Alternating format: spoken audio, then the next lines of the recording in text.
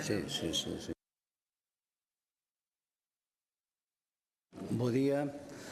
Ábrese a sesión. A orde do día está publicada no boletín oficial do Parlamento porque non procedemos á súa lectura. Xustifica a inasistencia e delega o voto don Brais Ruanova Vilas Boas, que o fai en doña Ana Belén Pontón Mondelo, todo elo conforme o disposto no artigo 84.3 do regulamento da Cámara. Por lo tanto, comezamos. O primeiro punto é comparecencias, neste caso da Conselleira do Medio Rural, por petición propia, para informar dos resultados do Pladiga 2025 e das propostas de futuro en materia de prevención e defensa contra os incendios forestais. A esta comparecencia acumúlase ca solicitada por petición de 25 deputadas e deputados do Grupo Parlamentario do Bloque Nacionalista Galego para dar conta do impacto dos grandes lumes forestais de agosto de 2025 nos concellos afectados, tanto nas explotacións agrogandeiras e forestais como nos núcleos de población e o seu entorno, nos animais, cultivos, pastos, montes e superficie forestal arrasada polas lapas, as actuacións preventivas desenvolvidas pola Consellería a este respecto e as medidas que prevé poñer en marcha para compensar as perdas aos afectados, a reparación dos danos, a restauración dos terreos afectados polos lumes e a protección dos solos. E sin máis, para formular xa a comparecencia, ten a palabra a Conselleira do Medio Rural, doña María José Gómez Rodríguez.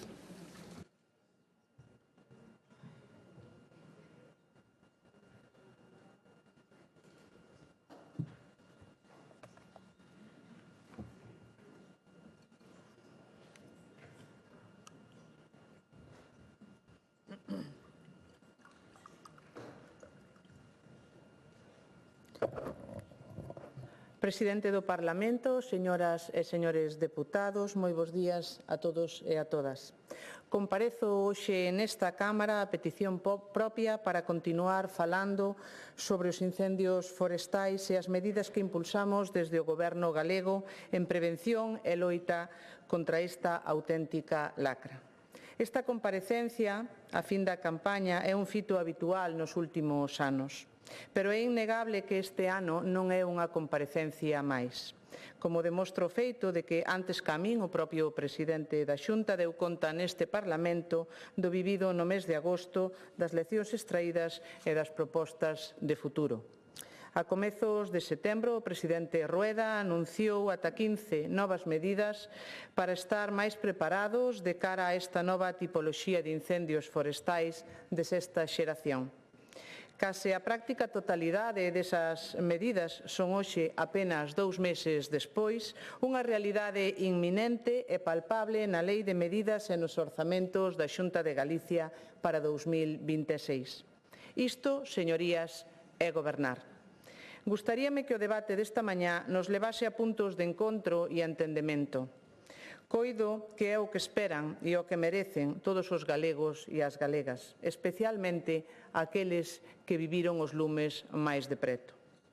A todos eles gustaríame darlles as gracias, en nome propio e de todos os profesionais do Servicio de Prevención e Defensa contra os Incendios Forestais de Galicia.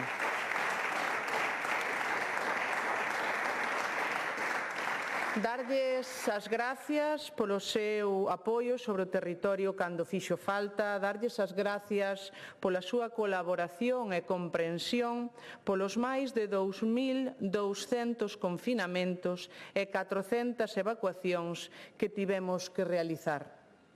A cooperación veciñal é clave ante calquera emerxencia e así se demostrou de novo este verán.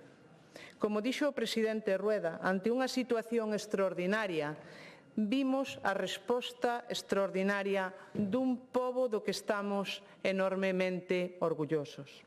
Esta comparecencia debe de servir tamén de recoñecemento, para recoñecer o traballo de todos os profesionais que participaron no operativo, que en moitos casos se xogaron a vida, pero cuxo labor foi fundamental para non ter que lamentar ningunha vítima. Isto, señorías, é precisamente o maior éxito dunha das campañas máis duras de loita contra os incendios pola súa duración, intensidade e simultaneidade. Gustaríame ter palabras de agradecemento para cada un dos nomes propios que compoñen o noso Servicio de Prevención e Defensa contra os Incendios, especialmente para aqueles que resultaron feridos e xa están, afortunadamente, nos seus fogares. Máis de 3.000 persoas que son o espello no que se miran profesionais do resto de España e do estranxeiro. Xunto a eles, e como ven sendo habitual, pero máis especialmente este ano, estiveron traballando profesionais de emerxencias, de concellos, deputacións, exército, AUME e demais forzas e corpos de seguridade do Estado, así como tamén quero facer unha mención especial aos integrantes dos CECOPIS, especialmente o de Ourense. A todos eles lles estamos inmensamente agradecidos, así como a todos e cada un dos galegos e galegas que deron o mellor de sí, especialmente quero tamén agradecer aos gandeiros e a súa disposición sempre. Falaron vostedes en varias ocasións nesta Cámara de falta de coordinación ante a situación vivida no mes de agosto en Ourense. Teñen hoxe a oportunidade de rectificar nas súas palabras e sumarse ao agradecemento e recoñecemento que merecen todos os profesionais. Non foi unha tarefa sinxela. Houbo que tomar decisións moi complexas, pero sempre con unha prioridade clara. Ante unha emerxencia de protección civil, primeiro son as persoas, logo os bens das persoas e logo o monte. Por iso quixen empezar por aquí a miña intervención, recoñecendo e agradecendo o esforzo de todos os profesionais e veciños que colaboraron ante unha realidade tan dura como a real e que se repite cada ano. Galicia non arde soa, a Galicia queimana. Dicir isto non é inventarse ningunha trama, como vostedes alegan, para evitar falar dunha causa que si defendían, por certo, cando gobernaban. Dicir isto é contar a verdade. E os datos así o avalan ano tras ano. Máis do 70% dos lumes de agosto foron intencionados. 473 en concreto, dun total de 673. A nosa Unidade Especializada de Investigación, a UIFO, de Incendios Forestais, que, como saben, foi creada no ano 2021, está completando a estatística anual. Grazas ao traballo de todos eses axentes, no que vai de ano, xa foron postas a disposición xudicial 15 persoas por delito de incendio intencionado e 2 por imprudencia. Uns datos que complementan o importantísimo traballo da Policía Autonómica e da Garda Civil, con quen se mantén unha estreita colaboración. Por tanto, a intencionalidade nos lumes en Galicia é unha realidade. Como tamén o é, aínda que en moita menor medida, as imprudencias ou accidentes. Tendo isto presente, gustaríame explicarlles por que o vivido neste verán se considera, polos propios técnicos, unha situación extraordinaria. En primeiro lugar, é importante poñer o foco nas condicións climatolóxicas, de seca extrema que tiñamos a comenzos de agosto. A finais de xuño, sufriuse unha onda de calor de 5 días que se iniciou o que se coñece como estrés dos combustibles. En xullo, volvemos ter outra onda de calor e a primeiros mediados de agosto unha nova. Desde o inicio do verán, en determinadas zonas de Ourense, chegaron a acumularse máis de 100 días sen ningún tipo de precipitación. En zonas centroorientais da provincia houbo 11 días sen recuperación da humidade. De feito, en algúns puntos, este índice baixou ata o 16%. Ao longo deses 16 días alcanzáronse temperaturas de ata 37 grados e incluso houbo 5 días de máis de 40. A todo isto hai que sumarlle a alta inestabilidade atmosférica en moitas xornadas, con ventos de dirección errática que provocaban propagacións dos lumes potentes e difíciles de predecir. Todo isto que acabo de expoñerlles xera unha especie de tormenta perfecta que fai que os incendios alcancen intensidades e velocidades moi altas en pouco tempo. Voulles poñer como exemplo o incendio de Larouco, que efectivamente hoxe é o máis grande de Galicia. Neste lume chegaron a alcanzarse entre 40.000 e 50.000 kilovatios por metro de intensidade lineal. Isto equivale a 20.000 radiadores convencionais funcionando a un mesmo tempo. Este incendio chegou a ter unha taxa de crecemento de 1.700 hectáreas por hora e de 1.000 durante 11 horas consecutivas. Tivo tamén un comportamento convectivo. Cruzou o Sil de xeito simultáneo ata por 15 puntos diferentes. O que lles quero transmitir é que a isto foi ao que nos enfrontamos, a eventos cualificados a nivel mundial como elementos extremos. 10 grandes incendios forestais, os chamados GIF, concentrados todos nun mesmo período de tempo na zona sureste de Galicia. Moitos deles afectaron a zonas elevadas de ata 2.000 metros de altitude, con orografía complicada, non só para os medios terrestres, que prácticamente non podían acceder, senón incluso para os medios aéreos. A dificultade de acceso destas zonas impediu que se puidese facer en moitas ocasións ancoraxes fortes dos perímetros. Perímetros que se estabilizaban pola noite e que se volvían a reproducir despois polo día coa subida de temperaturas. O vento e os propios solos, que ao ser moi aireados acababan favorecendo esta combustión. E a maiores de todos estes condicionantes houbo que sumar o factor da simultaneidade, que está intrínsecamente ligado coa intencionalidade. Ao longo de case todo o mes de agosto rexistráronse de media máis de 30 novos lumes cada día, case o 35% deles de noite, con clara intención de facer dano. Dito noutras palabras, mentras os profesionais do servizo atendían os grandes incendios forestais, facendo fronte a estas especiais circunstancias que lles acabo de relatar, seguíronse apagando outros lumes. O segundo día de agosto no que se produciu a maior concentración de incendios foi o día 15, con 37 novos lumes.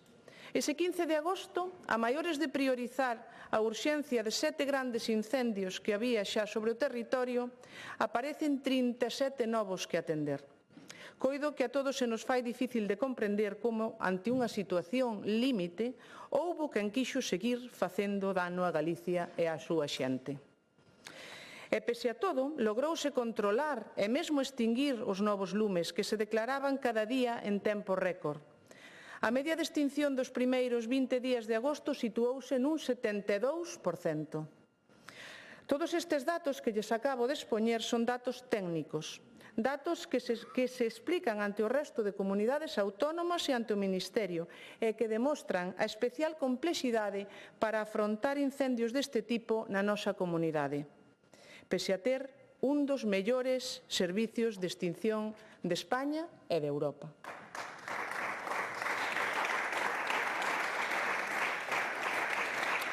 No que vai de ano, rexistráronse 1.492 lumes en toda Galicia, que afectaron a unha superficie de 118.966 hectáreas. Preto do 77% corresponde á superficie rasa e o 33% arborada. Como ven, o 45% dos lumes e o 94% da superficie afectada concentrouse, por tanto, no mes de agosto. Destes datos extraese unha conclusión. O noso servicio de extinción actúa de xeito contundente e rápido, aínda que haxa moitos lumes a un mesmo tempo, evitando que medren en hectáreas. A proba é que, por exemplo, deses 673 lumes que houbo no mes de agosto, só 48 deles superaron as 20 hectáreas. Pero o resto é, sin dúbida, a xestión dos grandes, o reto é, sin dúbida, a xestión dos grandes incendios forestais que conviven de xeito simultáneo e que son os que suman a maior parte das hectáreas afectadas. Estes grandes incendios forestais, ademais, teñen cambiado moito ao longo dos anos. Pasamos de incendios de ventos intensos do nordeste e que agora predominan co vento sur, que leva asociada a inestabilidade atmosférica e a entrada de aire seco e cálido. Isto favorece que os lumes sexan máis grandes, intensos e de difícil predicción en canto ao seu comportamento. A maquinaria pesada, esa que tanto lle reclamamos ao Goberno central durante o verán, faise máis necesaria que nunca. Nalgúns perímetros fixéronse ata 6 pasadas paralelas con bulldozer. Ou o que é o mesmo, amarráronse perímetros con ata 30 metros de ancho.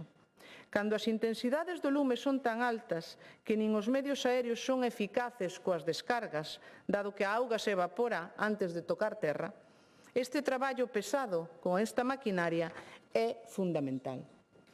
Eu sei que todos estes datos igual lles aburren, pero é importante que os coñezan para entender a dimensión do vivido e para comprender a que se refiren os expertos cando falan de incendios de sexta xeración.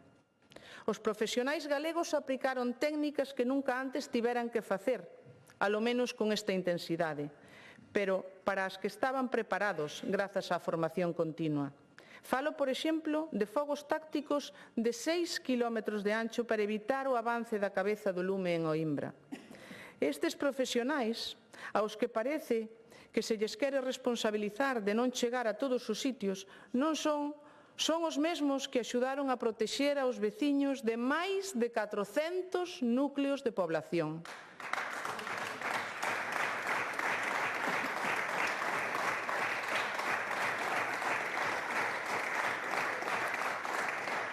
Son eses mesmos profesionais que foron capaces de estabilizar miles de quilómetros antes das primeiras chuvias. Son eses mesmos profesionais para os que hoxe, señorías, me gustaría que este Parlamento tivera un recoñecemento e un aplauso unánime.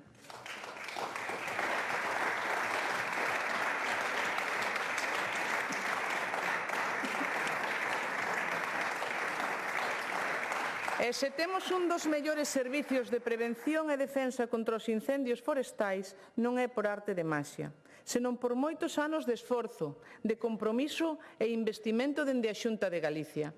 Se esta situación extraordinaria que vivimos tivo unha resposta extraordinaria, é debido en boa parte ao traballo que se fixo ao longo dos últimos anos.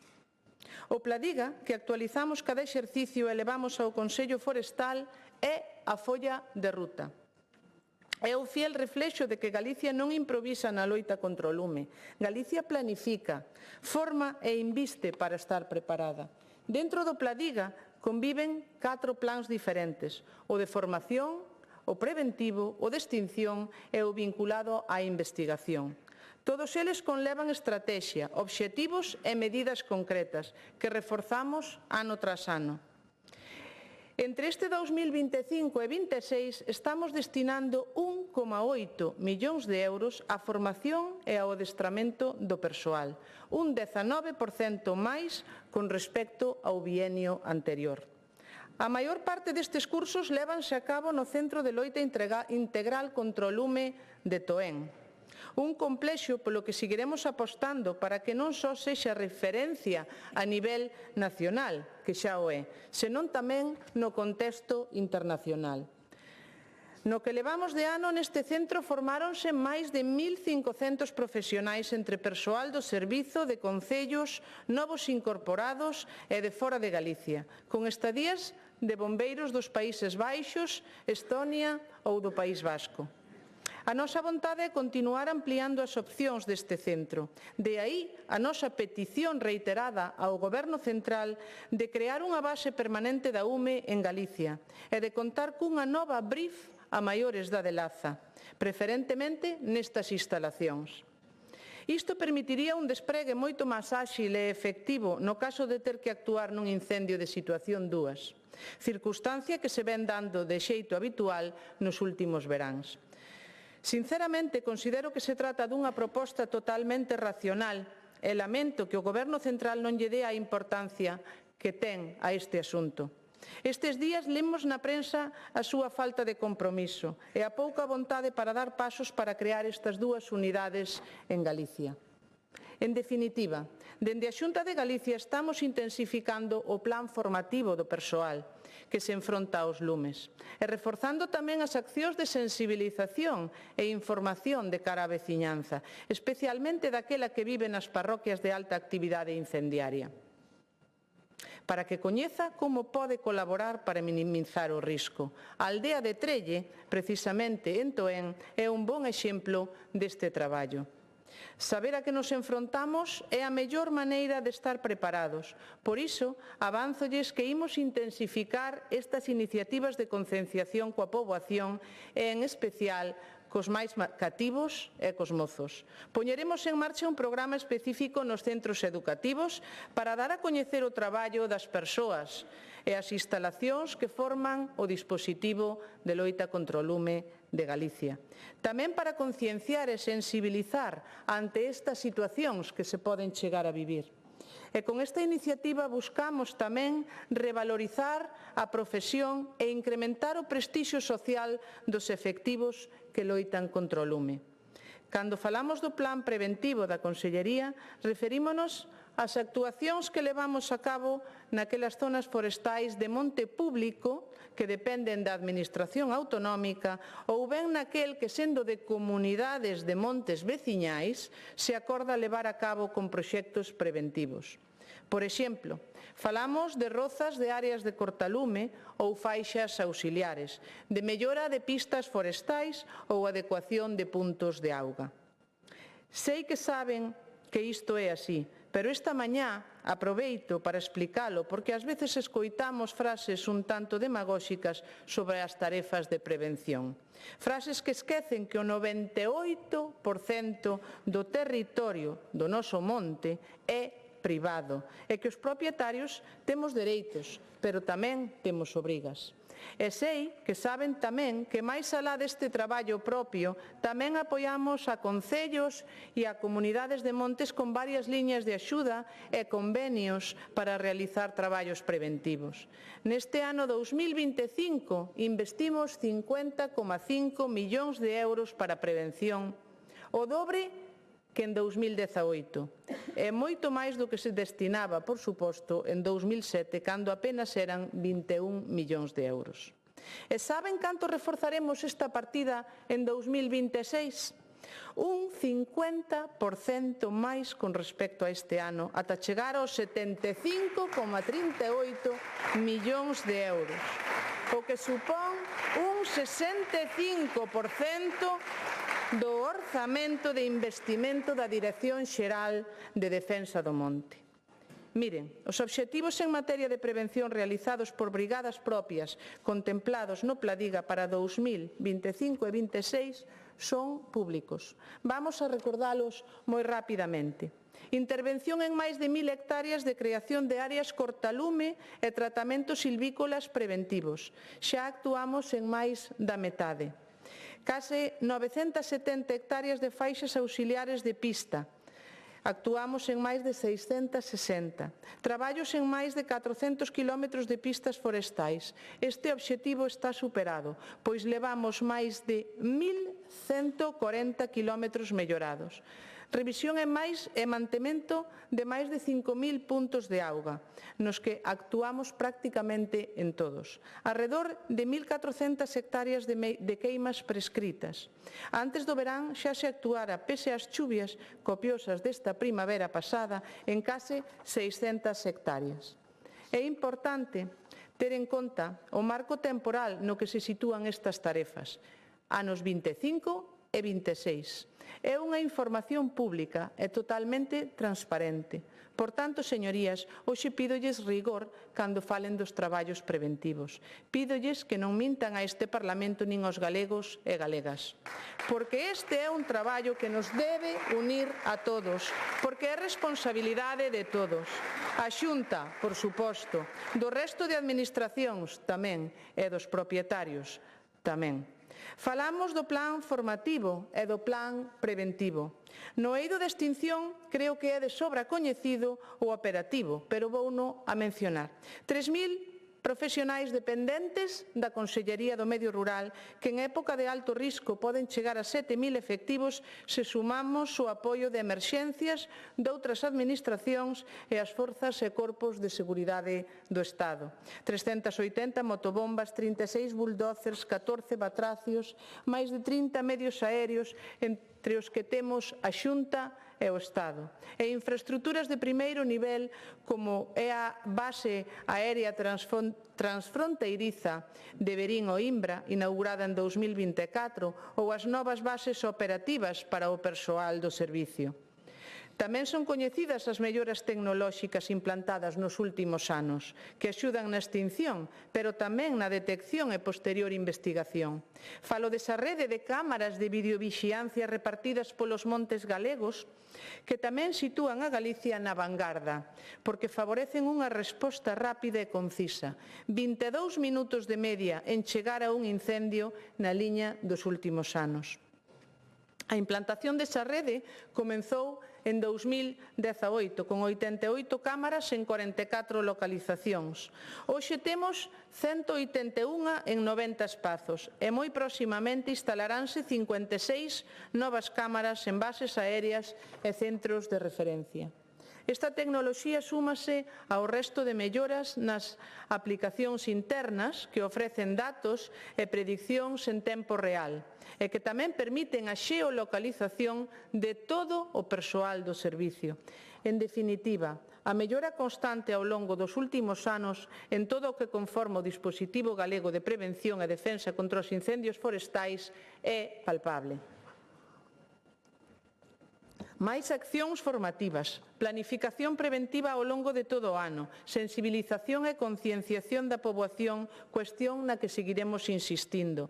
Mellora nas infraestructuras, nos medios materiais e técnicos e reforzo das tarefas de investigación cunha unidade propia especializada e apoiada pola tecnoloxía. Todas estas melloras permitiron dar esa resposta extraordinaria ante a vaga de lumes deste verán. Unha resposta que, por suposto, debe servirnos para analizar todo o que se fixo ben e aquilo no que se pode seguir mellorando. Estes episodios de grandes incendios forestais non son exclusivos de Galicia. Vimos como afectaron este ano a varias zonas de España e como teñen sufrido outros países como o veciño Portugal, pero tamén Australia ou zonas de California nos Estados Unidos. A maiores das condicións climatolóxicas, da intensidade e a propagación destes fenómenos ou da súa simultaneidade, non podemos esquecer un feito moi propio de Galicia, que dificulta as tarefas de extinción e tamén as de prevención. A alta dispersión da poboación neses 30.000 núcleos rurais. Unha dispersión a que se lle suma en varias zonas do noso rural o debalo demográfico que provoca o abandono ou o descoido da terra agraria e forestal. Non podemos ignorar todos estes factores que inciden directamente no risco de incendio. Non son a súa causa, posto que o monte non arde só, pero si son factores que favorecen a propagación do lume no caso de que alguén lle prenda, sea de xeito intencionado, por neglixencia ou accidente. Ante este contexto, todos debemos ser máis conscientes dunha necesidade. Os núcleos de población deben estar mellor preparados para facer fronte ao lume, tanto para salvagardar as persoas como os bens, como para favorecer os traballos de extinción que sexan precisos. As faixas secundarias, aquelas que crean unha franxa de 50 metros arredor dun núcleo, son a mellor brigada de protección que pode ter unha aldea. Mantelas libres de biomasa é responsabilidade de todos, dos seus propietarios en primeiro lugar, de xeito subsidiario dos concellos, se os titulares non o fan, e así o marca a normativa, a Lei de Incendios de 2007. Desde o Goberno galego redobraremos os apoios a concellos e particulares para manter limpas estas faixas secundarias. Farémolo a través do convenio que mantemos desde 2018 coa FEGAMP e SEAGA, no que duplicamos o investimento, 12 millóns de euros en 2025 a 25 millóns o ano que ven para apoiar aos concellos.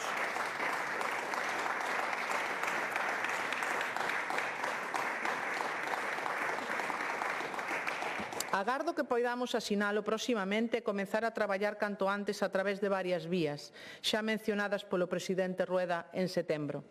Incrementaránse as parroquias priorizadas, polo que os veciños desas zonas poderán contratar con SEAGA a limpeza das súas fincas. Tratarase dun servicio que xa ofrecemos actualmente e que busca fomentar o cumprimento destas obrigas. Axilizaránse as execucións subsidiarias naquelas zonas que se identifiquen de risco, en liña co disposto na Lei de Medidas que acompaña aos orzamentos de 2026. Prestarase un maior apoio aos concellos de menos de 10.000 habitantes, que, sen dúbida, teñen menos medios para afrontar todas estas tarefas. Impulsarase a creación de barreiras naturais nestas faixas, con máis plantacións de frondosas autóctonas ou froiteiras, unha cuestión que xa permite agora o convenio actual, pero que reforzaremos. Estas barreiras naturais son tamén os terreos agrícolas traballados, que axudan a crear esas paisaxes mosaico que alternan plantacións de diversas especies con pasteiros ou terras arables. En 2026 seguiremos apostando polos procesos de mobilidade de terras, con case 4 millóns máis que este ano, e pola ordenación forestal e agrícola, con instrumentos xa contemplados na normativa como os catálogos parciais de solos agropecuarios ou os plans de ordenación dos recursos forestais. O Plan Forestal de Galicia incluía como obxectivo para 2035 acadar as 500.000 hectáreas de monte ordenadas. Este obxectivo xa o cumplimos a finais do ano pasado e seguirémolo ampliando a través das diferentes ferramentas de planificación. O investimento público en medidas que axudan á prevención de lume non implica que se descoide a planificación de extinción. Ao revés, prevención e extinción son tarefas complementarias. Xa o comentei na comparecencia da semana pasada sobre orzamentos, pero no capítulo de extinción destaca o incremento de medios aéreos, en novas motobombas, en máquinas multifunción e os máis de 9 millóns de euros que destinaremos para mellorar as edificacións xa existentes ou crear outras novas.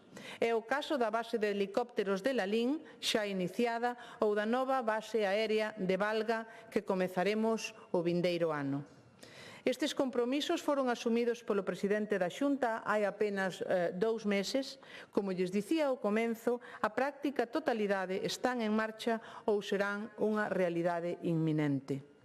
Todos os medios son necesarios ante calquera crise, especialmente os humanos. Sen os profesionais non existiría dispositivo de prevención e loita contra o lume. Levamos moitos anos de melloras laborais sostidas no tempo. Hoxe, os máis de 3.000 efectivos dependen íntegramente da Administración autonómica. 2/3 do persoal traballan ao largo de todo o ano. Fano dende o 2023, cando os seus contratos se ampliaron dos 9 aos 12 meses e con melloras laborais dende o ano pasado. Outro terzo está traballando neste 2025 8 meses. Este persoal viu moi melloradas as súas condicións laborais nos últimos anos. Pasou de traballar só 3 meses en 2017 ata acadar os 9 meses o ano que ven. Iso sí, é compromiso real coas melloras laborais do personal.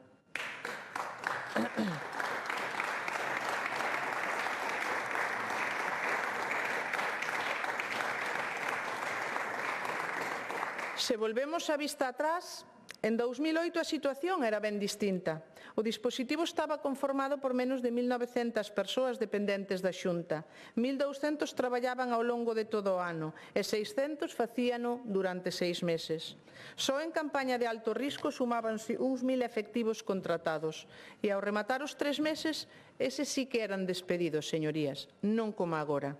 É este Goberno da Xunta de Galicia o que máis fixo polo persoal de prevención e defensa contra os incendios forestais de Galicia, e así seguirá sendo. E a maiores seguiremos mellorando as condicións laborais dos profesionais, tal e como temos comprometido xa coas organizacións sindicais e cumprindo todos e cada un dos acordos. e, por suposto, chegando a outros novos, como así o faremos. Mais alá dos medios propios, levamos anos colaborando coa Diputación de Ourense na loita contra o lume. Este 2025 ampliamos esta cooperación e puxemos en marcha un programa piloto de constitución de 16 brigadas que traballaron ao longo de 6 meses en 4 mancomunidades municipais. Os resultados foron satisfactorios, polo que en 2026 reforzaremos esta iniciativa con máis brigadas que poidan prestar este servizo a novas mancomunidades. Ourense é unha das provincias de España que máis sufre a lacra dos incendios e, sobre todo, en canto á afectación por superficie.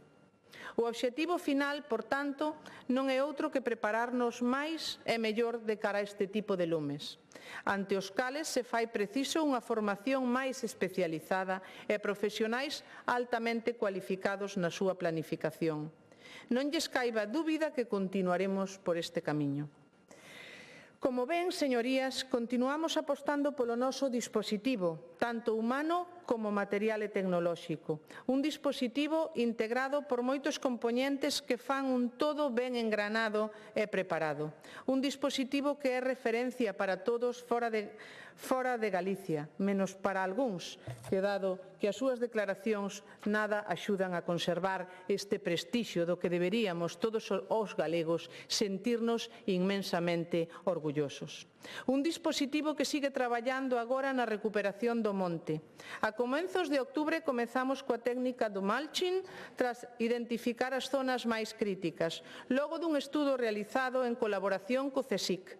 Estas tarefas continúan actualmente e temos a previsión de actuar na meirande parte dos grandes incendios forestais de Ourense. Seguimos retirando tamén a madeira queimada nos montes de xestión pública, facilitando os trámites para que sexa áxil e se eviten así problemas fitosanitarios. O vindeiro ano reservamos 3,2 millóns para comenzar coa restauración tras os incendios.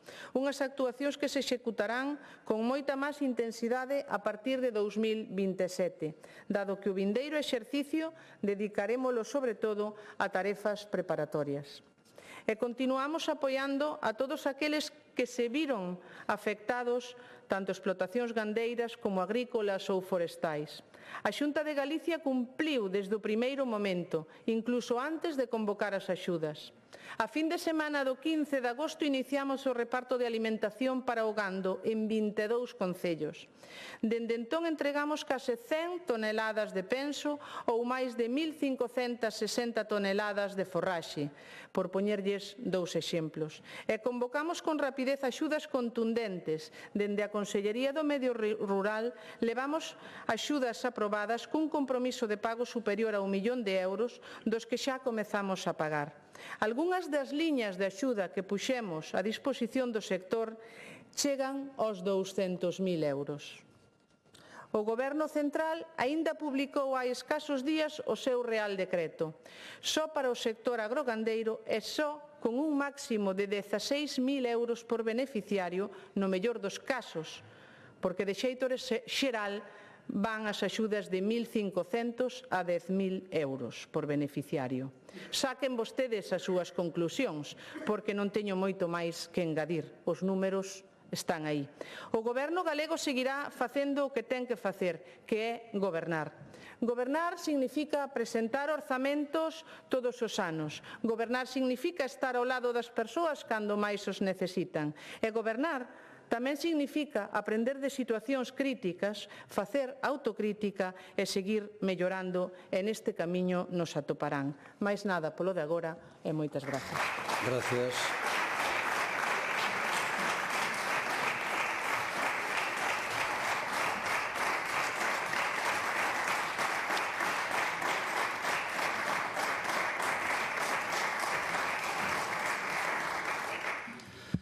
Antes de iniciar a ronda dos grupos parlamentarios, imos saudar os alumnos de segundo de bacharelato do Colexio Maristas Cristo Rei de A Coruña, que hoxe visitan o Parlamento, e transmitidelle o saúdo tamén aos vosos compañeiros que estuveron antes, pero por non interrumpir a comparecencia da conselleira, saludádelos vos da nosa parte. Benvidos ao Parlamento. E agora sí que continuamos cos grupos parlamentarios. Neste caso, o Grupo Parlamentario Mixto ten a palabra o señor Ojea.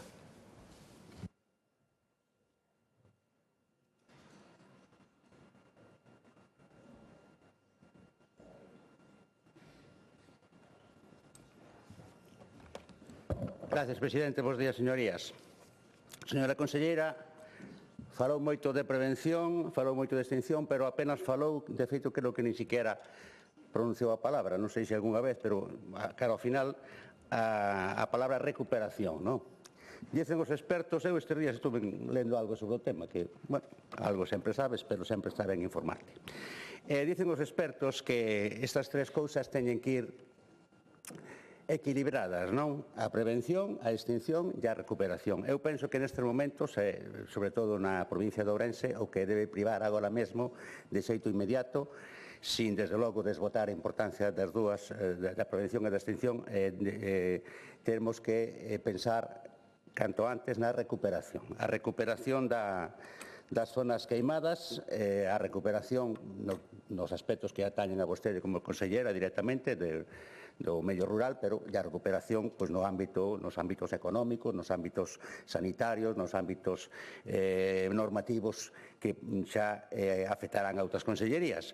Pero agora mesmo na provincia de Ourense, nas áreas queimadas, o principal problema inmediato, como sabe, é o de evitar a erosión do solo, non? Falou que ao final, como digo, moi pouco, pois desas medidas para evitar a erosión, que é un problema que trae engadido despois outros moitos problemas. Sabe perfectamente pois os problemas que está tendo estes días a zona de Valdeorras coa potabilización da auga, a auga potable, que é unha cuestión super básica. Eu comentaba outro día en algún foro que o non ter auga potable asimilan eses países que chamaban do terceiro mundo, non? O sea, é unha cuestión que non fai falta agora mesmo explicar a súa importancia. O problema da auga potable é solamente un dos problemas que afecta ademais ao ámbito alimentario, ao ámbito sanitario, hai moitos outros, e ese é un problema pro que teñen que poñer medios, tratar de solucionalo cuanto antes no ámbito das súas competencias. Hai outros problemas ligados á erosión, como falamos estes días tamén da pérdida de auga no solo, coa correspondente risco de sequías e de falta de auga no futuro, todas esas cousas que seguramente sabe. Os problemas derivados do desplazamento da fauna, onde ardeu, pois fuxiron os animais e agora están provocando accidentes os xabarís, os lobos vanse onde hai algo de comer, tamén co problema que se está tendo últimamente co tema do lobo, que parecía que estaba solucionado, pero ahora volve outra vez a aparecer, sencillamente porque os lobos concentráronse en zonas donde antes estaban algo máis repartidos, agora están máis concentrados e, lóxicamente, van as explotacións agrogandeiras, etc. A parte dos accidentes de tráfico, todo o que están causando. Eu penso que a prioridade agora é a recuperación, sin desbotar, desde logo, todas as medidas de prevención e de extinción que se supón que algo se aprendeu, que, por certo, eu estuve lendo algo sobre o tema e moitas das medidas que agora parece ser que se deron conta de que hai que tomar estaban xa moi avisadas polos expertos desde facía incluso décadas. Ten habido incluso axudas enormes da Unión Europea para facer estudios que falaban de 100 millóns de euros, que estudios estaban aí e que parece ser que nadie botou mau deles e se traballaba un pouco así por instinto, non? Sin tomar en consideración tales estudios. Bueno, habrá que repoblar esas superficies e ao mellor aquí temos unha oportunidade porque moitos dos espacios que arderon, ali arderon esas especies que se repoblaron alá nos anos 50, 60, con especies que non eran frondosas autóctonas, ao mellor agora podemos convertir ese problema en unha oportunidade. Agora, unha vez que hai que repoblar, despois xa de tomar todas as medidas para que non haxa arrastre de sedimentos, a retirar os árboles queimados que podan incrementar o risco de propagación de plagas, etc. Tamén falou moito de maquinaria e os expertos dicen que non se debe usar maquinaria moi pesada para estes traballos, porque dicen que tamén degradan o chan. Utilizar bulldozers e toda esa maquinaria moi pesada, ao mellor é contraproducente. Hai que manexar, según dicen os expertos, maquinaria máis lixeira, que non estropee o chan máis do que está. Dicen os expertos, entonces eu, en teoría, doulles credibilidade, non? Bueno, e logo está outra cuestión da que falan moitos expertos, que é o problema de persoal. Hai que correxir os problemas de estacionalidade do persoal, porque o persoal ten que traballar todo o ano, pero é que hai traballo para todo o ano. Unha das cuestións que falan os expertos que causa moitos problemas é a falta de territorio, a falta de coñecemento real do territorio por parte dos equipos. Moitas veces os equipos móvense a zonas nas que están por primeira vez, e, lóxicamente, pois eso afecta a toma axeitada de decisións, etc. Eu penso que as brigadas, o persoal, pode estar coñecendo o territorio todo o ano, falando cos veciños todo o ano. Falou vostede de actividades, que aí tamén os expertos dicen que hai que desarrollar actividades ligadas ao territorio e aos seus recursos, actividades culturales, actividades deportivas, actividades de todo tipo, que ademais revitalizan a cohesión social e interxeracional. Vostede falou incluso de cursos nos colexios, cos rapaces. Aí poden estar involucrados os propios equipos de prevención, de extinción, todos os profesionais, aproveitando para coñecer o territorio, aproveitando a conversa cos veciños, que as persoas incluso máis maiores que poden coñecer o mellor historias relacionadas ca botánica ou ca fauna ou co incendios que houve no pasado, que poden ser de utilidade para os equipos. Eu penso que os traballadores poden traballar, e non todo é a pagar, todo ese traballo que poden realizar durante todo o ano, tamén incluso esas actividades coa colaboración veciñal, coñecendo o territorio, porque cando chega o día real que teñan que actuar, conozan ben, sepan ben por onde andan e non se encontren co problema, como digo, posto de manifesto polos expertos, de que moitas veces non coñecen o territorio, enfréntanse por primeira vez e toman decisións que non son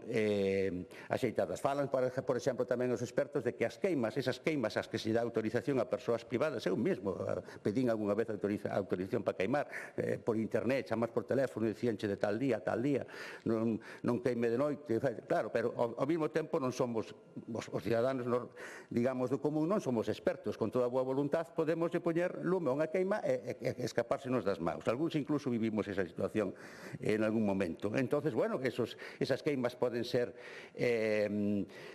autorizadas, pero que vaya unha brigada destas, un personal destas a pagalo, que non sea ao mellor un señor maior que ao mellor escapase o lume e ao mellor hasta ten algún tipo de problema de mobilidade que non consiga ao mellor apagar ou tomar control do lume, non? Pois a esas brigadas, mira, autorízase a queima, pero vai a ir un equipo profesional a facerlles a queima. Así que usted non se preocupe, lóxicamente, eso que ten un coste, sí, pero moito máis coste ten despois apagar o lume si se perde o control sobre esa cacharela, sobre esa queima. Quere dicir que é perfectamente rentable que o persoal profesionalizado traballe todo o ano con esta clase de cousas. Que faga as queimas que de outra maneira faría un privado, de xeito profesional, que fagan actividades de coñecemento do territorio ligadas a outro tipo de actividades de cohesión social e de cohesión interxeracional. Xa sabemos que un dos problemas do abandono do rural é a falta de cohesión interxeracional que fai que as persoas maiores queden solas e as persoas máis xoves teñan que marchar, cando unha das cousas que tamén hai que facer é recuperar os usos productivos dos espacios forestais. O sea, falase moito deso, pero ao final pouco se fai, non? Recuperar os os usos productivos dos espacios con empresas sostibles, lóxicamente, cumprindo as normativas en vigor acerca da sostibilidade, etcétera, etcétera. E logo hai como teño pouco tempo, vou dicir unha cuestión que me fixo reflexionar moito, e é a desafección social cando estas persoas se ven abandonadas, que ven que a administración non lle solucionou o problema e que de alguna maneira se viron pois que a administración e os políticos e os dirixentes non lle solucionaron o problema, a desafección esténdese ao resto de todo o que é a xestión pública. O sea, en principio, digo, oye, non me axudaron nos incendios, pero esa desafección despois, esa desconfianza hacia a administración, esa desconfianza hacia os dirixentes políticos, esa desconfianza hacia as normas e hacia as leis, esténdese, extrapólase ao resto de todo. E a xente, pois, perde credibilidade nos xueces, perde credibilidade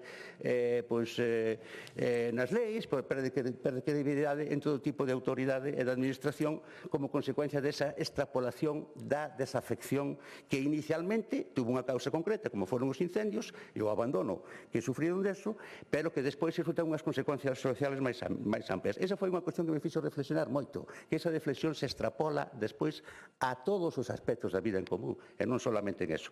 Pois acábase tendo desafección hasta por a lei e as consecuencias que eso ten. Nada máis, que xa me pasei o tempo. Gracias. Gracias.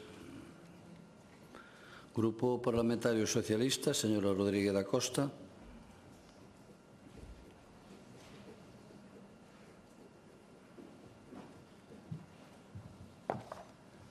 Grazas, presidente. Bos días a todos e todas. E antes, e con carácter previo, decir que mal escolle o presidente Rueda os seus compañeiros de foto e de camiño, porque hoxe no Foro Ancare sacará esa foto, unha foto máis da vergonza con Mañueco, que está denunciado por a xestión dos incendios forestais.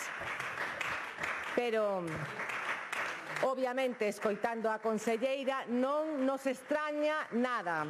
Porque, conselleira, hoxe comparecía vostede para dar conta dos resultados do Pladiga 2025. Eu podía falar só un minuto, menos dun minuto. Os resultados do Pladiga de 2025, sabe cal é?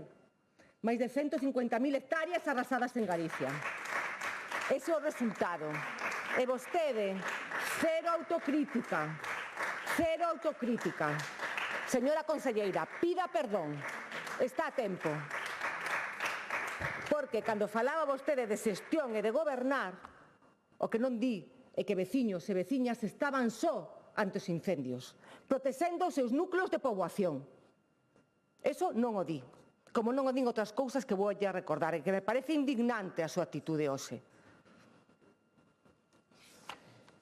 Falaba vostede, porque en palabras vostede di, o maior éxito é que non hubo víctimas. Hombre, manda truco, Como diría vostede, válgame Deus. Porque vamos a ver, dígallo o bombeiro forestal que onte lle deron o alta despois de ter o 40% do corpo queimado. Dígollo. E moitas vidas se salvaron porque a poboación galega, os veciños e as veciñas estiveron ali, xogándose a vida, cando a Xunta de Galicia non aparecía. Pregúntalle á alcaldesa de Maceda, fale con ela. E mire, falaba vostede dunha situación extraordinaria. Válgame Deus. O ano pasado, eu nesta comparecencia ao final da tempada de alto risco díxenlle concretamente, resulta que este ano acompañaron as condicións meteorolóxicas, conselleira, e por eso as condicións houbo menos incendios. E vostede reía, as condicións meteorolóxicas, non? Foi a gran actuación en prevención da Xunta de Galicia. Entón, as condicións meteorolóxicas teñen que ver nos incendios ou non? E dígame vostede, agora fala de incendios de sexta xeración, benvida, conselleira, benvida. E cando o Partido Socialista de Galicia, o seu secretario xeral, José Ramón Gómez Besteiro, lle decía que había que pôr medidas en riba da mesa sobre os incendios de sexta xeración, desas 123 medidas que vostedes non queren que se chegue a unha comisión de seguimento no Parlamento para ver cales se cumplen e cales non, que medidas vai a pôr ante estes incendios de sexta xeración? Porque agora resulta que a culpa é dos propietarios, dos concellos, do cambio climático, ahora sí, hai cambio climático, incendios de sexta xeración, e que fixeron para evitar todo isto? E que hoxe nin di ningunha medida para evitar que estes incendios convectivos que advertimos unha e outra vez, e os expertos foron os primeiros, xa no 2017, señora conselleira, e ora chega aquí sin ninguna medida sobre isto. Ora chega aquí a decir vamos a duplicar a inversión en prevención.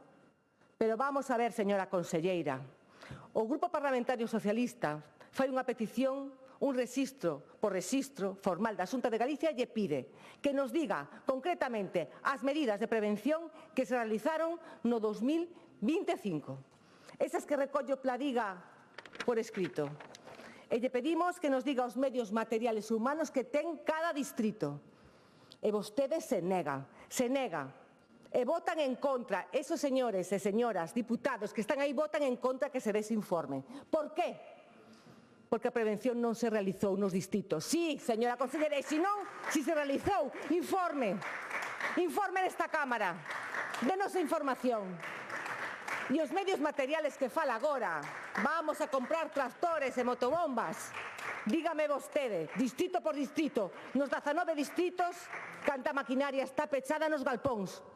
Sí, pregunte, conselleira, deixa información por escrito e saberemos aquí, porque hai responsabilidade, atreveríame a decir, e o vou decir, negligencia grave por parte da Xunta de Galicia. E que se vostede hoxe ven aquí e recoñece erros, o meu discurso sería distinto.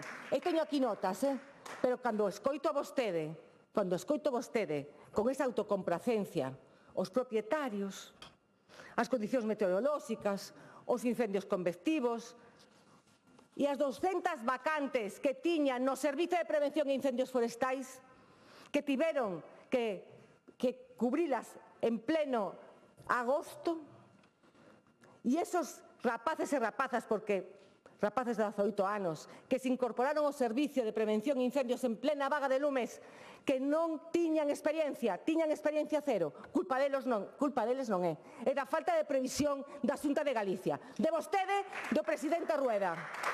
Sí. E fala agora de intensificar a concienciación. Recordo aquí, esta diputada defendendo esa medida. Vostede, xa se está facendo. Non se está facendo. E plans de evacuación para as aldeas, señora conselleira. É que os núcleos de poboación están en risco. E se non muda de modelo, o ano que ven pode pasar o mesmo e pode haber morte, señora conselleira. Isto non é de risa. Gobernan vostedes. E claro que é unha carga, como decía a miña compañeira Silvia Longueira, é unha carga que teñen que asumir. E non a asumen, pasa por aquí como se non acontecera nada.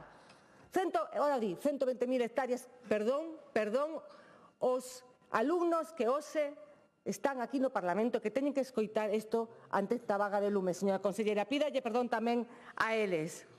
Mire, o Pladiga o aprobaron tarde, mal e arrastro. O presentan no Consello Forestal en maio e o aproban aos 2 días. E que fan este ano? Coñece o Real Decreto legislativo que obriga a que antes de outubro xa este o Pladiga aprobado. Tiña que estar xa agora presentando o Pladiga do ano que ven. O Pladiga do ano que ven, como Asturias. Asturias xa o presentou. Pero como todo vai absolutamente mal, reduciron as parroquias de alto risco en Ourense, e volveron a arder. Que ten que decir a eso, señora conselleira? Que ten que decir a que se creen unidades, claro, vostedes a capeito, se crearon a unidade, a UDEX, pero como fan? Retraendo do persoal que ten a Consellería de Medio Rural, non aumentan, detraen. Eso é xestión, señora conselleira, eso é xestión. É xestión pedir medios ao Estado, mentre vostedes teñen 200 vacantes sin cubrir. E o que é peor, os montes veciñais, este ano, que non puderon hacer obras de prevención nos seus territorios. 9 millóns de euros sin executar este ano. Que contesta esta situación? Xa llo preguntamos a Rueda na súa comparecencia de incendios. E que lle vai decir os alcaldes e alcaldesas de Valdeorras? Que lle vai a decir? Porque os alcaldes e alcaldesas de Valdeorras, de distintos colores políticos, despois da masacre incendiaria, pediron que a Xunta actuara de inmediato, porque as cinzas iban chegar ás captacións. E a Xunta, bueno, foi por ali a Consellería de Vivenda, paseando por ali, facéndose unhas fotos, pero resulta que non fixeron nada. Os alcaldes e alcaldesas rogaron que actuaran e non fixeron nada. E agora que está pasando en Valdeorras? Ten un plan para Valdeorras, ou o plan que ten é mirar para o Goberno do Estado, como sempre, porque esos danos non a provocou a Confederación Hidrográfica, a provocou os incendios que aconteceron este verán. E xa lle digo, a Confederación ten 17 brigadas en Galicia, 17 brigadas en Galicia de 5 componentes traballando no terreno, dende agosto. E van a traballar 5 meses máis. Que ten vostede no territorio? Que ten a Conselleira de Medio Ambiente no territorio? Que só le fai artigos para falar mal de Pedro Sánchez. Pero onde está a Conselleira de Medio Ambiente? Nesta catástrofe incendiaria. E os parques naturais? Mire, só visite parques naturais de Asturias ou de Portugal. E esa é unha xestión. E fala agora de, bueno, arranxamos 1000 pistas, 7 cortalumes e 4... Mire, perdone, o Pladiga, que é un documento, un tocho. Usted non vale con que veña dicindo só 3 cifras. Ten que traer aquí un informe avaliado por os técnicos que diga exactamente que prevención realizaron este ano. Que prevención realizaron este ano? E que prevención van a realizar o ano que ven? Porque agora di que va a axudar os concellos e que Rueda xa, bueno, e que Rueda na comparecencia 15 medidas. Medidas coercitivas para os concellos outra vez. Eu quero ver esas medidas. Porque claro, culpa propietarios, culpa dos concellos, en que lle van a axudar os concellos? Esa limpieza subsidiaria, esas miles de cartas que teñen que facer, a administración local, sin medios, e incluso sancionar. Para que están vostedes? Para que están vostedes na Xunta de Galicia en materia de montes? En materia de prevención? Mire, as medidas están postas, xa o dixo Besteiro, 123 medidas. Dígame vostede, na segunda comparecencia e a reto a que me diga cales van a aplicar. Cales aplicaron e cales van a aplicar. Deixe de falar de orzamentos que, como decía a miña compañeira Lara na comparecencia que tuvo vostede ese sodoku de cifras para aumento aquí e deixo alá, que xa falaré da réplica do que deixan sin executar, e póñase a traballar dunha vez. Pida perdón aos galegos e galegas por os erros que se poderon ter e aos rapaces que os están escoitando. Remate, por favor. Esa remato porque creo que é indignante a actuación da Conselleira de Medio Rural e deste Goberno en materia de incendios forestais, porque foi unha masacre. Gracias.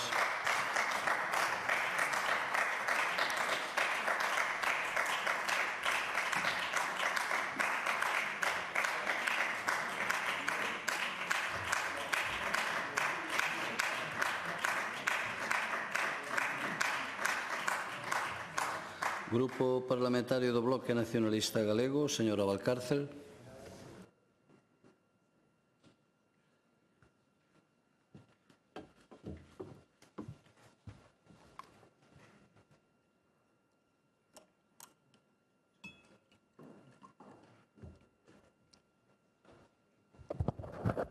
Grazas, presidente. Bo día a todas e a todos. Señora conselleira, permítanme, antes de nada, trasladar o recoñecemento desde o BNG ao brigadista municipal ferido en Oimbra que ven de recibir o alta tras máis de 2 meses hospitalizado. O seu sacrificio é a proba máis evidente de que Galiza se defende co valor, co sacrificio, pero tamén coa precariedade de quen non debería estar en primeira liña, sen experiencia e sen formación suficiente. A súa recuperación é unha boa nova, pero tamén, sobre todo, unha advertencia de que as feridas físicas e emocionais das vagas de lumes permanecen vivas e latentes moito despois de que se apague o último foco. E precisamente por respeto ao traballo de quen estivo nos lumes e a dignidade do seu oficio, a exixencia a esta Xunta non pode ser outra que a acción inmediata e a responsabilidade absoluta na cobertura real de brigadas e de prazas operativas. Porque resulta que mentres vostede está aquí a falar de resultados con cero autocrítica, a Xunta prepárase para despedir a case 1000 bombeiros forestais o próximo 17 de novembro. 1000 profesionais que se deixaron a pele este verán. Van quedar na rúa xusto cando deberían estar facendo labores de prevención, restauración e consolidación dos solos queimados.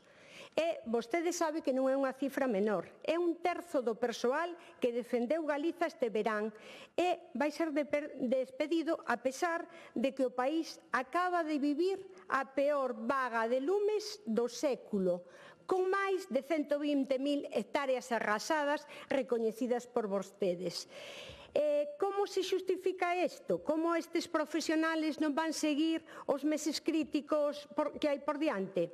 Cando agora temos poboación que está sen auga potable polas cinzas, cando hai solos sen consolidar, cando hai infraestruturas por reparar. Non é aceptable que ano tras ano sigan sen cubrirse as dotacións mínimas, que haxa comarcas con brigadas ausentes, bases pechadas e efectivos á metade por contratos temporais. Cada praza sen cubrir, cada día perdido é unha oportunidade, é unha vida en risco. E non é só unha cuestión laboral, é unha cuestión de seguridade pública e de dereito á protección. Os galegos e galegas merecen brigadas blindadas, unha estrutura robusta todo o ano, máis traballos de prevención no inverno e medios sen excusas burocráticas. Hoxe, señora conselleira, compareceu en principio para falar dos resultados do Pladiga 2025. E a verdade é que o Pladiga non se cumpriu. Os seus obxectivos eran claros: manter a superficie queimada por debaixo das 18.554 hectáreas, conter o 70% dos lumes en menos dunha hectárea, poñer ao noso operativo en condicións de resposta rápida e planificada. A realidade foi outra. Máis de 120.000 hectáreas arrasadas, segundo a Xunta, case 170.000 segundo os datos europeos, centos de vivendas afectadas, núcleos desaloxados, zonas rurais sen protección nin asistencia real. Pero é que máis alá das cifras, o que se perdeu nestes meses é patrimonio recuperable, montes emblemáticos, ecosistemas de biodiversidade única, soutos e carballeiras centenarias convertidas en cinza, territorios que levaban xeracións a ser cuidados, que eran referentes na conservación natural, foron devastados. E a Xunta, mentres, fala de autobombo. E aquí estamos, vendo como as consecuencias non rematan cando se apaga o lume. As cinzas están contaminando traídas de auga en Valdeorras. A auga chega escura aos fogares, os depósitos de auga atópanse saturados, as infraestruturas de captación e potabilización sofren. E isto non é anecdótico, é unha das maiores ameazas sanitarias e ambientais que nunca afrontaron en Valdeorras. Os alcaldes e alcaldesas das zonas afectadas advertiron dende o inicio que isto ia ocorrer. Pedíronlle axuda directa da Xunta para estabilizar e consolidar os solos queimados, actuar nas pendentes, para conter cinzas, para facerlle fronte á erosión. A resposta súa cal foi? Abandono. Non é competencia da Xunta, non hai equipos técnicos, non hai protocolo especial, só burocracia, excusas e abandono. E o propio Pladiga prometía prevención, restauración, máis medios humanos e técnicos. Pero non só non se cumpriron os obxectivos, tampouco se poñen sobre a mesa medidas novidosas nin cambios reais para que se cumpra no futuro inmediato. Seguimos vendo anuncios, cifras, mesmas declaracións e o mesmo fracaso. Porque isto foi o que foi, un fracaso. O operativo chegou ao verán mermado, con postos sin cubrir, con efectivos xa saturados. Non se reforzou a vixilancia presencial, apenas se ampliou a formación, non se garantiu a cobertura real nas 24 horas. Entón, cando chegou a emerxencia, a resposta ten que depender da improvisación das brigadas voluntarias, como este de Oimbra, unha vez máis do sacrificio persoal. E non se pode depender do heroísmo, senón da planificación e do compromiso público.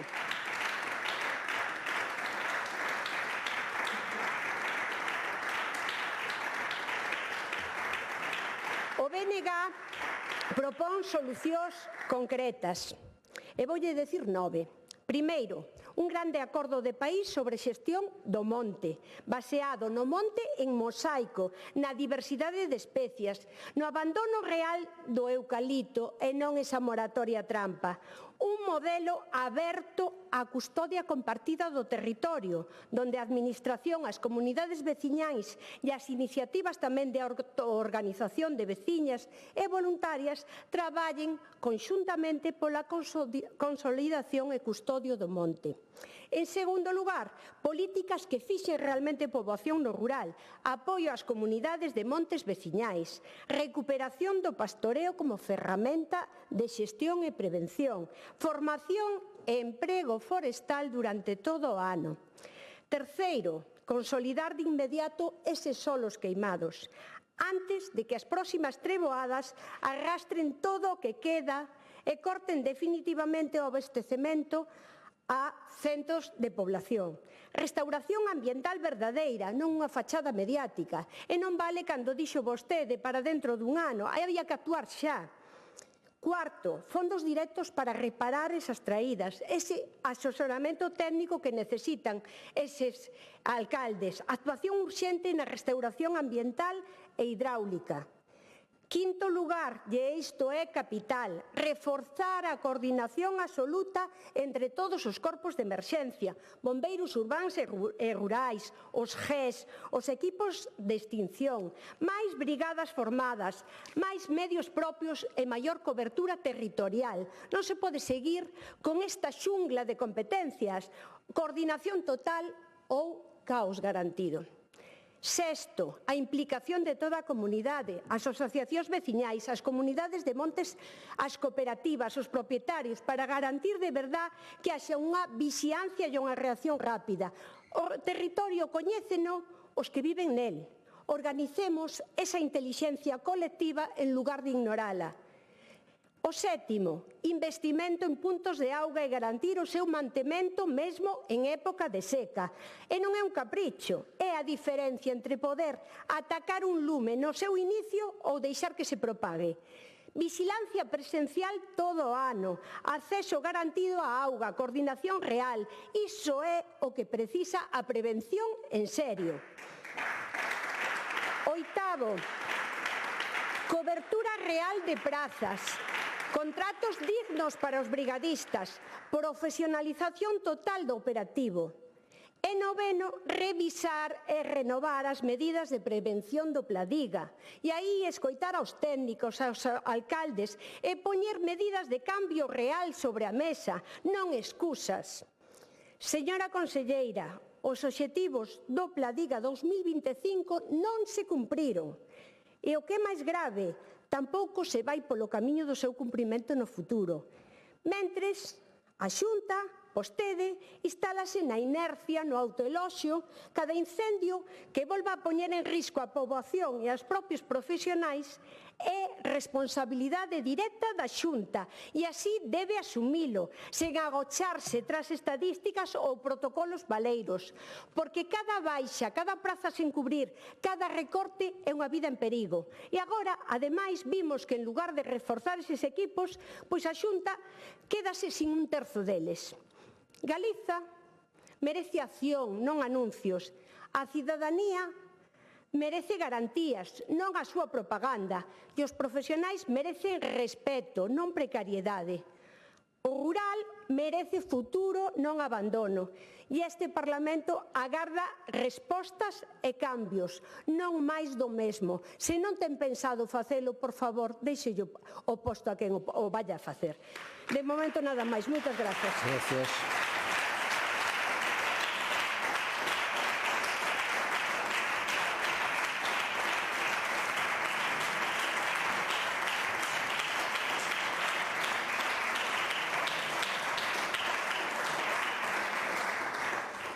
Grupo Parlamentario Popular, señor Viso.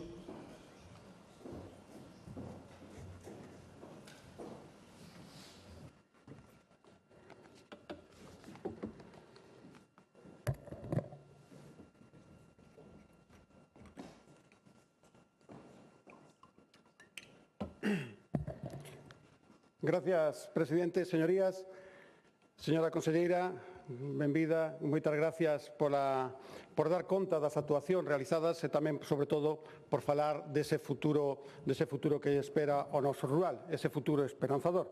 Pero antes de nada, quería facer un pequeno paréntesis, señora da Costa. Subiu vostede aquí e falou de fotos. A verdade é que cun tono un pouco alterada. Eu creo que está alterada, lóxicamente, e creo que é motivada por ver como tantas caras conocidas do PSOE están en sumarios judiciais. Eso, lóxicamente, altera a calquera.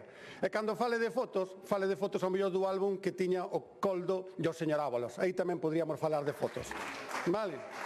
Pero, bueno, xa que vostede entrou neso, señorías, este verán vimos como o lume ameazaba o noso territorio, pero tamén como Galicia respondeu con entrega, con coordinación e cun operativo que demostrou cada vez máis a súa capacidade e o seu compromiso.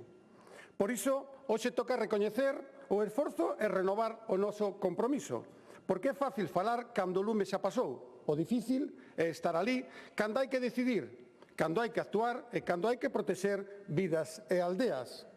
E aí, señorías, aí estivo o Goberno galego, co presidente Rueda, que a conselleira, día tras día, estivo tamén cos profesionais, estivo tamén toda Galicia, nunha unidade unida e responsable, respondendo con eficacia ante unha situación que foi extrema.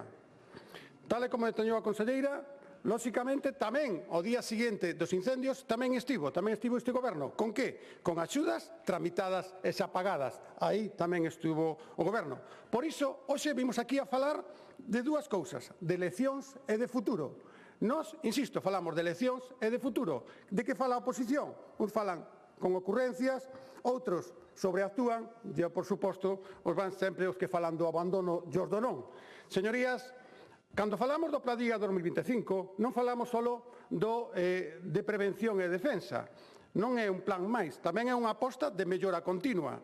É pola fortaleza dun modelo que se adapta, que aprende e que segue avanzando para protexer o noso territorio e o noso rural. Señorías, non é un documento máis, é o resultado dun modelo de traballo constante, serio e con experiencia acumulada. Un plan que recolle o aprendido ao longo dos anos, que mellora a coordinación, reforza a prevención e aposta decididamente polos profesionais e polos concellos. Señorías, porque a realidade é clara. A mellor maneira de loitar contra o lume é prepararse antes de que chegue. E iso é o que fai este goberno, anticiparse, planificar e dotar de medios humanos, técnicos e económicos para reducir ao mínimo o risco e actuar con eficacia.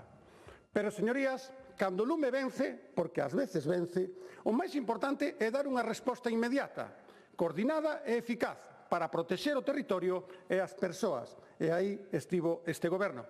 Iso tamén é planificación, prever, previr e responder con responsabilidade. Este ano, señorías, facémolo tamén cun orzamento récord de 200 millóns de euros, con eses 7.000 profesionais, entre eles tamén o personal fixo discontinuo, que amplía o seu tempo de traballo. Señora Valcárcel, mire vostede para onde estábamos cando ustedes gobernaban. É certo que xa fai moito. Con 30 medios aéreos, preto de 380 vehículos pesados, despregados por todo o territorio. Esas son realidades e iso é compromiso. Son cifras que non se improvisan, son a mostra dun modelo que mellora ano tras ano. Neste Plan Diga 2025, a Xunta seguiu avanzando nun modelo integral de prevención e defensa fronte aos incendios forestais, que non se limita á extinción, sino abrangue a formación, a ordenación do territorio e o apoio directo ao rural. E ese modelo, señorías, é coñecido dentro e fora de Galicia. É un exemplo de cando se traballa con rigor, os resultados chegan. O plan incorporou máis medios, mellor coordinación e mellores condicións de traballo para os profesionais que se xogan a vida cada día. Fálase de reforzar os distritos, hoxe aquí se falou, de mellorar a cobertura en zonas de risco, de consolidar equipos, de crear novas figuras de coordinación, de reacción rápidas, etc.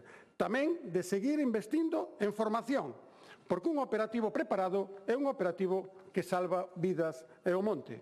E aquí, por suposto, debemos facer unha mención especial aos profesionais, bombeiros forestais, axentes, conductores, pilotos, técnicos e voluntarios. Eles son o rostro humán do Pladiga e merecen, por suposto, todo o noso respeto. Dentro dese operativo hai unidades que son motivo de orgullo, que todos coñecemos. A UIFO, Unidade de Investigación e Incendios Forestais, que permiten actuar con rigor e esclarecer as causas. A nova UDEX, tamén un compromiso deste Goberno, é un compromiso que é unha realidade, eses equipos Batracio, tamén que traballan na protección de zonas húmidas ou os equipos hidroestáticos. Todos eles son compromisos deste Goberno. Señorías, estes son a demostración de que Galicia está na vanguarda técnica e operativa na loita contra o lume. E todo isto sería imposible sen unha aposta decidida pola formación e pola cooperación. E, por suposto, que destacamos a formación, así o fixo a conselleira, destinando 1,8 millóns de euros a formación e adestramento do persoal antiincendios, cunha previsión de preto de 3.500 unidades formativas.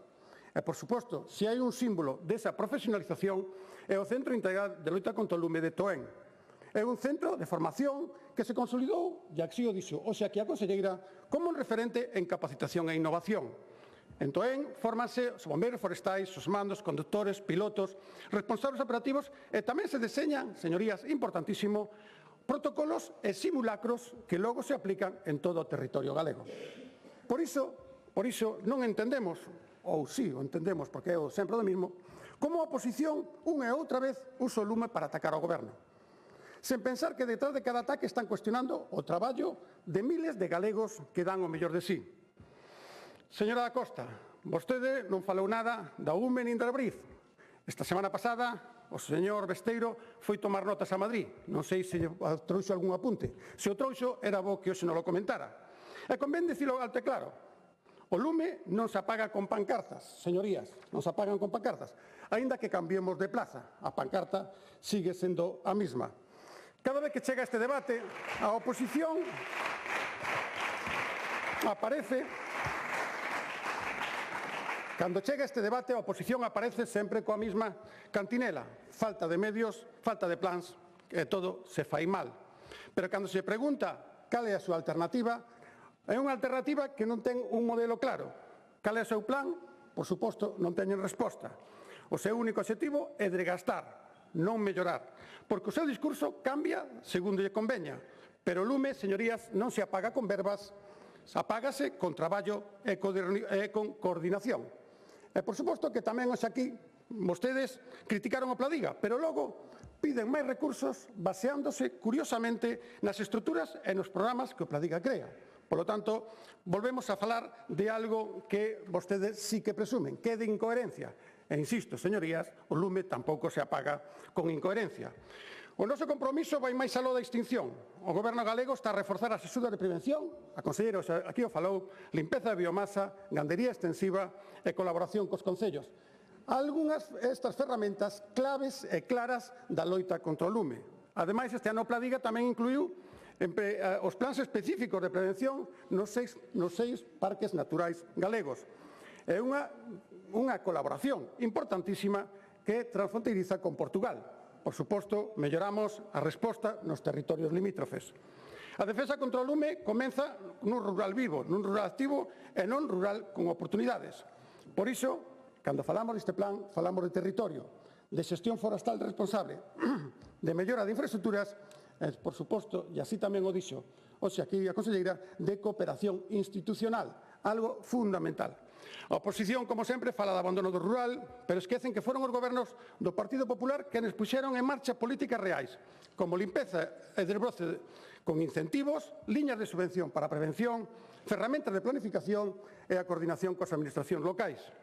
Nós defendemos o rural con feitos, non con frases. É importante dicilo. O lume non entende de siglas, o que sí entende é de responsabilidades. E aquí hai dúas opcións, colaborar ou obstaculizar. Nós, por exemplo, como sempre, este goberno sempre decide colaborar. E o que Galicia precisa, señorías, non é máis ruído, senón máis responsabilidade. Galicia ten memoria, pero, por suposto, tamén ten orgullo.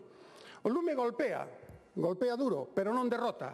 Cada hectárea queimada é un motivo máis para seguir loitando, para seguir mellorando, para seguir demostrando que Galicia non se rende. O Pladiga 2025, señorías, o Pladiga 2025 é o símbolo dese compromiso. Hai un plan, hai medios, hai profesionais e hai bondade. E non é propaganda, señorías, é responsabilidade.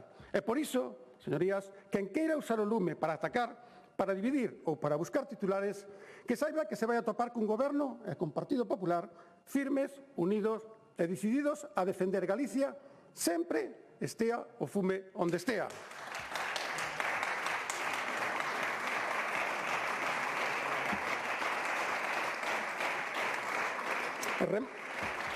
Remato xa, presidente, e mentre o Partido Popular siga gobernando, Galicia terá un goberno que non fala de lumes, por suposto, senón de solucións, que non busca culpables, senón resultados, e que non baixa a cabeza ante o lume, senón que encara con firmeza e con orgullo. Nada máis e moitas gracias.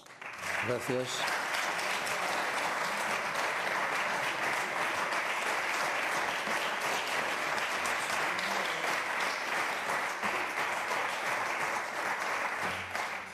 Réplica, conselleira do Medio Rural.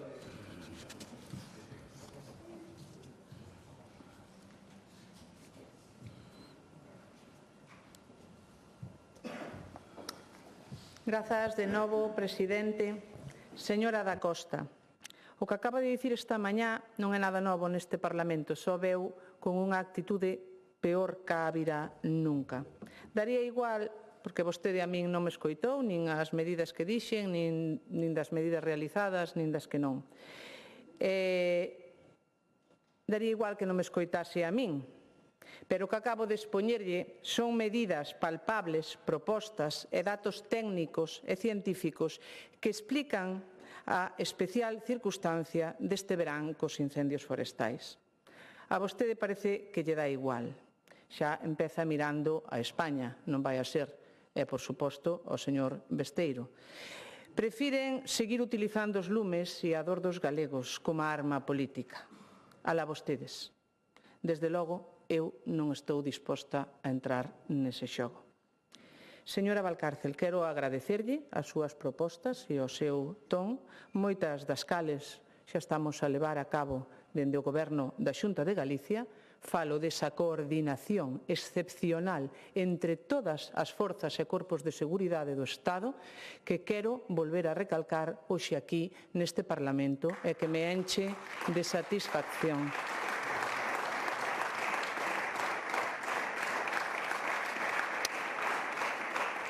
Falo das axudas aos concellos nesas liñas de axudas que dende a Administración local, dende a Consellería de Presidencia se puxeron en marcha. Falo das axudas, como digo, aos concellos. Falo de xestión do monte, desas máis de 500.000 hectáreas ordenadas. Falo de diversidade. Falo dos pasteiros que levamos feitos en todos os montes para que precisamente eses gandeiros que teñen o seu gando en extensivo, que son principais coidadores e protectores do monte galego, teñan as súas vacas mellor, máis coidadas e máis protegidas neses pasteiros, precisamente, para loitar contra os ataques, como dicía o señor Ojea, do lobo, que son cada vez peores, e a pesar de todas as iniciativas que se levaron a cabo no Goberno do Estado non son capaces de permitir pois ese control de quen está danando aos gandeiros e os animais que están a coidar o monte galego. Falo desas axudas ao gando en extensivo e ás razas autóctonas que puxemos en marcha este ano e que foron precisamente moi ben acollidas polo sector. Señor Ojea, agradecerlle igualmente ese ton que ten habitualmente e as achegas constructivas que vostede presentou. Dicía o outro día na comparecencia de orzamentos que lle parecía pouco o orzamento para o ano que ven de medio rural tras os lumes deste verán. Bueno, eu voulle a lembrar dous datos que reflicten todo o contrario. En 2026, porque para isto sirven os orzamentos, para modificar esas partidas dependendo das necesidades, os investimentos de 300 millóns de euros da Consellería do Medio Rural en políticas de planificación, ordenación forestal e prevención contra os incendios. Esta cifra supón máis do 40% de todo o orzamento da Consellería de Medio Rural. Ademais, quero mencionar aquí esas 8 liñas de axudas que van a chegar da Consellería do Medio Rural, tanto no eido forestal, 4 no eido forestal e 4 no eido agrogandeiro, que van a chegar directamente aos damnificados para axudar con esa recuperación das zonas afectadas.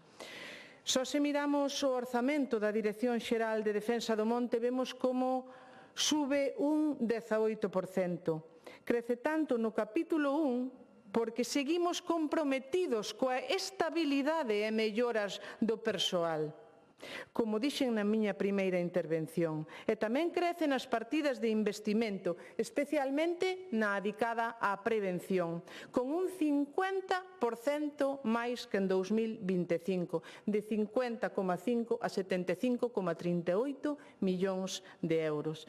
E reservamos unha partida, como xa dixen, de 3,2 millóns de euros para esas tarefas iniciais de restauración do monte no ámbito forestal, que vai ser unha tarefa que xa comezou, pero que temos que seguir traballando, como digo, e que se intensificará moito máis no ano 2027. Despois dunha emerxencia como a que vivimos, o que se demostra é que os galegos e as galegas poden confiar na Xunta de Galicia, pero non no goberno do señor Sánchez. Non vou lembrar o que todos vimos e vivimos en agosto. Ministros de vacacións poñendo tuits de mal gusto ou un presidente que promete todos os medios que fagan falta e logo di que pedimos moito. E señora da Costa, ponse aquí moi brava, pero só apareceu polo CECOPI para saír na foto co señor Sánchez. Mentres que dende a Xunta de Galicia seguimos gobernando. Os diferentes departamentos puxemos con axilidade axudas, como xa dixen, para os damnificados. Moitos xa cobraron ou están a piques de facelo e o Goberno Central acaba de publicar un Real Decreto con apoios para o sector agrogandeiro hai menos de 15 días. Como dixen antes, unhas axudas que van de 1.500 euros a 10.000, pero que ridículo. Tanto os compañeiros da Consellería de Medio Ambiente como os de Medio Rural levamos semanas preparando o terreo afectado polos lumes, especialmente naquelas zonas identificadas como críticas polo CSIC para favorecer a súa recuperación. Como lles dicía antes, estamos actuando a través da técnica do mulching, é dicir, repartindo palla dende o helicóptero co que axudamos a recuperar ese monte e a frear a erosión. E especialmente o estamos facendo na zona de Valdeorras que dixeron vostedes aquí, así como colaborando cos concellos nas captacións de auga. Polo menos dende a Consellería do Medio Rural así o estamos a facer. E tamén estamos repasando eses cortes de bulldozer para que queden limpos e máis firmes. Outras institucións, dixo vostede aquí, como a Confederación Miño-Sil, debería tamén asumir a súa responsabilidade e intensificar eses traballos no marco das súas competencias. E a do Douro, está o facendo tamén? Miren, eu sei que é moi doado vir hoxe aquí co discurso de sempre, dá igual do que se fale, que a culpa parece que é sempre da Xunta de Galicia. Entendo que é o seu papel como oposición, non pode ser aplaudir a este goberno. Pero un tema de tanta sensibilidade como son os incendios, eu creo que algún grupo político debería de ter outra altura de miras, señora da Costa. Ou acaso se culpa a Dirección Xeral de Tráfico ou ao Ministerio de Interior dos accidentes? Señora da Costa, que opina vostede de que a Galicia se lle siga negando esa base da UME en Toén nunhas instalacións que son referencia en formación ou unha nova BRIF como a que hai en Laza? Acaso non o merecemos os galegos? Cree que despois do que vivimos este verán é xustificable que o Goberno central non atenda esas peticións de reforzos de medios? Gustaríame, sinceramente, que me respondese. E se non está de acordo con esta decisión, pois que nos axude a que se revirta. Se solicitamos estes medios de reforzo para Galicia, non é porque consideremos que temos medios insuficientes. O noso dispositivo, como lle dixen, é referente para o propio Ministerio e para moitas comunidades autónomas e países estranxeiros, e así consta en declaracións públicas en distintos medios. Pero se consideramos que, vendo a intensidade desta nova tipoloxía de incendios na nosa comunidade, Galicia merece un trato especial por parte do Goberno central, que é quen de decidir como distribúe os medios que ten para tal fin, por parte da Xunta de Galicia seguiremos tendendo a mao para que veñan a Galicia esas unidades da BRIF e da UME.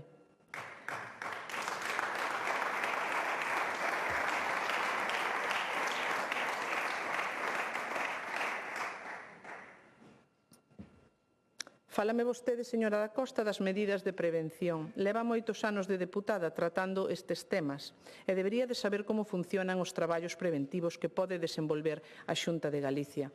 Dicíao ao principio, por favor, con este tema, non traten de enganar a xente. A prevención fronte aos incendios forestais é un traballo de todos e que se fai de xeito continuado. A nosa folla de ruta nesta materia é pública e clara. Está no Pladiga. Son actuacións sempre plurianuais que se encadenan ano tras doutro. E pese a todo, os compromisos para 2025 e 2026, como xa mencionei na primeira parte da miña intervención, están prácticamente cumplidos. Poñemos a disposición das comunidades de montes axudas para levar a cabo estas tarefas. Tamén dos concellos, a través dos convenios, para formar brigadas, ter motobombas ou tractores.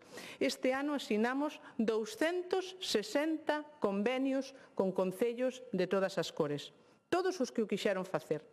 E non é verdade que non se ofreza formación aos integrantes das brigadas municipais nin aos do servicio. Precisamente, un dos eixes do plan formativo do Pladiga contempla eses cursos de formación a medios das entidades locais, fundamentalmente práctica en Toén. Pero, se quere falar de prevención, falemos tamén do convenio que mantemos coa FEGAMP, que duplicamos ese orzamento para o ano que ven, precisamente para axudar aos concellos nas súas competencias que están establecidas na lei do 2007, cando vostedes gobernaban. Parece que se esquecen de algunha cousa. Animo a dúas cousas. En primeiro lugar, a que se axilice ao máximo este convenio da FEGAMP, e para firmalo o máis axiña posible e poder comezar a facer esas actuacións. E, en segundo lugar, tamén a sigo animando a instar aos concellos do seu partido a que se adiran ao devandito convenio, porque hai algúns deles, e ben significados, que parece ser que non lles interesan pois esas axudas para as faixas secundarias. En canto ás medidas do ditame da Comisión Parlamentaria aprobado en 2018, hoxe son unha realidade. Prácticamente o 90% das iniciativas incorporadas, que, como saben, afectan a varios departamentos da Xunta, están desenvoltas ou en execución. E desde o Goberno galego continuaremos desenvolvendo as que aínda están pendentes. Non lles caiba ningunha dúbida. Esta nunca foi unha lista pechada. Proba disto é que hoxe xa temos en riba da mesa novas medidas que nos axudarán a estar mellor preparados para o presente e o futuro, tanto no plano preventivo como na parte de extinción. Medidas como o incremento de actuacións en materia de prevención, tanto propias como en colaboración cos concellos e coas comunidades de montes. O investimento en prevención para 2026 supón xa o 65% do global da Dirección Xeral. Medidas como o aumento de medios aéreos e, ademais, vehículos terrestres. Medidas como as melloras nas infraestructuras existentes e que se ampliarán a outras novas. Ou medidas de apoio ao persoal, tanto no ámbito formativo como no equipamento ou no eido das súas condicións laborais que seguiremos mellorando. Resulta paradóxico lembrar agora, tras escoitalos, o que defendían vostedes cando gobernaban. Mire, en 2006, cando vostedes, os do BNG, estaban na Consellería do Medio Rural, o coordinador da executiva do BNG, Francisco Jorquera, sinalou en rolda de prensa tras os lumes daquel verán a terroristas medioambientais que actuaban de forma coordinada. Son palabras textuais recollidas en medios de comunicación. Dado que vostedes son amigos de facer enumeracións, gustaríame aproveitar esta réplica para lembrar algunha que outra cuestión importante que diferencia aquela época da de agora. En canto ás melloras da estabilidade do persoal, do que aquí se falou hoxe, temos 3.000 persoas dependentes da Administración no servicio e a maior parte traballan durante todo o ano. En 2008 o dispositivo estaba formado por 1.900 persoas dependentes da Xunta e non todas traballaban os 12 meses. A ese sumábenselle en campaña de alto risco, é dicir, só durante 3 meses, 1.000 persoas contratadas. Ademais, foi en 2016 cando se creou a figura dos bombeiros forestais, antes considerados peóns forestais. Por certo, unha categoría que o Goberno Central aínda acaba de recoñecer. Podemos falar de melloras na formación do persoal. Actualmente existe un plan formativo anual, continuo, integrado no Pladiga. Antes non había nada disto. Melloras nos EPIs do persoal. Os EPIs do persoal de incendios actuais son dos mellores que hai en España. Mellora a nivel de xestión interna e coordinación da que aquí se falou no caso dun incendio. Implantamos o sistema de mando e control operativo, coa creación de figuras que apoian ao director de extinción. En 2006, evidentemente, non existía nada disto. Melloras na comunicación interna. Temos comunicación tamén cos efectivos da UME, ao instante, inmediata. Melloras nesa comunicación interna. Hoxe temos unha rede de comunicacións entre todos os membros do dispositivo que permite, entre outras cousas, a súa xeolocalización en cada segundo. En 2006 non existía nada disto. Melloras tecnolóxicas no dispositivo. Hoxe todos os lumes están referenciados. Existe unha aplicación onde se pode ver a orografía do terreo, os datos meteorolóxicos, ata os medios repartidos en cada lume, como dicía, xeolocalizados, dende os centros de control, onde se toman tamén as decisións de como se distribúe o persoal. Melloras en tecnoloxía tamén no territorio. Esas 181 cámaras de videovixiancia que se suman aos puntos fixos e que son fundamentais para a detección, para o seguimento dos lumes, pero tamén para a investigación das súas causas. Antes non existía nada disto. Melloras nos vehículos e equipamentos. Vehículos coa última tecnoloxía, un parque completamente renovado e tecnificado. Melloras nas bases aéreas e construción de outras novas. A de Verín o Imbra, esa base transfronteiriza que compartimos co veciño Portugal. As novas que vamos a facer, a nova base de Valga que se iniciarán neste 2026 ou a de helicópteros de Lalín que xa se está a executar. Mellora e implantación progresiva das bases das unidades operativas, nas que está o persoal e os vehículos. Estiveron este ano preocupados pola apertura das novas. Antes nin existían. Esta mesma semana visitamos a de Rianxo, unha base moderna e que é pois un sitio de referencia que lles convido a que vayan visitar. E por último, aínda que podería seguir moito máis, falamos tamén de melloras na investigación, porque tamén é importante saber como se causan os incendios forestais. Hoxe temos unha unidade de investigación específica sobre os incendios forestais que permite identificar as causas e os autores, que permite que saibamos con certezas, por exemplo, que o 70% dos lumes de agosto foron intencionados. Por este camiño continuaremos, apostando polas melloras a nivel transversal en todo o dispositivo. Lémbrolles o que dicía ao comezo desta comparecencia, que me gustaría que fose unha oportunidade para o recoñecemento de todos e cada un dos profesionais, pero tamén para o entendemento entre todos nós.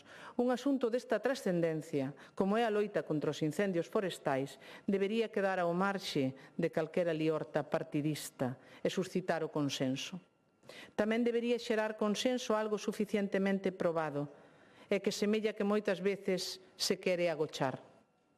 Galicia non arde soa, a Galicia queimana. Apelo a que hoxe neste Parlamento todos vostedes rexeiten con contundencia a acción dos incendiarios que poñen en perigo a vida dos galegos e das galegas. Mais nada, moitas gracias. Gracias.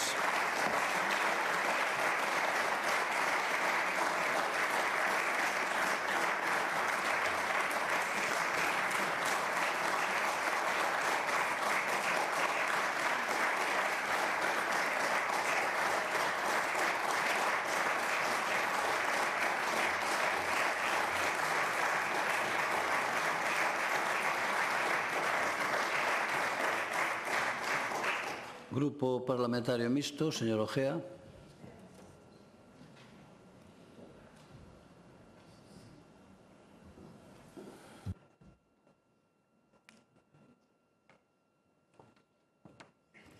Gracias, presidente.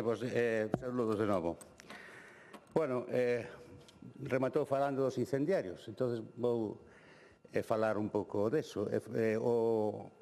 O porcentaxe de incendios intencionados que dixo é prácticamente, según vin nos informes, o que xa viña sendo desde anos atrás. O sea que nese tema, por lo tanto, non se avanzou nada. Si siga habendo o mesmo porcentaxe, que sobre ese tema non se logrou mellorar, porque desde fai bastantes anos os datos dicen que ese porcentaxe é o máis ou menos de incendios provocados, deixando de lado os que son por neglixencias ou por outros motivos. Vostede falaba das melloras tecnolóxicas que temos.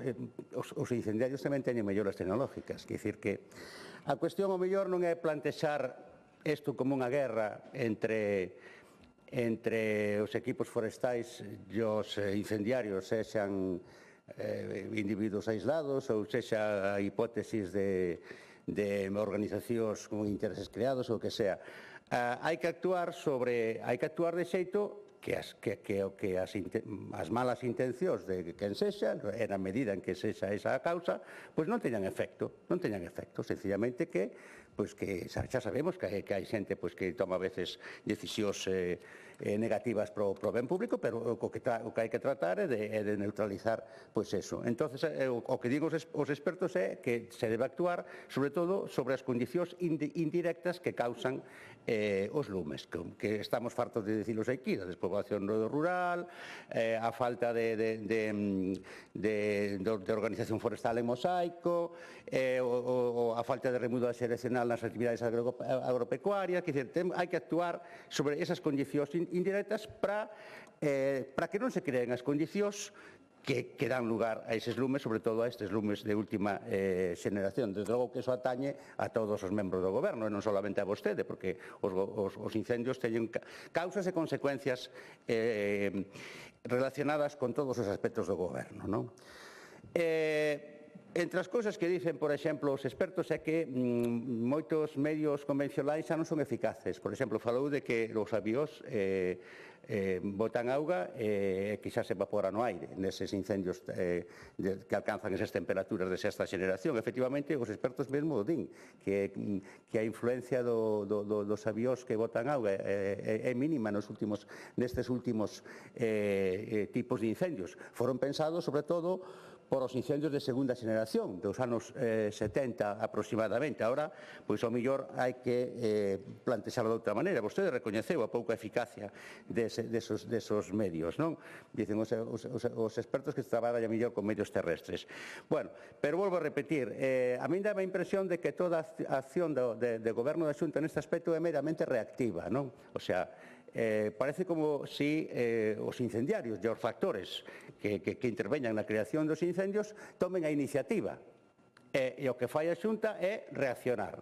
E os expertos din que non, que hai que tomar medidas proactivas, que non hai que esperar a iniciativa da outra parte, sexa a natureza, sexa o que sexa, para reaccionar en consecuencia. O goberno ten que tomar medidas a priori, proactivas, ordear o territorio, fomentar industrias forestables sostibles, crear arraigo no territorio a través tanto da economía como da cultura, como da educación, o que decíamos antes de que os expertos, o sea, os profesionais do gremio interactúen coa xente. Hai unha cousa que tamén dicen que os expertos que aproximar a toma de decisións ao ámbito local, que parece que o ámbito local ten a mínima competencia cando é o mellor que mellor coñece o territorio, que mellor conoce as necesidades, que mellor coñece a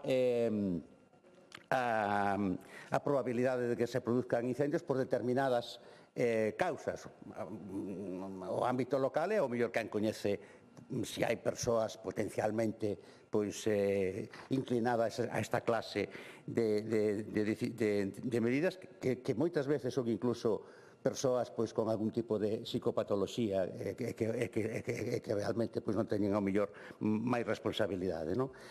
Entonces, bueno, fala das faixas secundarias, tamén hai que escoitar as asociacións cidadáns de afectados, etc. O outro día seguramente leu na prensa como a min que había que tratar de delimitar mellor as faixas secundarias, que non era cuestión de facer unha línea imaginaria, así, grosso modo, en trazo grosso de 50 metros, o mellor había que medir con máis precisión desde as casas e dos sitios concretos, e non coller así o mapa e facer unha línea imaginaria sobre un croquis. Eso decían as asociacións, que tamén lle decían que había que mutualizar o gasto, non cargar todo o gasto sobre os propietarios, que moitas veces tamén lle decían habrá que escoitar eso. Eu non sei se esa é a medida correcta. Tamén lle decían eses afectados ou esas asociacións que a mellor había que deixar hasta 50 centímetros de marxen, porque senón había que desbrozar con moita frecuencia dada a rapidez porque crecía a vegetación e non era rendible de ninguna maneira e, polo tanto, na realidade, na práctica, pois non se iba a dar a conseguir facer, non? Falou tamén da necesidade de educación e de campañas.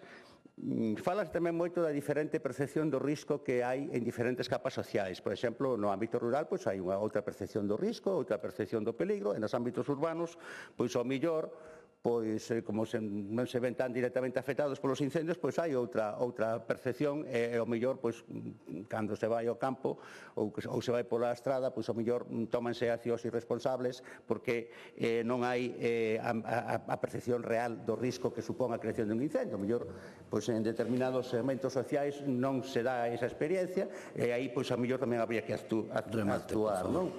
Eu volvo a insistir na mellora das condicións laborais da xente, porque xa digo, o traballo debe ser todo ano de múltiples maneiras. Acabaríanse aforrando cartos porque é moito máis caro despois a pagar e recuperar que hai que recuperar, volvo a repetir, que ahora polo menos na provincia de Ourense, nas comarcas máis afectadas, a prioridade agora é a recuperación. E volvo a repetir que o orzamento da Xunta de Galicia me parece moi pequeno para eso, porque eu penso incluso que este ano a perspectiva dos orzamentos debería ser a provincia de Ourense e os incendios en todas as consellerías e non só a súa. Nese sentido vai ir a emenda a totalidade que faremos nos orzamentos. Pero sí, a mellora das condicións laborais.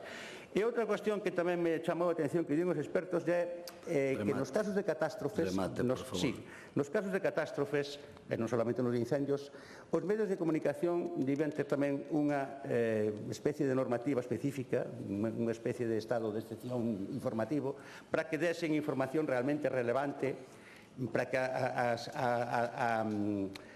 sociedade tomase decisións acertadas desde todos os ámbitos. Entón, bueno, é unha idea que tamén queda aí, se ao mellor os propios medios de comunicación tamén teñen nesas condicións excepcionais que ser sometidos a algún tipo de normativa, seguindo, como digo, consellos dos expertos. Gracias. Gracias.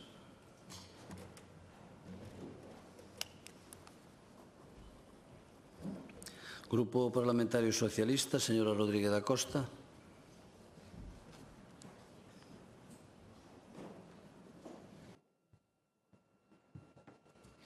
Grazas, presidente. Señor Viso, pois bons días, pero vamos ao importante. Señora conselleira, falaba vostede de consenso. O PSDG. É que resulta que o único partido que votou a favor do dictamen e das 123 medidas que elaboradas polos expertos foi o PSDG. Para que? Para que? Para que mudaran de modelo. E non o fai. E pregunteille, que me contestara sobre esas medidas e cal van a pôr en marcha. E resulta que non contesta. Prefire falar vostede outra vez de que a Galicia queimana. Pero mire, non sei se sabe que a Fiscalía xa hai moitos anos que desboutou o tema de que exista terrorismo incendiario, a Fiscalía de Galicia. E non siga por aí, señora conselleira. Volve falar de condicións climatolóxicas. Mire, señora conselleira, eu non sei se deu lectura a unhas recomendacións, eran 3 libros que os expertos aportaron á Conselleira de Medio Rural, a Conselleira de Medio Rural, naquel momento estaba José González no cargo, para recomendacións dos expertos, a parte do dictamen. E aí, unha das medidas que contiña era adecuar os medios materiais humanos ás necesidades de cada provincia. E vostede e o anterior conselleiro non mudaron nada, siguen o reparto igual. Entón, como quere que cambie esta situación en Ourense e en Lugo? E ademais, teño que preguntarlle unha cousa. Vostede cree que as medidas que queren implantar agora para cambiar de modelo é o que realizan a través da lei de acompañamento? É dicir, flexibilizar a moratoria do eucalipto e flexibilizar os plans de ordenación de recursos forestais. Vostede cree que esas son as medidas que van a supor un cambio de modelo? Porque flexibilizar a moratoria, imagínese que os incendios que aconteceron en Ourense con máis plantacións de eucalipto, que pasaría, señora conselleira? Que pasaría? Vostedes agora, en vez de ampliar unha moratoria, como pedimos os socialistas, por 5 anos, pois o que fan é unha moratoria falsa completamente. E iso é o cambio de modelo. E os planos de ordenación de recursos forestales para 19 distritos non será tan difícil, que levamos anos solicitando, agora queren simplificalos para que se convirtan nun papel mollado. Ese é o cambio de modelo que vostede quere propiciar, señora conselleira. Eu entendo que non. E falando de execución orzamentaria, porque falaba de orzamentos, da subida deste 1%, pero da prevención que subía, que ascendía a máis do doble. Mire, no programa de infraestructuras e equipamentos no medio rural deixou sin executar en 2 anos, 2023 e 2024, un 22% do orzamento. E no programa de accións preventivas e infraestructuras forestales deixou de executar máis de 17 millóns de euros que non se transformaron, o que decía, en rozas, en cortalumes, nin mantemento de pistas forestais. E no programa de dinamización económica do medio rural deixou sin executar 185 millóns entre 2023 e 2024. Esa é a xestión da Xunta de Galicia. Entón, o Pladiga, o primeiro ano que non é presentado neste Parlamento dende hai moitísimos anos. Por qué? Por ocultación. Por ocultación, sí, señora conselleira, se presentou en comisión e daquela maneira. Vostedes queren flexibilizar o calito valleirar de contido os instrumentos de planificación forestal e non cambiar de modelo. Mire, con este orzamento, dígame, vai cumprir a Lei de Montes de Galicia?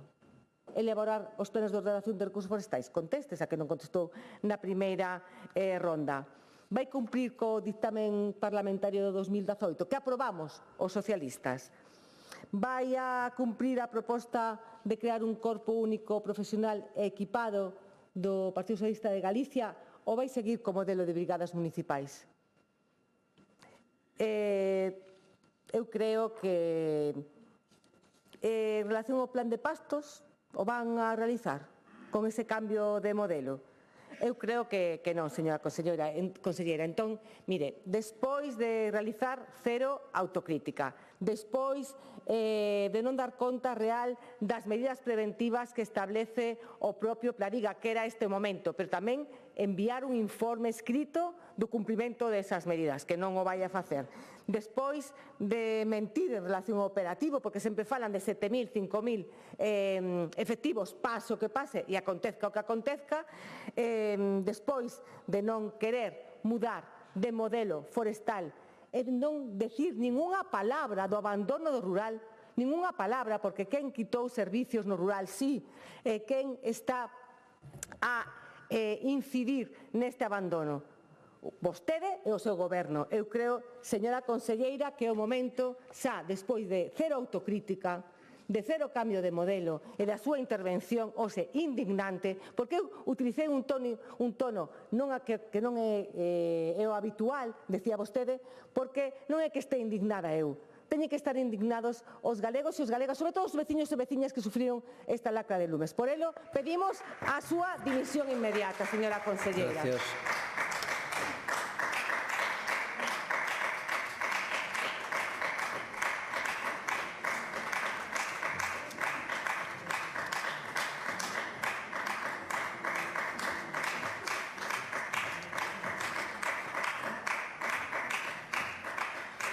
Grupo Parlamentario do Bloque Nacionalista Galego, señora Valcárcel.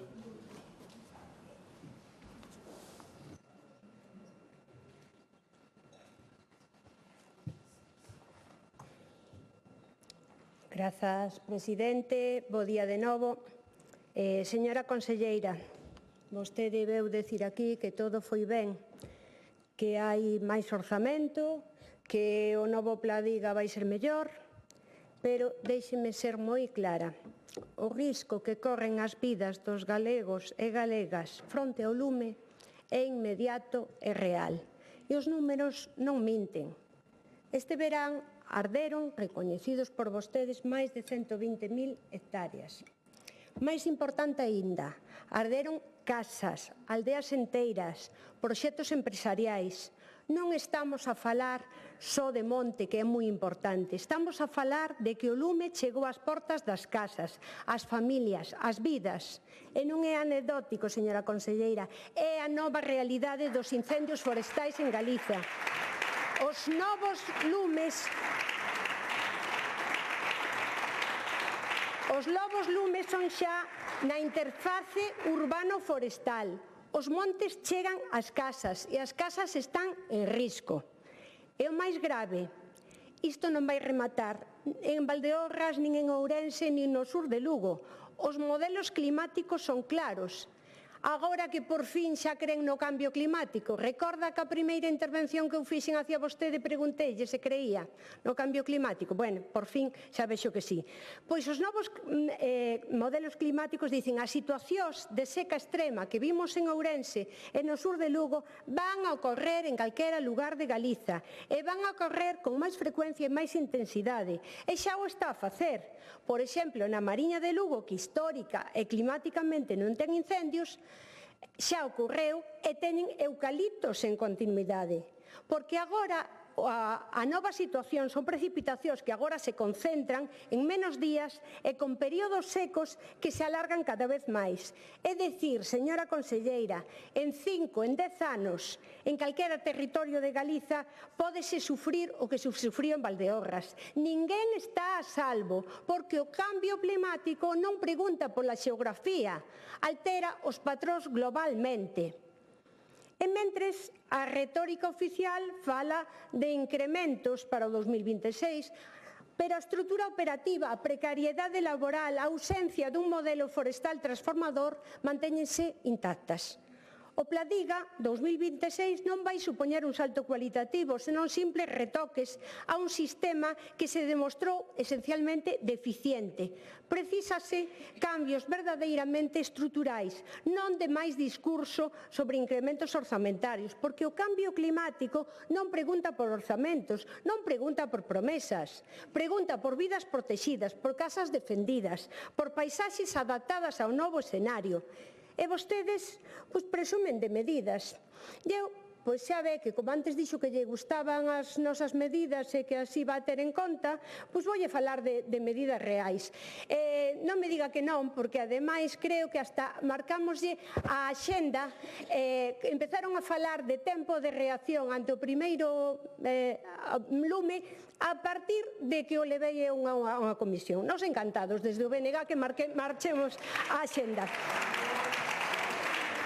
As medidas reais, voullas a decir, serían, en primeiro lugar, transformar a interface urbano-forestal, crear devasas efectivas arredor das casas de cada núcleo habitado, protexer con máis metros cada vivenda.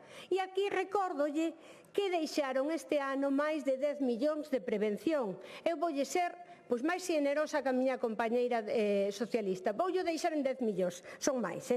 Segundo, ter un operativo robusto, capaz de responder á simultaneidade de lumes na interface urbano-forestal, onde todo é máis próximo, máis perigoso, máis rápido, non equipos fragmentados, e avanzar na comarcalización dos parques de bombeiros, xa que non temos estrutura territorial axeitada, crear as unidades especiais de apoio con equipos e persoal específico para grandes incendios.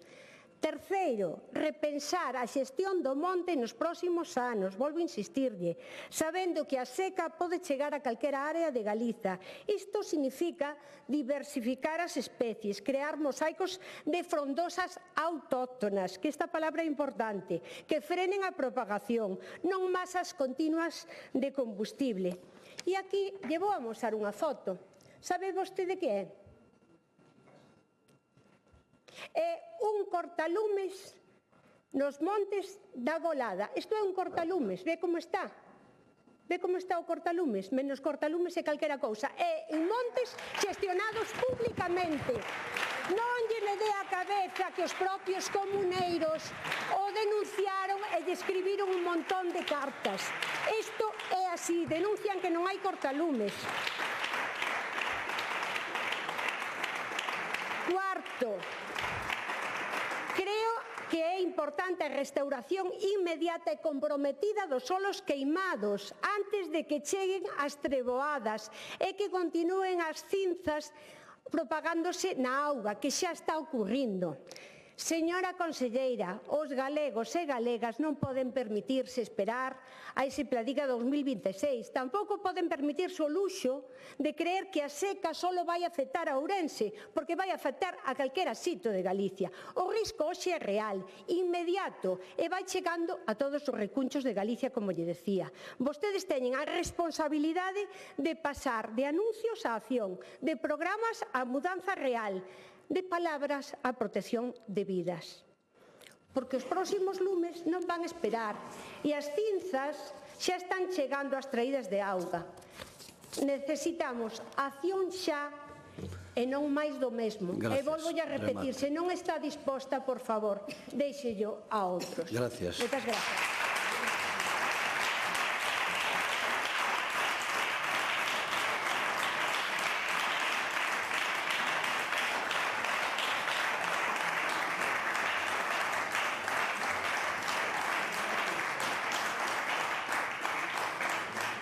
Grupo Parlamentario Popular, señor Viso.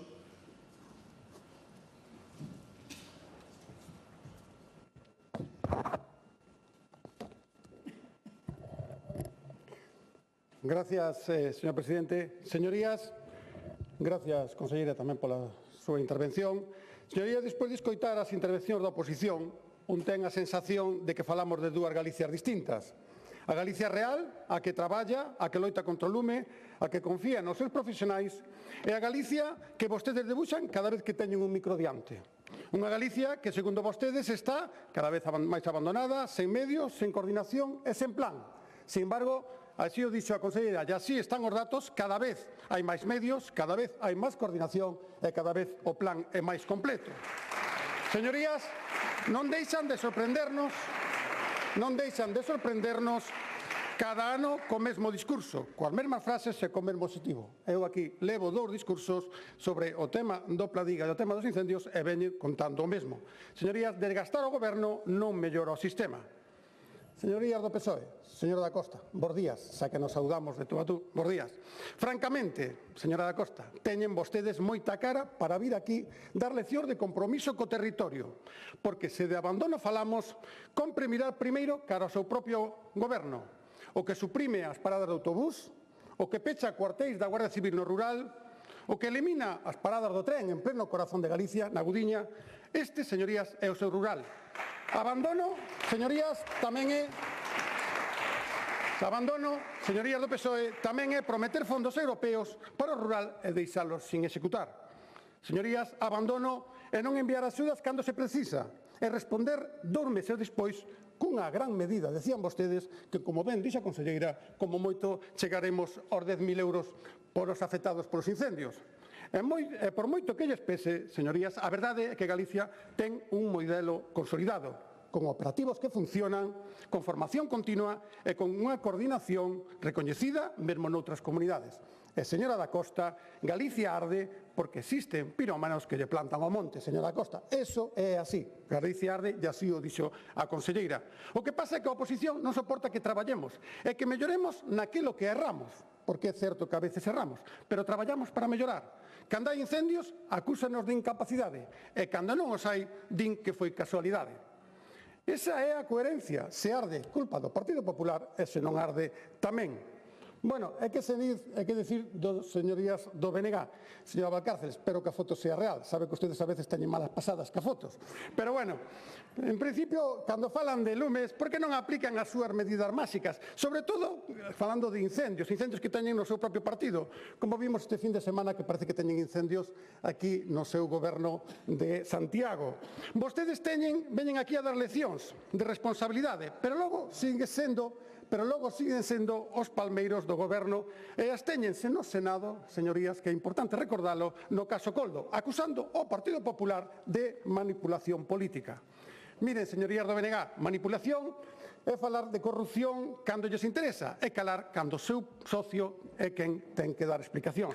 Manipulación é usar o lume, señorías, manipulación é usar o lume como trincheira electoral, mentre se reclama unidade. Hoxe falamos de realidade, falamos de colaboración, falamos de coordinación. Coordinación, por suposto, cos concellos, coa comunidade de montes, falamos de voluntarios. A conselleira falou de empresas, de administracións traballando xuntos. Eso é a clave do éxito deste modelo. E iso fai que seamos forte, que sea forte este modelo e que realmente o noso sistema, de alguma maneira, destaque pola unión e non polo sectarismo. Miren, señorías, vir aquí cada ano co mesmo discurso, copiar o guión do ano anterior e dicir o contrario do que din cando gobernan en Madrid, eso non é coherencia. Non falan dos compromisos, señora Costa, debería falar do compromiso das confederacións hidrográficas. Oxe, aquí, yo dixo a señora conselleira, vostede non o nomeou. Non falou da UME, señora conselleira, dixo por 2 veces, vostede non nomeou, e non falou da BIF, vostede tampouco nomeou. Señorías, hai que ser coherente e dicir aos galegos cal é o modelo de rural que queremos. Cando falamos tamén de traballo, cando falamos de compromiso, falamos da coordinación, e falamos da prevención, e falamos da formación. Ese é o que realmente o modelo que ten este Partido Popular. Señorías, o lume pode destruir o monte, pero tamén deixa ao descoberto moitas cousas. Deixo descuberto quen está no territorio e quen só aparece cando hai cámaras. Deixo descuberto quen asume responsabilidades e quen se agocha detrás dun discurso fácil. E deixo descuberto quen construe e quen intenta queimar políticamente o traballo alleo. Este goberno non se esconde, dá a cara. Este grupo non improvisa, defende. Señorías, gracias, conselleira, seguiremos traballando para garantir que Galicia este un ano máis preparada, máis protexida e máis unida. Porque mentras outros xogan coa política do titular, nós seguiremos coa política da responsabilidade. E mentras uns utilizan o lume, nós estaremos ao carón da xente que o apaga. Señorías, esta é a diferencia entre falar e gobernar. Nada máis e moitas gracias. Gracias.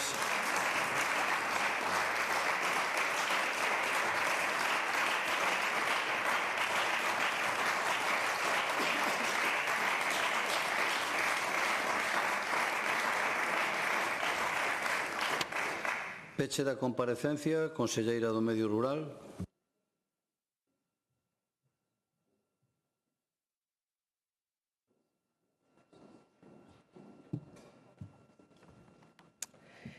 Gracias de novo, presidente. Señorías, hoxe viñen aquí dar conta da situación vivida en Galicia este verán, falando de incendios forestais, das súas causas e das medidas a adoptar.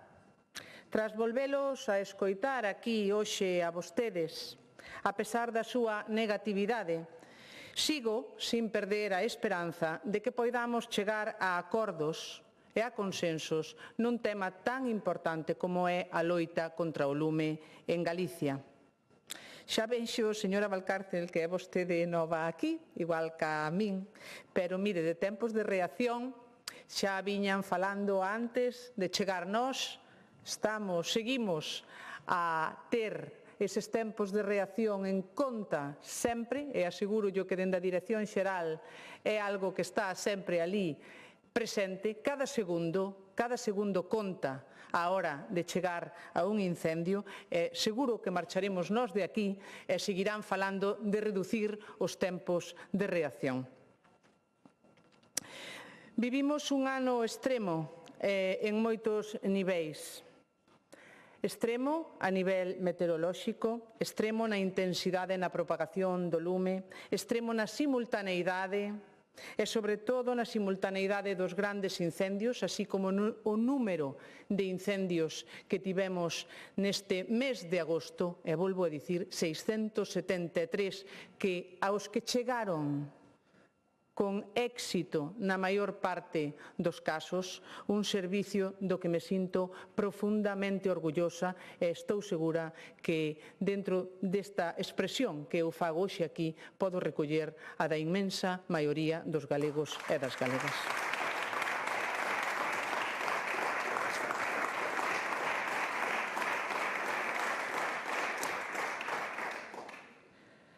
Todos estes foron factores de risco, pero, como lles dixen, sigo insistindo, Galicia non arde soa. Non se pode negar nin esconder que a principal causa dos incendios forestais é a intencionalidade. E ano tras ano vemos como isto é así. Pero a vostedes parece que lles custa asumilo. Que máis proban necesitan que as propias investigacións da UIFO, da Garda Civil ou da Policía Autonómica. Asumir esta circunstancia non implica non asumir responsabilidades, nin novos compromisos. Como Administración responsable, a Xunta de Galicia estivo dende o primeiro momento onde tiña que estar. Non se escatimou nin na extinción e apoiamos aos veciños afectados con esas axudas contundentes dende o minuto 1, ao tempo que iniciamos os traballos de recuperación do monte. Por suposto, non dicimos que todo estea feito, nin moito menos. Podemos e debemos seguir mellorando en varias cuestións. E proba diso é o paquete de medidas avanzado hai 2 meses polo presidente Rueda nesta Cámara. Medidas que quedaron recollidas nos orzamentos de 2026. Realizaremos máis tarefas preventivas propias e ao mesmo tempo duplicamos o noso apoio para favorecer unha mellor xestión da biomasa nas faixas secundarias. Unha xestión que, volvo lembrar, Debemos facer todos, propietarios en primeira instancia, concellos e tamén a Xunta de Galicia estará aí para apoialos. Acabamos de axilizar esta xestión mediante un cambio introducido na Lei de Medidas. No caso de que o propietario non cumpra coas súas obrigas antes de final de maio e se trate dunha zona de risco de incendio. Seremos escrupulosos co cumprimento da normativa, pero do mesmo xeito tamén apoiaremos a aqueles concellos e, polo tanto, aos seus veciños para que fagan as cousas ben. Apoiarémolos no envío de notificacións, como xa o facemos, en esas execucións subsidiarias que se enmarcan dentro do convenio e se contratan con SEAGA. Este apoio ofrecerase sobre todo a aqueles concellos de menos de 10.000 habitantes, pois coñecemos as dificultades que poden ter para xestionar todo este traballo. A Xunta de Galicia sempre estará ao lado daqueles que cumpran e será estricta con aqueles que non o fagan, porque non facelo pode implicar poñer en risco a toda unha aldea no caso de rexistrarse un lume. Tamén lle pedimos un esforzo extra ás comunidades de montes para que dentro dese 40% de reinvestimento dos ingresos xerados destinen un mínimo do 10% a tarefas preventivas e de protección para loitar contra os incendios. Como digo, o traballo preventivo reúnenos a todos, a Xunta de Galicia, concellos, deputacións e tamén os propietarios. Non me cansarei de repetilo. Neste ano 2025 investimos 50,5 millóns de euros para a prevención. O dobre que en 2018, é moito máis do que se destinaba en 2007. E en 2026, volvo a repetir, esta partida incrementarase nun 50% con respecto a este ano, para chegar a eses 75,38 millóns de euros.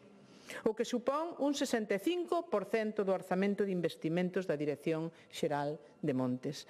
Prepararémonos máis e mellor en caso dun incendio, con 3,7 millóns máis para máis medios aéreos, para reducir eses tempos en chegar a un incendio, máis vehículos terrestres e máis de 9 millóns para mellores infraestructuras e novas bases aéreas por todo o territorio. E a maiores das melloras materiais, seguiremos reforzando o operativo humano. Nada de precariedade laboral, polo menos na Xunta que está dirixindo este dispositivo e dei conta de todas esas melloras na primeira intervención. Cun compromiso claro coa súa estabilidade, como vimos demostrando nos últimos anos, e con melloras nas súas condicións laborais, nas que seguiremos traballando e mellorando. Tamén afondaremos na sensibilización e na concienciación da poboación con máis charlas, tanto en concellos como en centros educativos. A través dese programa específico, o alumnado poderá coñecer máis de preto o dispositivo, as súas tarefas, tamén como a xente pode e debe colaborar para minimizar o risco de incendio. Son os equipos humanos os que marcan a diferencia. Os 3.000 efectivos do Servicio de Prevención e Defensa contra Incendios Forestais de Galicia son persoas amplamente formadas e a inmensa maioría con sobrada experiencia pola súa veteranía. Profesionais que deron todo e máis este verán, que axudaron a protexer os veciños en máis de 400 núcleos de población que se enfrontaron a lumes cambiantes e imprevisibles en moitos casos. Sei que non me engano cando digo en nome de todos os galegos e galegas, moitas grazas a todos os que colaboraron na loita contra o lume. Grazas polo voso traballo, pola vosa entrega. Nos vindeiros anos, dende o Goberno galego, seguiremos apostando por mellorar o dispositivo e preparalo ante os novos retos, afianzando o seu prestixio nacional e internacional. Moitas grazas. Gracias, conselleira.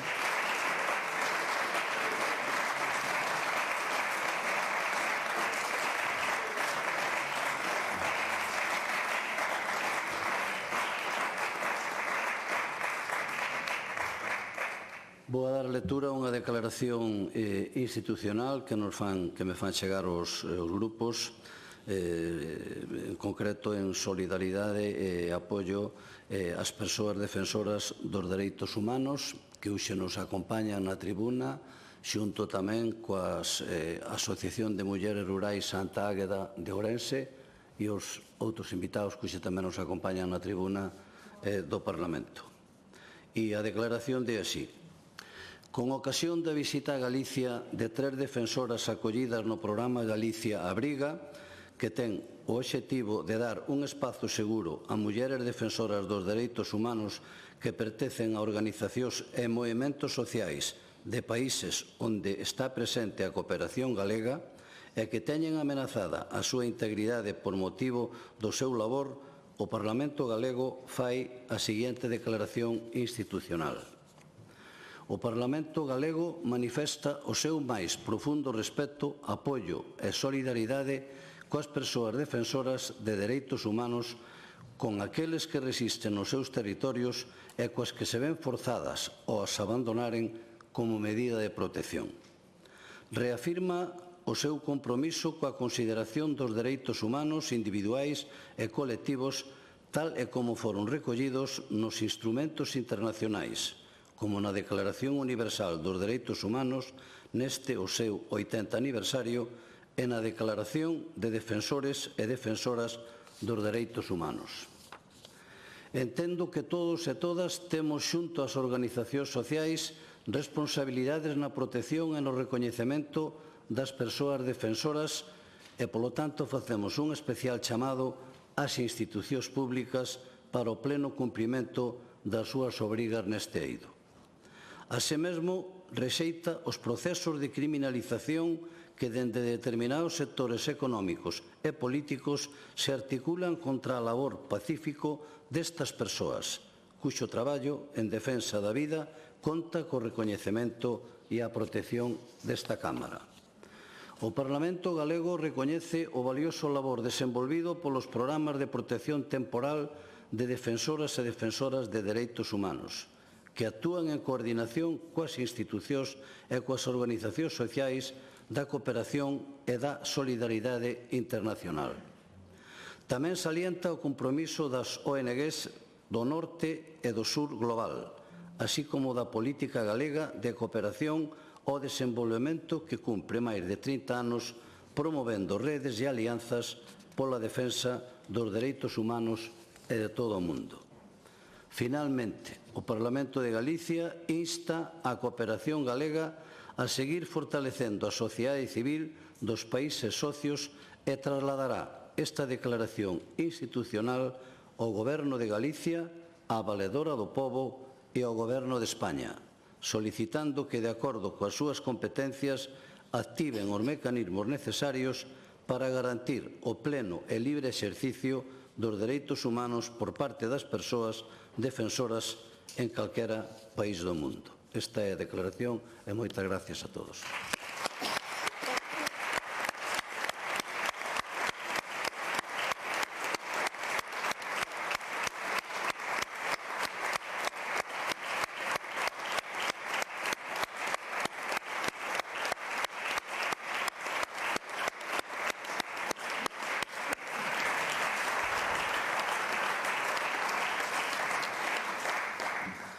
Continuamos co orden do día, pasamos ao punto segundo, mocións, neste caso do Grupo Parlamentario do Bloque Nacionalista Galego, por iniciativa de don José Manuel Golpe, sobre a estrategia da Xunta de Galicia para garantir o desenvolvemento das plantas de biogás.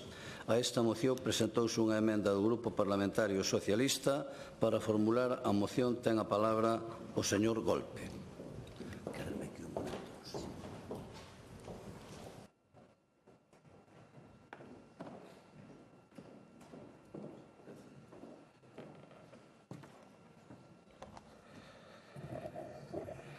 Grazas, señor presidente, señora presidenta. Bo día, señorías. Permítame saudar a tribuna de convidados, moi especialmente a todas as veciñas e veciños afectados por plantas de biogás que hoxe están connosco neste Parlamento. Benvidos. Vimos falar de lumes, vimos falar de modelo de rural, de modelo de monte, e vamos seguir falando de rural. porque se hai un territorio que ten un protagonismo especial, un protagonismo específico na transición enerxética, non é outro que o rural. Cando falamos de biogás, cando falamos de enerxía eólica, cando falamos de balsas de auga para plantas hidráulicas reversibles, estamos falando de rural, estamos falando de persoas. Estamos falando de familias que se ven obrigadas a convivir con esas instalacións de agricultores e gandeiros que poden aproveitar as oportunidades que dá a tecnoloxía do biogás, pero que tamén teñen que convivir cas súas consecuencias. Cada instalación de enerxía renovable debe ser, ante todo, unha aposta pola vida digna no rural, pola creación de emprego e pola mellora da calidade de vida. A transición enerxética non pode ser unha excusa para o expolio ou impoñer modelos de desenvolvemento alleos ás realidades locais. Debe ser, polo contrario, unha oportunidade para democratizar a enerxía, para crear economía circular, para dar valor engadido ao territorio e garantir que o rural siga a ser o motor do futuro deste país. Por iso defendemos hoxe aquí unha regulación que respete ás persoas, ao medio e ao patrimonio, que potencie proxectos cooperativos, que reverta beneficios no rural, que asegure que aquelas persoas que manteñen vivo o territorio sexan tamén protagonistas da súa transformación. Porque Galiza será sustentable se é capaz de garantir equidade entre o urbano e o rural, recoñecendo que sen rural vivo non hai país nin transición rural, e Galiza será sustentable se deixa de lado os proxectos especulativos e se deixa de ser un territorio de sacrificio. Hoxe defendemos unha moción de sentido común. Galiza precisa unha regulación clara, moderna e estricta para as plantas de biogás e biometano. O debate non é sobre a propia tecnoloxía en sí. Aí estamos de acordo en que é unha oportunidade e que debe de ser aproveitada. O debate está en como debemos beneficiarnos sobre esta tecnoloxía, non? Como se garante realmente o cuidado ambiental e social do país. No último pleno, cando lle formulamos a interpelación á conselleira, ela fixo gala do máximo rigor técnico e repetiuno ata en 3 veces como unha especie de mantra, non? Quizás para autoconvencerse, non? Para convencerse a si mesma. Aseguraba que Galicia cumpre a normativa para que os informes públicos todo está controlado, sobre todo a través dun documento que se chama Plan de Residuos Industriais de Galiza, ou PRIGA. Pero abonda con ler este PRIGA, abonda con ler este plan para atopar feixes de debilidades.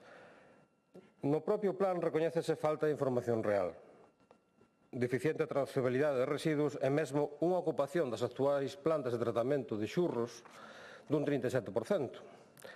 Hai contradicións evidentes. Por unha banda, a conselleira presume de implantación ordenada e segura e pola outra o PRIGA admite déficit de información, incapacidade para medir o cumprimento de obxectivos, insuficiencia no control de algo tan sensible como a trazabilidade dos residuos perigosos. Moitos dos cales, por certo, veñen de fora do país, veñen de fora da Galiza. E eu pregúntome, como pode haber máximo rigor técnico se a propia administración admite carencias estruturais e datos contraditorios? O PRIGA, ao contrario do que nesta tribuna dixo a conselleira, non menciona ni unha sola liña de distancias mínimas a poboacións das plantas de biogás ou a limitación na recollida de material para a digestión. Todo o que se recolle no PRIGA está referido a normativa estatal. Está referido a 2 reales decretos que fundamentalmente regulan as explotacións gandeiras, nomeadamente granxas de cochos. É curioso que esa normativa si establece distancias entre granxas, establece distancias entre granxas e vivendas, pero non establece distancias entre plantas de biogás e granxas. É todo un dislate. Por iso nós demandamos aquí coherencia. Entendemos que o que dixo a conselleira foi máis que nada un erro. Non pretendo dicir que a conselleira veu que ia mentir, creo que tuvo un lapsus ou que lle pasaron malas notas, non? Igual que é un erro falar de regulación de plantas de biogás e centrarse no plan de xestión de residuos industriais. Moito máis cando temos que entender que unhas materias que máis se utiliza para a metanización é o xurro, é o esterco. E nós defendemos que tanto o xurro como o esterco é un recurso, non é un residuo. Este é un punto fundamental para partir neste debate. O resultado de todo isto témolo diante de nós. Plantas proxectadas ao chou, un plan sectorial galego que non existe, non hai criterios comuns, mentre noutras comunidades como Cataluña ou como mesmo Castela e León, onde goberna tamén o Partido Popular, avanzan en regulacións técnicas sobre a capacidade de distancias ou que facer co dixestato, con ese produto que queda ao final, non?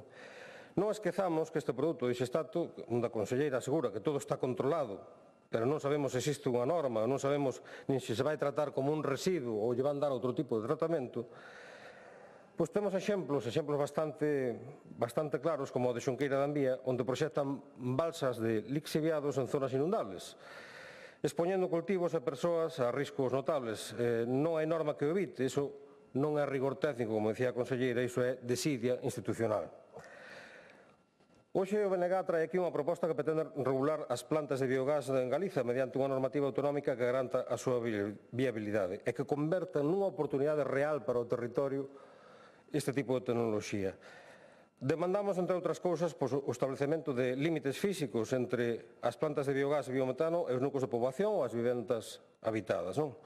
Incluso elementos patrimoniais ou bens naturais se fose necesario. Isto significa definir distancias baixo criterios técnicos e non situalas de xeito indiscriminado, non? Temos que facer compatible o desenvolvemento enerxético coa protección social e ambiental. Esta mesma medida sería compatible coa creación de zonas de tampón que amortezan os efectos que poidan presentar estas plantas. Debemos establecer distancias máximas para a recollida dos produtos a dixestar. Debemos facer unha avaliación enerxética do que se gasta en recoller ese produto e do que se produce nesa planta. Debemos facer unha avaliación en termos de CO2, en termos de emisións, para saber se é viable ou non é viable, todo baixo criterios técnicos e científicos. Debemos limitar a capacidade das plantas, non podemos ir a macroplantas, non podemos convertir o rural nun centro de transformación de residuos. Iso non é unha política que necesita o noso rural. E sobre todo porque este modelo de macroplantas de biogás o que impulsan son macroplantas gandeiras tamén. Debemos establecer criterios estritos sobre materiais que entran e como entran, e tamén sobre os produtos xerados, sobre o dixestato, tanto en formato líquido como en formato sólido. Requírense controis químicos bacteriolóxicos rigorosos, incluso para detectar microorganismos, bacterias ou metais pesados. Non podemos permitir en Galicia prácticas que se están prohibindo en outras zonas de Europa, non? Debemos controlar a odorización.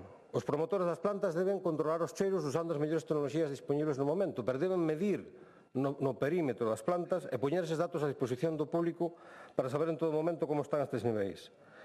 O tráfico rodado asociado a estas plantas é un problema para as poboacións locais. Débese limitar, débese controlar, débense exixir aos promotores rutas alternativas para evitar afeccións maiores.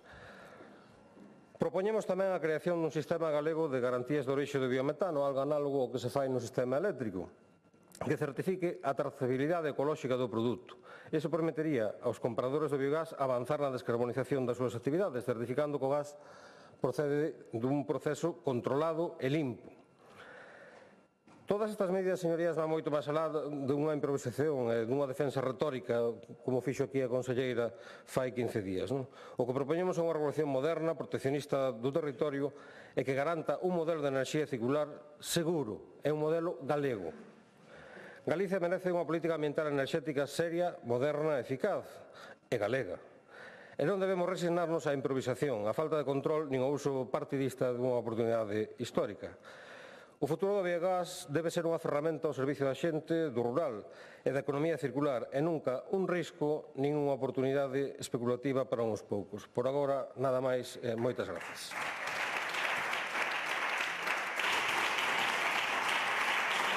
Grazas, señor Golpe.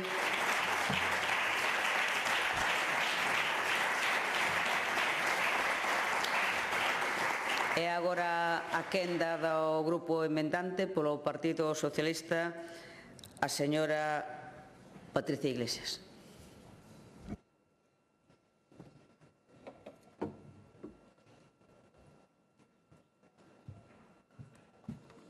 Grazas, presidenta. Bos días a todos e benvido tamén ás persoas afectadas pola instalación de plantas de bioenerxía, de biogás e o biometano no noso territorio.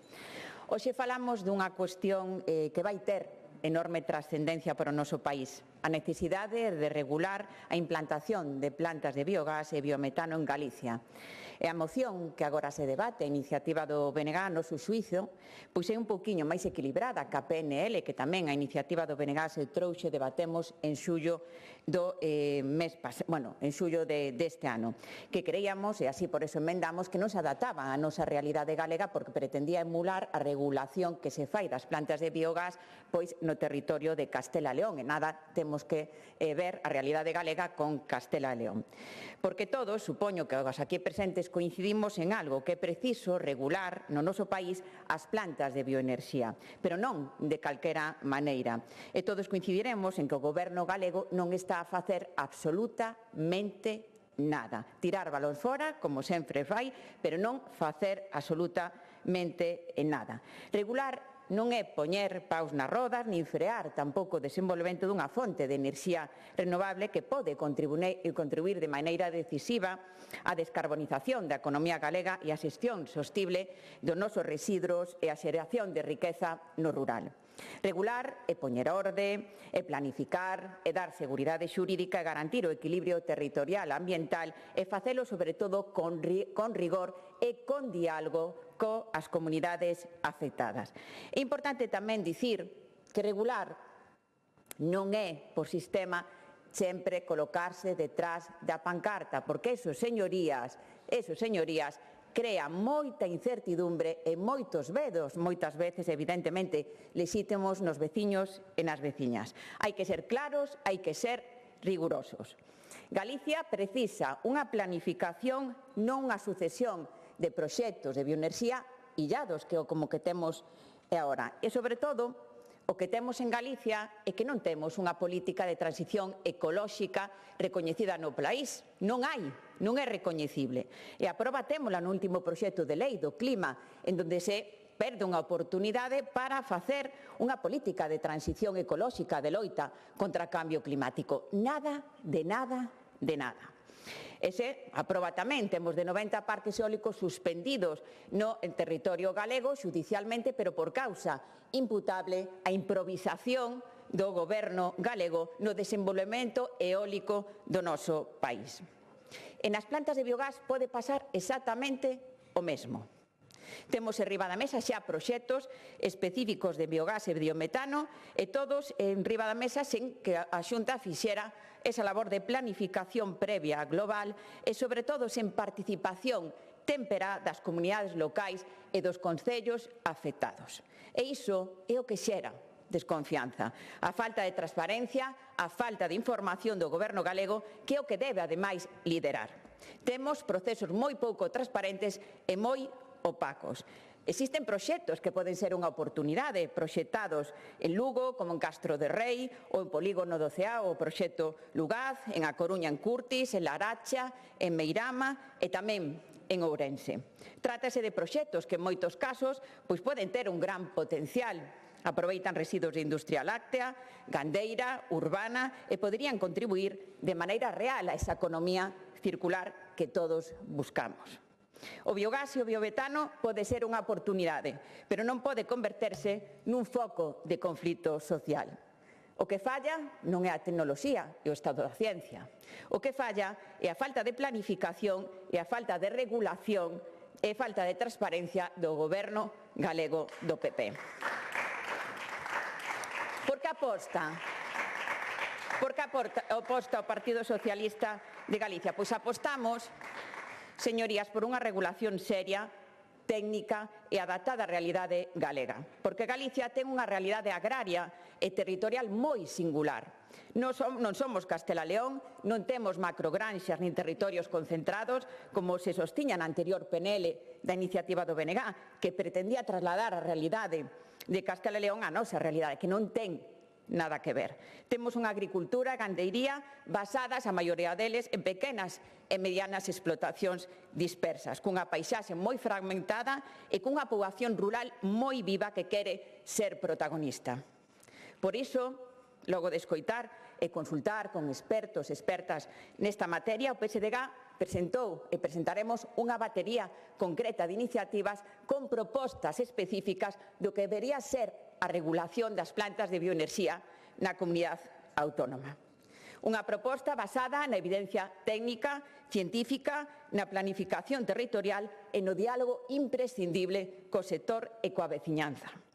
E que este aliñada coa folla de ruta aprobada xa polo Goberno de España en novembro do ano 22 aprobou a folla de ruta. E aquí, no ano 25, non temos nada. Temos, ademais, a regulación do Real Decreto que se mencionou do 376/2022, que pode ser un punto de partida para a regulación da realidade galega das plantas de bioenerxía.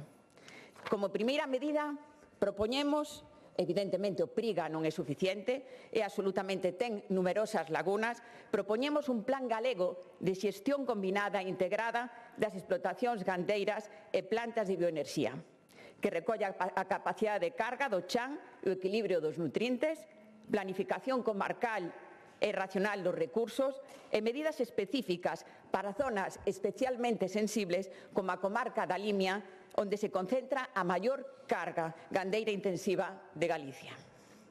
Por eso, emendamos a moción do BNG e incluímos distancia respecto a núcleos rurais e respecto de vivendas ailladas, avalación por caso se as plantas de biogás pretenden instalarse en polígonos industriales, aí atenderemos o estudio de impacto ambiental, limitación da capacidade máxima de toneladas a tratar o ano, distancias para o transporte de residuos e tamén restriccións do transporte pesado polos cascos urbanos e polos núcleos rurais.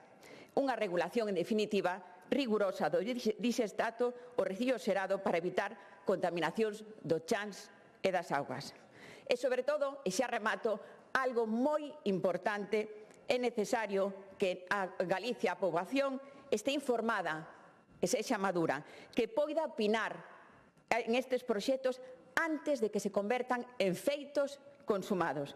Non queremos manipulación, veña de onde veña, do Goberno galego ou de detrás das pancartas. Queremos rigurosidade, queremos participación cidadana real e temperán antes de que os proxectos de autorización se presenten. Xa remato, señorías, as plantas de biogás e biometano non son un inimigo. O inimigo é a improvisación, o inimigo é a falta de regulación e o inimigo é a ausencia de planificación.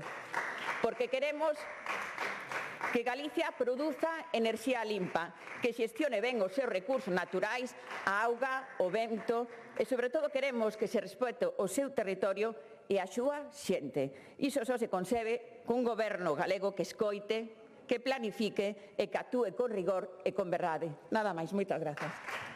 Moitas grazas, señora Iglesias. O Grupo Mixto non está. Ten entonces a palabra polo Grupo Parlamentario Popular o señor Trenor López.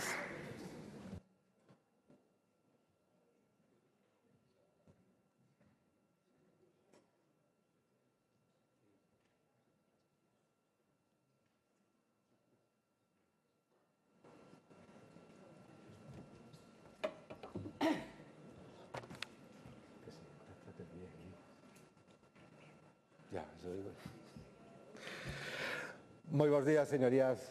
Moitas gracias, presidenta. O biogás e o biometano, como xa dixeron os meus compañeiros, pois constitúen fontes de enerxía 100% renovables cun poder enerxético moi similar ao do gas natural e que contribúen á economía circular e á transición enerxética, permitindo a sustitución de combustibles fósiles e dando saída a residuos agrícolas, a xurros, esos preciosos xurros que falaba o señor do Bloque Nacionalista, a residuos tamén alimentarios, a aguas residuais, xogando un papel esencial, por exemplo, na reducción da contaminación dos acuíferos con nitratos. Actualmente en Galicia xa existen 8 instalacións de biogás registradas como xestores de residuos. Estas plantas están autorizadas para a obtención de biogás a partir de residuos orgánicos e somos a 7ª comunidade produtora de enerxía renovable de España a partir dunha materia da que contamos en cantidades abundantes. E hasta que o BNG non puso foco nelas, pois non existía problemas aquí en Galicia. Presidenta, Galicia conta, ademais, cun gran potencial neste eido. Podemos crear máis emprego, podemos xerar máis enerxía 100% renovable e podemos tamén mellorar a xestión dos residuos e tamén deses preciosos xurros. Desde o Partido Popular defendemos, por suposto, a necesidade de garantir o equilibrio entre o impulso ás enerxías renovables e a creación de riqueza e emprego con respecto ao medio ambiente e á saúde pública. Xa existe, señoría, regulación. Todos os proxectos teñen a súa tramitación ambiental. E nas tramitacións ambientais analízanse moitos factores, entre eles as afectacións sobre a poboación e a saúde. Así, a Lei 21/2013 do 9 de decembro de evaluación ambiental establece que o estudo de impacto ambiental de un proxecto deberá incluir, entre outras cuestións, a identificación dos posibles efectos significativos sobre a poboación, a saúde humana, a flora, a fauna, a biodiversidade, a biodiversidade, o chan, o subsolo, o aire, a auga, o medio mariño, o clima, o cambio climático, a paisaxe, os bens materiais, o patrimonio cultural e a interacción entre todos estes elementos entre eles. Señorías, xa estamos a ver como os estudos de impacto ambiental contemplan todo o que a oposición hasta agora pois non sabía que se estaba a analizar, pero sí que se analiza. E no caso da evaluación de impacto ambiental simplificadas tamén se teñen en consideración todos estes elementos. Pero que, ademais, en Galicia, para garantir unha implantación ordenada e ambientalmente segura das plantas de biogás, contamos tamén co Plan de Xestión de Residuos Industriais de Galicia, o PRIGA 2030, e a normativa sectorial de aplicación na evaluación dos diferentes proxectos. E teñense en conta criterios, por exemplo, baseados na localización, impacto ambiental, racionalización da capacidade das plantas, regulación dos materiais procesados, regulación da xestión dos xisestatos despois do proceso de metanización e restricción da circulación do transporte pesado. Todo iso xa o contempla, señorías, o PRIGA. E, ademais, xa que falei da xestión do xisestato, aquí tamén se lle aplica outra legislación, xa que o ser un residuo biodegradable que pode ser transformado en fertilizante si cumpre aos requisitos da Lei 7/2022 do Real Decreto 506 de 2013 do Regulamento da Unión Europea de 2009, o Regulamento 1009 do ano 2019. Esa regulación actual asegura pois que a diferencia, por exemplo, entre disestato e compost, asegura tamén a aplicación directa deste disestato nos solos según os criterios que establece ese Real Decreto. En conclusión, señorías, se analizan todas as afeccións sobre a poboación, sobre a saúde, sobre o ambiente e todas as cuestións relacionadas co transporte de residuos. Iso xa se está a facer na actualidade. Así de simple. Así de simple. Pero o Bloque Nacionalista xa o sabe, pero eles, señorías, inda que o sepan, están a outras cousas. E cando se escoito a misa se me disparan as alarmas. Xa empezaron a decir iso que xa non son a todos os galegos, de plantas de biogás sí, pero non así. Xa cando empezan con plantas de biogás sí, pero non así, eu xa digo, isto xa me soa, esta música xa me soa. E a vostedes, señorías, tamén lle soa. E a señora, por exemplo, a señora Iglesias, xa lle soaba, e pois se decía, cuidadiño coas campañas que vostedes inician. Pero é que non só acaba aí. Di o Bloque Nacionalista Galego, plantas de biogás sí, pero macroplantas non. Xa cando o Bloque Nacionalista fala de macroplantas, señorías, macroplantas, macrogranxas, macrocelulasas, señorías, o prefixo macro é o pistoletazo de saída para as campañas de bulos, de acoso e de manipulación do Bloque Nacionalista Galego. E, señorías, aquí xa nos imos coñecendo. E os galegos tamén os coñecen a vostede. E nas súas campañas de manipulación recurren vostedes a todo o que poden. E este Parlamento non é unha excepción diso. Xa trouxeron unha proposición non de lei moi parecida ao que propoñen hoxe aquí en xullo, hai escasamente 4 meses. Aquela iniciativa do copy-pega que xurdía dunha noticia dun periódico de Castilla e León, que todos nos abrallamos que a xente utilizara con tanta facilidade ese copy traductor e logo reproducilo directamente nas iniciativas, o trouxeron como interpelación e agora como moción, pero é que xa rexistran vostedes outra proposición non de leis pedindo o mesmo que hoxe imos a votar e cuestionando o proxecto de Xunqueira de Ambía. E despois, señorías, xa sabemos o que vai pasar. Despois van a traer iniciativas moi similares, pero en cada unha das comisións. A levarán á Comisión de Cultura, levarán á Comisión de Medio Ambiente, levarán á Comisión de Industria, farán incluso a Comisión do Mar, como xa fixeron con outras iniciativas. Xa nos imos coñecendo. Pero peor para vostedes é que non só que aquí os coñezamos, é que os galegos tamén os coñecen. Outro día vostedes conseguiron tumbar un proxecto que ia contar con a axuda de 7 millóns da Unión Europea. E a súa impulsora, a señora Carmen Leite, dixo: desistiron da iniciativa pola polarización e polo clima de confrontación. E empezaron, entre comillas, empezaron con rumores, empezaron con reunións informativas, diseñaron logos con fábricas humeantes e consignas.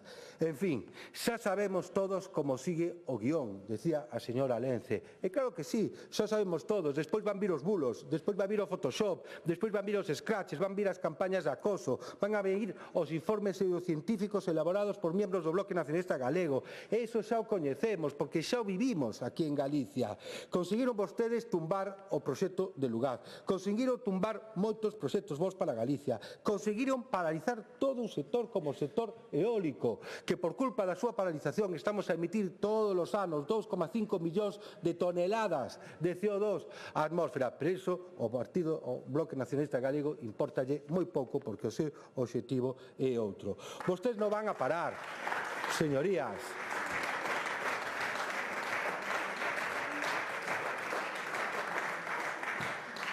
Vostedes non van a parar hasta que paralicen Galicia, porque ese é o seu obxectivo, señorías. Agaladas, conflictividade, parálise, son vostedes, señorías, os do non. E además é que vostedes o poñen por escrito. É unha ruta que xa coñecemos porque vostedes se encargaron de facelo público. Son vostedes os do non a todo o que cree emprego. Son vostedes os do non. Son tan do non que onte víamos que pagaban unha campaña nas redes precisamente para decir que non eran vostedes o do non. Vostedes pagaban unha campaña para decir que non son os do non. É que, señorías, non se pode facer máis o ridículo e non se les pode ver máis as costuras a vostedes. Mire, eu supoño que o Comité Central deulle esa instrucción de levar a conflictividade absolutamente a todos os sectores, a todos e cada un dos sectores económicos de Galicia. Pero, señorías, os galegos son moito máis listos que vostedes, están moito máis preocupados polo futuro que vostedes e, sobre todo, actúan sin ter que seguir os ditados da Unión do Pobo Galego. Moitas gracias. Moitas grazas, señor Trenor. Ten agora a palabra o diputado autor da moción, o señor Golpe Acuña.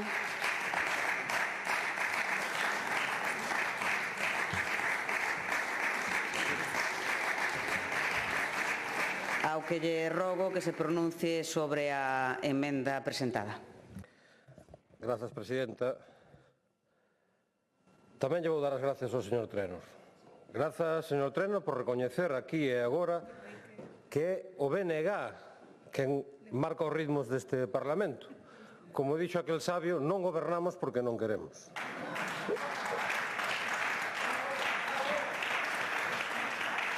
Permítame agora que lle fala a xente que veu hoxe escoitar aquí este debate.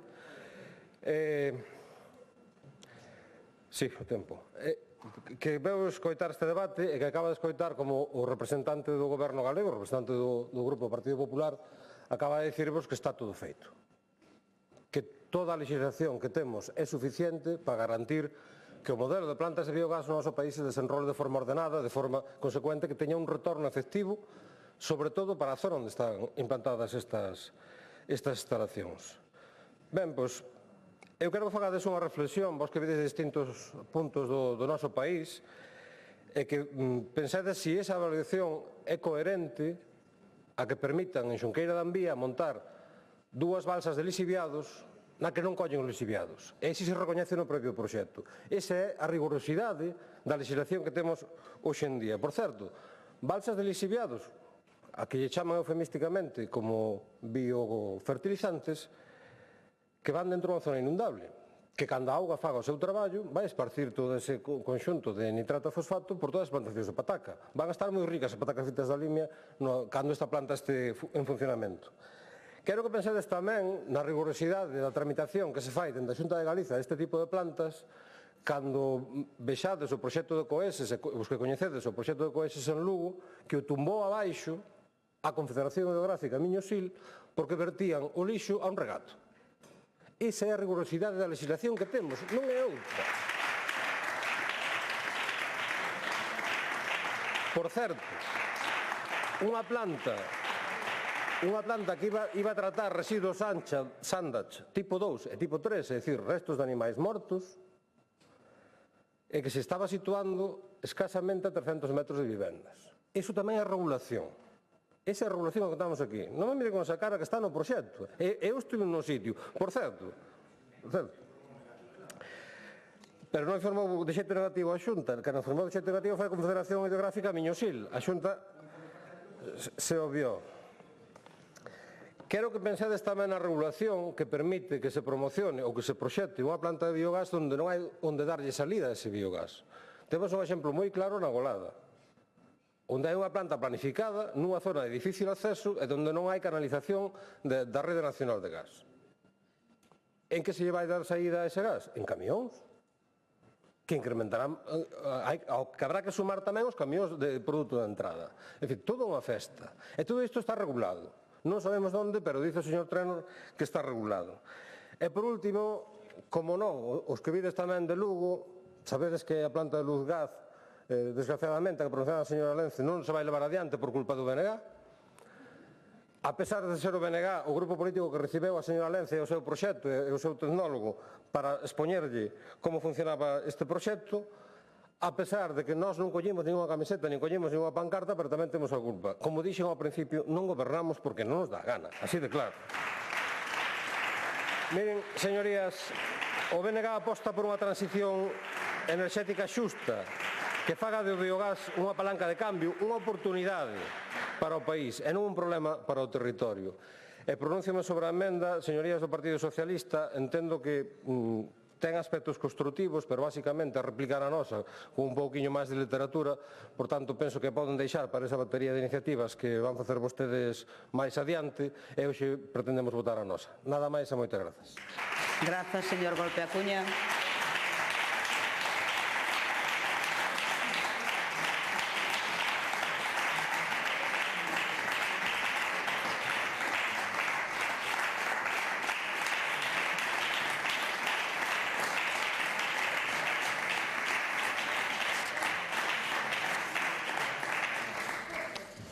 Imos coa seguinte moción do Grupo Parlamentario do Bloque Nacionalista Galego por iniciativa de dona Montserrat Valcárcer Armesto sobre a expansión de eucalipto e o modelo da Xunta de Galiza para a ordenación do monte galego. A esta moción presentouse unha emenda do Grupo Socialista e para formular a moción ten a palabra a autora da mesma, a señora Valcárcer Armesto. Grazas, presidenta. Bo día de novo, señorías. O pasado 22 de outubro expuñamos neste pleno a gravidade da situación do eucalipto en Galiza. Hoxe traemos unha moción que require da responsabilidade de todos os grupos para facer fronte a unha realidade incontestable. A expansión do eucalipto está descontrolada. Os límites legais están sendo incumpridos e as consecuencias son devastadoras. A conselleira Gómez defendía que non se vai ampliar a superficie de eucaliptos e que a moratoria segue vexente. Pero os datos desminten rotundamente isto. Segundo o inventario forestal continuo, a superficie de eucalipto pasou de 409.026 hectáreas en 2022 a 419.051 hectáreas en 2023. Máis de 10.000 hectáreas de incremento nun só ano en plena moratoria. E as estimacións apuntan que en 2024 xa se superaron as 430.000 hectáreas. Desde que entrou en vigor a moratoria en 2021, aumentou en máis de 20.000 hectáreas. Isto non é unha moratoria, isto é unha burla. A chamada flexibilización abre a porta á plantación masiva de eucalipto nítens en Lugo, Terrachá e Ordes. E mentres a superficie crece sen control, a Xunta presume de 1.100 expedientes sancionadores. Pero estes datos son ridículos en comparación co legal que hai. En moitas zonas están legalizando plantacións ilegais con instrumentos a medida, porque sae máis barato pagar a multa que arrincar os eucaliptos. Non hai control efectivo, non hai vontade real de facer cumprir a lei. A expansión do eucalipto non responde ao interese xeral de Galiza, senón ás necesidades de Ence, Altri e Navigator. Ata o 17% da produción galega é exportada á industria portuguesa. Estamos a converter Galiza nunha factoría de materia prima para multinacionais que non deixan aquí máis que terra queimada. Nas fragas do Eume, Parque Natural, ben o saben, o eucalipto aumentou un 48% nos últimos anos, mentres o bosque atlántico retrocedeu un 17,6%. A banda marrón devastou os piñeiros, pero, en lugar de alternativas reais, a Xunta incentiva a sustitución por eucalipto. Que máis exemplos fan falta para falar do fracaso forestal da Xunta? E aquí vou extraer un relato, o da xeógrafa australiana Natasha Pauli, nun artigo que publicou polo Ibader, en que describe perfectamente o que vemos hoxe en Galiza. Recorde, australiana. Ela foi á ría de Pontevedra e chamaba a atención a densidade dos rodales de eucaliptus glóbulos, todos da mesma idade, árboles que estaban moi xuntos, e o que notou é que non había outra especie de árboles. E decía ela, mirando logo as fotos, aínda lle sorprende máis. Hai ausencia total de amplios cortalumes que separen as plantacións de eucaliptos. E comentaba no seu estado natal, os propietarios de plantacións forestales deben manter cortalumes polo menos de 15 metros de ancho. Igualito que aquí, verdade? Engade unha reflexión fundamental que lles vou ler tal como está posta. Lamentablemente, las cualidades que han permitido a los eucaliptos prosperar y diversificarse en las condiciones de Australia son las mismas cualidades que los convierten en una amenaza para la ecología gallega. Porque estamos falando de especie foránea, non se esquezan.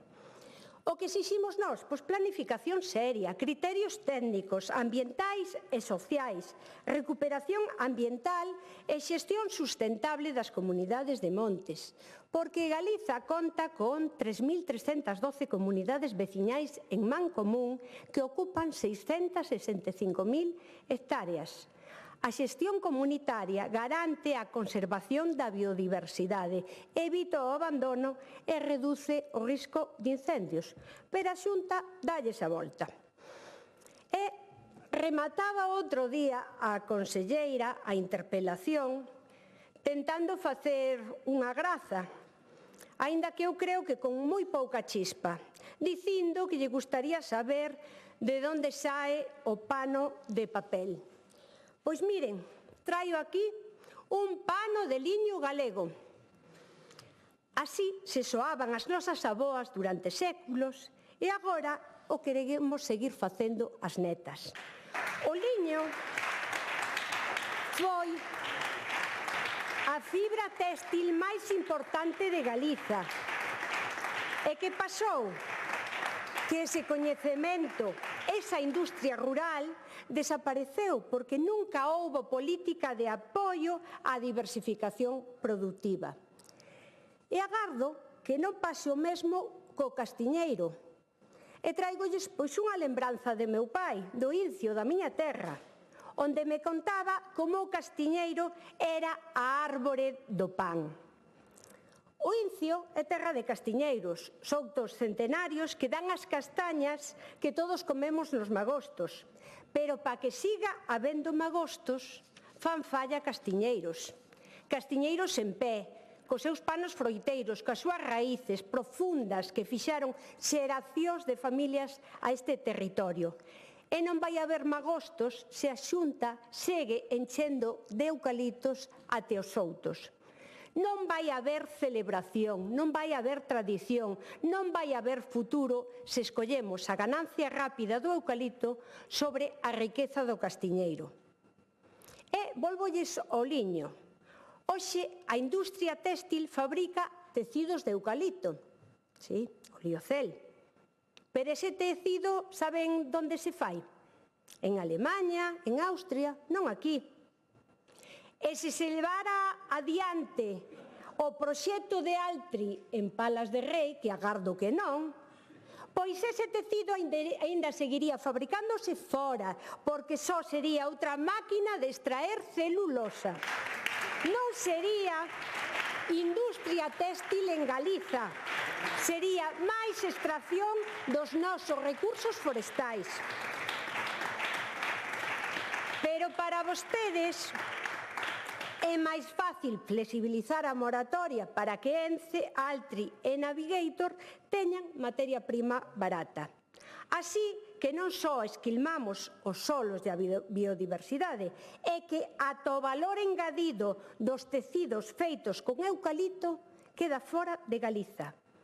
E mentres o liño galego desapareceu, os eutos abandónanse, e as frondosas caducifolias autóctonas representan só o 3% do volume da madeira cortada. E non é cuestión de soarse con follas de castiñeiro, é cuestión de que non se está a apostar nin investir na recuperación do noso patrimonio natural e nas especies que fan de Galiza unha terra única. Pedimos o apoio desta Cámara a unha moción que busca protexer o noso territorio, garantir a sustentabilidade ambiental e frear a expansión descontrolada, agora acabo, a expansión descontrolada dun monocultivo que só beneficia a unhas poucas multinacionais. Estamos a favor dun monte galego vivo, diverso, sustentable e ao servicio do país, non das pasteiras. De momento nada máis. Moitas gracias. Moitas grazas, señora Valcárcel.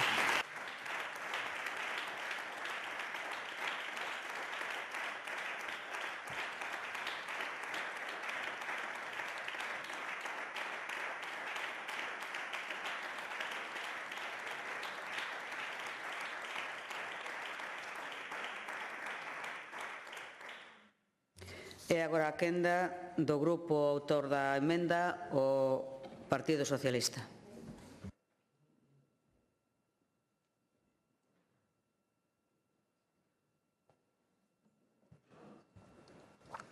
Grazas, presidenta. Bos días a todos e todas. En primeiro lugar, quero lembrar que o Grupo Parlamentario Socialista leva tempo presentando iniciativas neste Parlamento reclamando unha avaliación exhaustiva dos efectos da moratoria do eucalipto, a súa prórroga efectiva e a posta en marcha dos planes de ordenación de recursos forestais, auténticos pesóns do monte galego. Tamén propusemos un plan de choque urxente contra a banda marrón do Piñeiro, impulsar a investigación en novas especies de coníferas adaptadas ás condicións de Galicia e reforzar a protección do noso patrimonio forestal. Pero, señorías, ni caso. A Xunta ignorou estas propostas e segue instalada na improvisación, na falta de transparencia e na ausencia total de planificación. E hoxe, lamentablemente, temos que volver a falar dunha maniobra política máis, a flexibilización da moratoria do eucalipto que o señor Rueda introduce as agachadas na Lei de Acompañamento dos Orzamentos. Unha trampa legislativa que desactiva o pouco que se avanzou. Unha moratoria falsa e sin efecto real. A chamada moratoria do eucalipto da Lei do Acompañamento reitero, unha farsa, un instrumento nado do cálculo político e non da planificación forestal. Ata febreiro de 2021, a Xunta defendía un plan forestal que preveía aumentar un 3% da superficie do eucalipto no primeiro quinquenio. E 2 días despois anunciaron unha moratoria, unha contradición total, sin explicación técnica nin ambiental e con efectos nulos, porque as talas de replantacións masivas arrastraron entón milleiros de hectáreas en frondosas e piñeirais.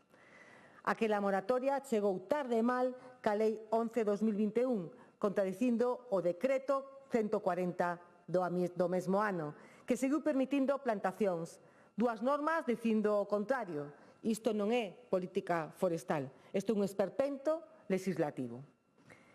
Desde o PSDG defendemos unha moratoria real e efectiva de 5 anos de duración que frene a expansión de eucalipto mentras se poñen en marcha medidas de restauración e diversificación productiva.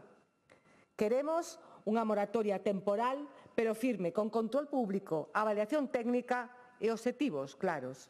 Non unha moratoria flexible que só serve para xustificar a inacción. Porque unha moratoria sin control é tan inútil como non ter ningunha. E tampouco compartimos a proposta do Bloque Nacionalista Galego dunha moratoria indefinida, que xeraría inseguridade xurídica. A nosa aposta é o equilibrio, unha moratoria temporal con control e avaliación periódica. A falsidade desta moratoria queda en evidencia como a modificación introducida por a famosa Lei de Acompañamento, a Lei de Medidas Fiscais e Administrativas. No caso dos piñeirais afectados pola banda marrón, miren, se autoriza que tras a corta ata o 50% da superficie poida replantarse con eucalipto. En Román Paladino, en lugar de aproveitar para recuperar especies autóctonas, a Xunta permite sustituílas por eucalipto. E todos sabemos o que pasará. Así que non estamos ante unha moratoria que protexa o monte, sino un truco legal para seguir plantando baixo outro nome. E iso é enganar a cidadanía galega, porque o rexeitamento social, a expansión do eucalipto é crecente, tamén entre o que vota o Partido Popular e non quere ver Galicia convertida nun monocultivo sin futuro. En Galicia, a plantación do eucalipto está prohibida, como decía, dende 2021, pero algo funcionou mal. Lonxe de conterse, o eucalipto crece e, según os expertos, se achega ás 430.000 hectáreas. 20.000 máis que cando entrou en vigor a moratoria. O Inventario Forestal Continuo estimaba 409.000 hectáreas en 2022 e 419.000 en 2023. Un incremento en plena moratoria e o Observatorio Forestal se apunta a máis, como decía, de 430.000 en 2024. Esperamos que a Xunta de Galicia dé luz e taquígrafos sobre estes datos. É dicir, a especie sigue expandéndose mesmo coa moratoria vixente e a decisión do Partido Popular de flexibilizar ata 2030 con novas excepcións non fará senón que acelerar o problema. O propio enxeñeiro forestal, Juan Picos, da Universidade de Vigo, advertía, e decía literalmente, se o obxectivo é contar a superficie, flexibilizar non vai nese camiño, conter. E ten razón, se coa moratoria en vigor medraron 20.000 hectáreas, ca falsa moratoria medrarán moitas máis. Un ataque frontal á planificación forestal. E o máis grave é o método. Rueda sigue usando a lei de acompañamento para modificar a legislación forestal sin debate parlamentario ni avaliación oficial. A moratoria nacía para parar, para avaliar e para reconducir.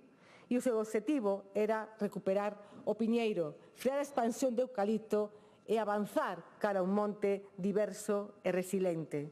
O límite era decembro de 2025, con avaliación previa, mais hoxe non hai avaliación oficial nin control. A flexibilización que introduce agora significa excepcións e autorización extraordinarias e a trampa é evidente. Podes eliminar eucalipto nun sitio e plantalo noutro. Sen boa cartografía e sen rexistro fiable é imposible controlar o proceso, como advirten non só o PSDG, sino os propios técnicos da Xunta de Galicia, que falan de inseguridade xurídica. Si, señor Viso, fale con eles. Complexidade técnica e risco real de expansión encuberta. Así, a moratoria deixa de ser moratoria para converterse nun mecanismo de mantemento e mesmo de aumento da superficie. As propostas socialistas é unha emenda de sustitución que indica que aprobar unha moratoria de 5 anos ás plantacións de eucaliptos sin flexibilizacións, promovendo un programa específico de reducción de eucalipto nas zonas interface urbano-forestal para reducir o risco de incendios e recuperar frondosas autóctonas. Tamén impulsar a investigación e transferencia de coñecemento dende o centro de Lourizán, orientada a desenvolver alternativas forestais viables, sostibles e adaptadas ao territorio galego, que garantan unha base forestal diversificada, resiliente e de alto valor ambiental e productivo. E reforzar a loita contra as pragas forestais, especialmente a do castiñeiro e a banda marrón do piñeiro, que sí o establecen, mediante un plan dotado de orzamento suficiente e estable con axudas directas aos propietarios e accións de prevención, control e restauración. Señorías, o que está en xogo é un modelo para Galicia. Canto eucalipto temos, canto podemos plantar e onde. Ou hai planificación forestal seria ou seguimos con improvisación e maquillaxe político. A moratoria aprobouse para reducir as hectáreas de eucaliptos, pero, como decía, os datos demostran o contrario. Por iso, exiximos ao presidente a Rueda que retire a flexibilización introducida na Lei de Medidas Fiscais Administrativas, que respecte o Pacto de 2021 e que poña en marcha unha política forestal seria baseada en ciencia, en planificación e en participación social. Porque a moratoria de Rueda non é unha moratoria, é un plan encuberto de expansión de eucalipto e, fronte a iso, Galicia necesita rigor, transparencia e compromiso co futuro do seu monte. Nada máis e gracias. Gracias.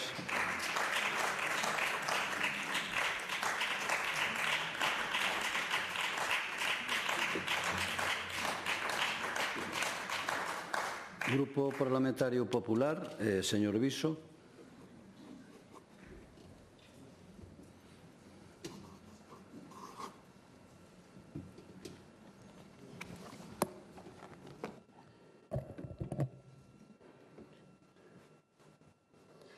Gracias, presidente. Señorías, moi bo día outra vez. Señorías, hai quen fala do Monte Galego como se fose un decorado de postal, que é verdade bonito dende lonxe, pero allí a realidade de quen vive del. A oposición leva anos describindo Galicia con ese descontrol de eucaliptos, pero ao mesmo tempo viven cómodamente da súa mensaxe apocalíptica do rural. Pero o verdadeiro problema para vostedes non é o eucalipto, señorías. O que están a facer é un discurso de salón que converte o traballo dos galegos nunha causa ideolóxica máis.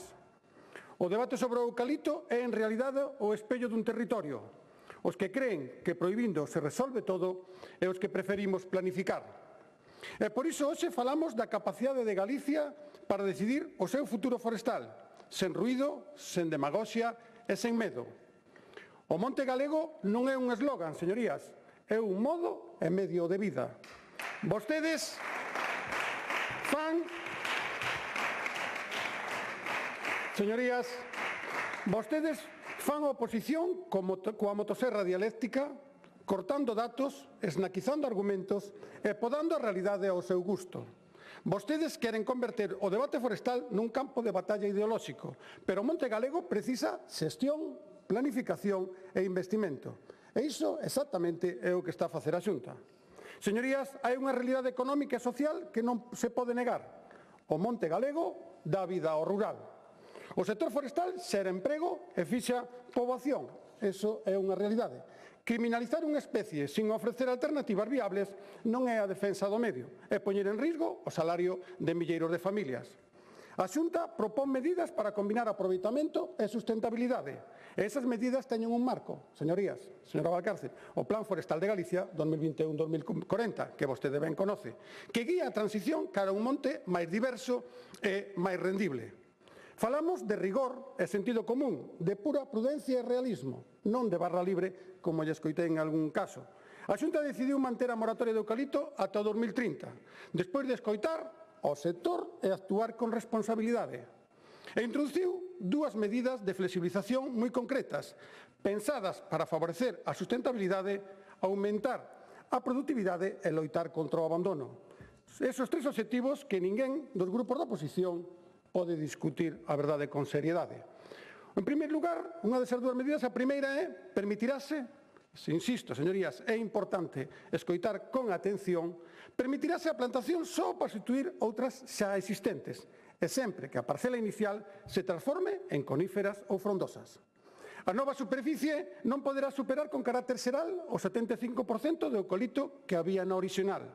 E por primeira vez, señorías, poderase facer esta sustitución entre titulares distintos, ou seja, facilitando a cooperación entre propietarios. E, en segundo lugar, segunda medida, darase unha alternativa aos propietarios de piñerais afectados pola banda marrón. Unha praga que está a causar graves perdas. Neste caso, poderán sustituir ata o 50% das árbores por eucaliptos durante unha quenda de corta. Señorías, é importante ler a frase inteira. Obrigándose a reforestar o outro 50% con coníferas ou frondosas. Unha situación temporal e puntual que non é ideolóxica, que busca dar resposta a un problema real e evitar o abandono do sector. E con estas dúas medidas, señorías, non se aumenta a superficie de eucalipto, redúcese e, sobre todo, ordénase mellor. E todo isto, señorías, mantendo as limitacións xa vixentes. Prohibición de plantar en Red Natura 2000, prohibición de plantar en solos agrícolas, en zonas de frondosas caducifolias e, por suposto, nas franxas de protección. Señora Valcárcel, vostede, lóxicamente, ten que opinar e pode opinar o que considere. Pois é que a veces non debería faltar a verdade. E fai pouco eu lía nun artigo 6 nun diario que vostede afirmaba, escoite, mentras tanto o sector do pilleiro afúndese no abandono. Por suposto, isto simplemente é mentira, non é certo. Na actualidade non só existe un plan de prevención de pragas e de apoio á recuperación do piñeiro, senón que a Xunta destinará 1,4 millóns de euros á investigación e aos tratamentos fitosanitarios para frear as enfermidades que o afectan e desenvolver variedades máis resistentes. Iso é unha realidade. Isto é planificación técnica e isto, por suposto, é responsabilidade política.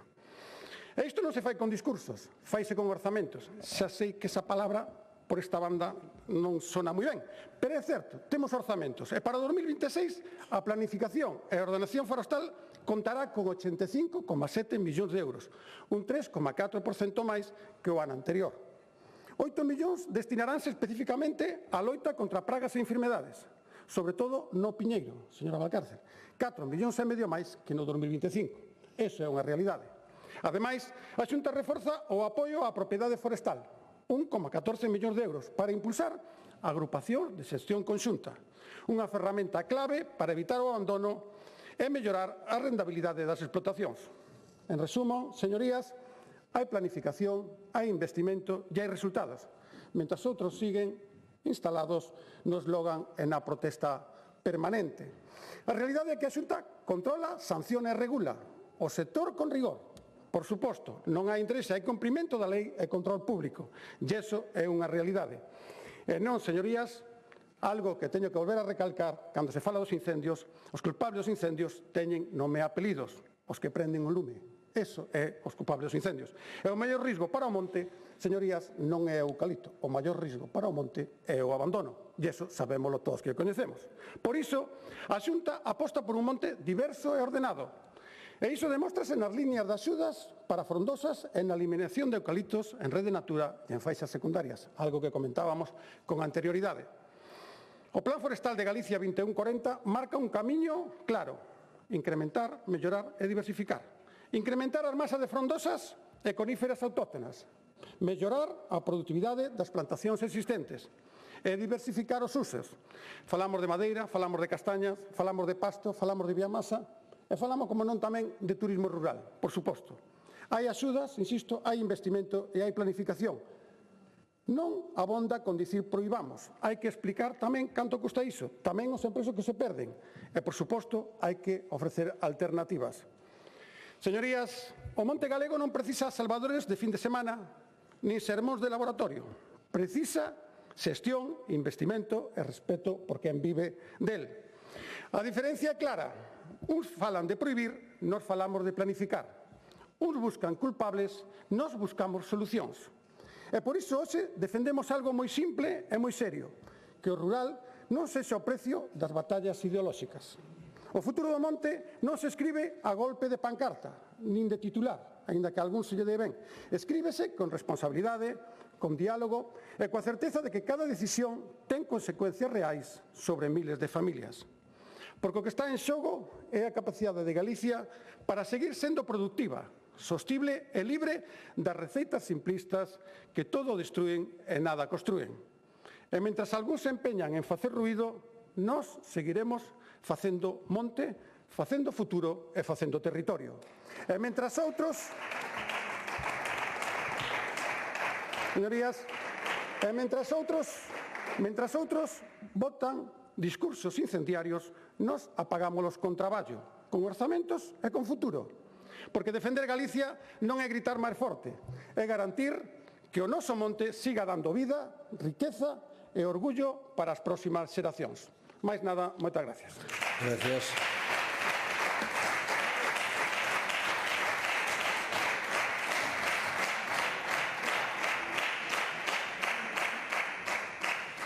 Grupo autor da moción, señora Valcárcel.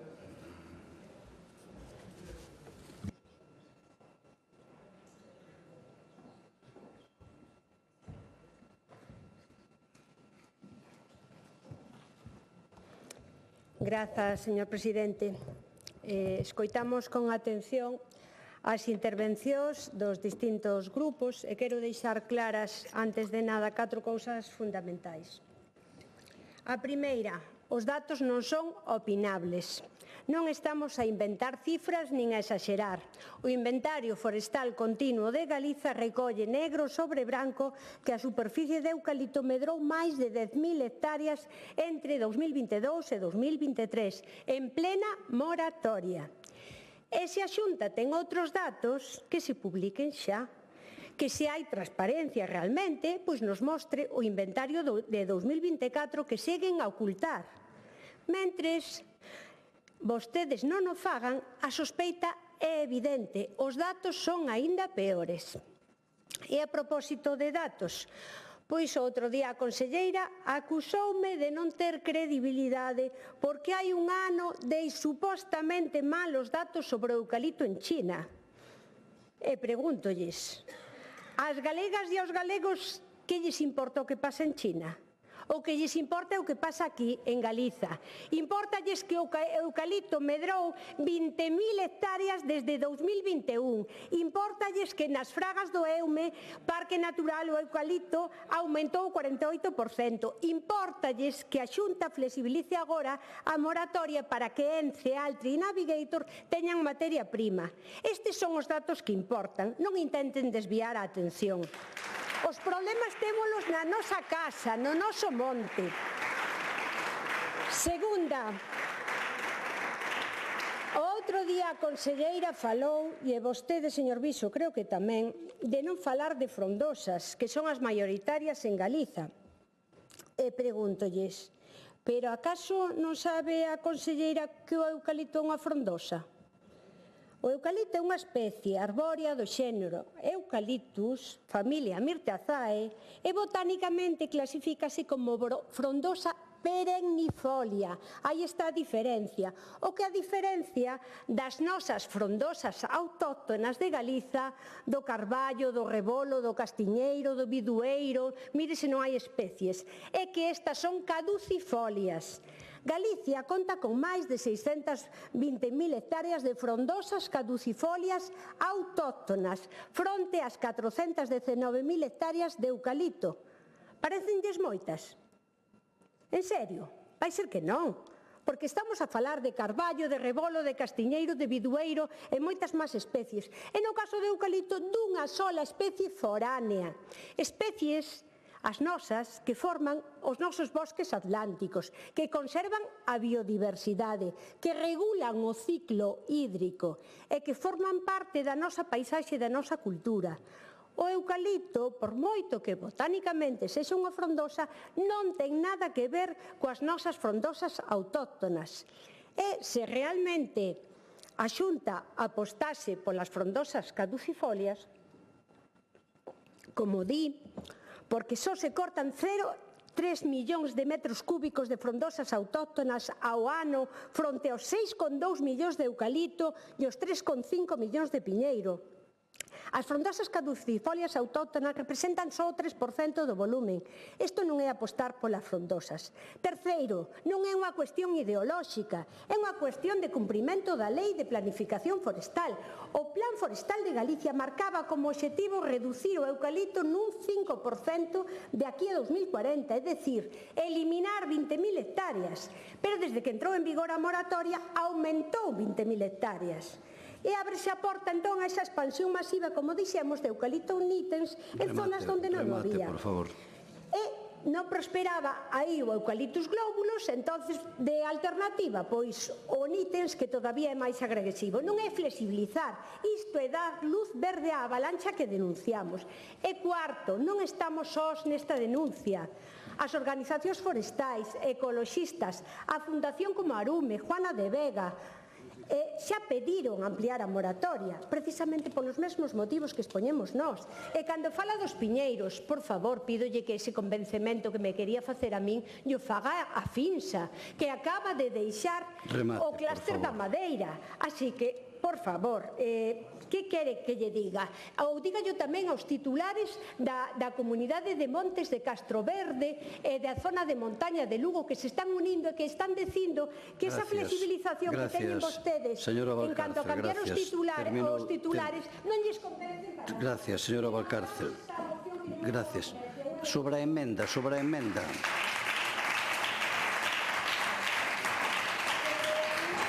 É que non lle escoito.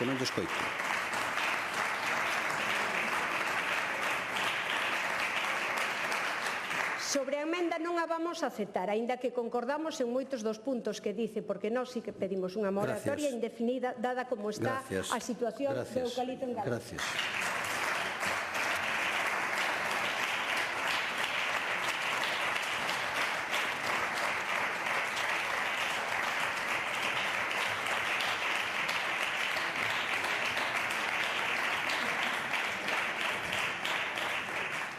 Moción do Grupo Parlamentario Socialista, iniciativa de doña Patricia Iglesias, sobre a política de beneficios fiscais que aplica a Xunta de Galicia singularmente no ámbito dos impostos de sucesións e doazóns e sobre grandes fortunas. Presentouse unha emenda do Grupo Parlamentario do Bloque Nacionalista Galego.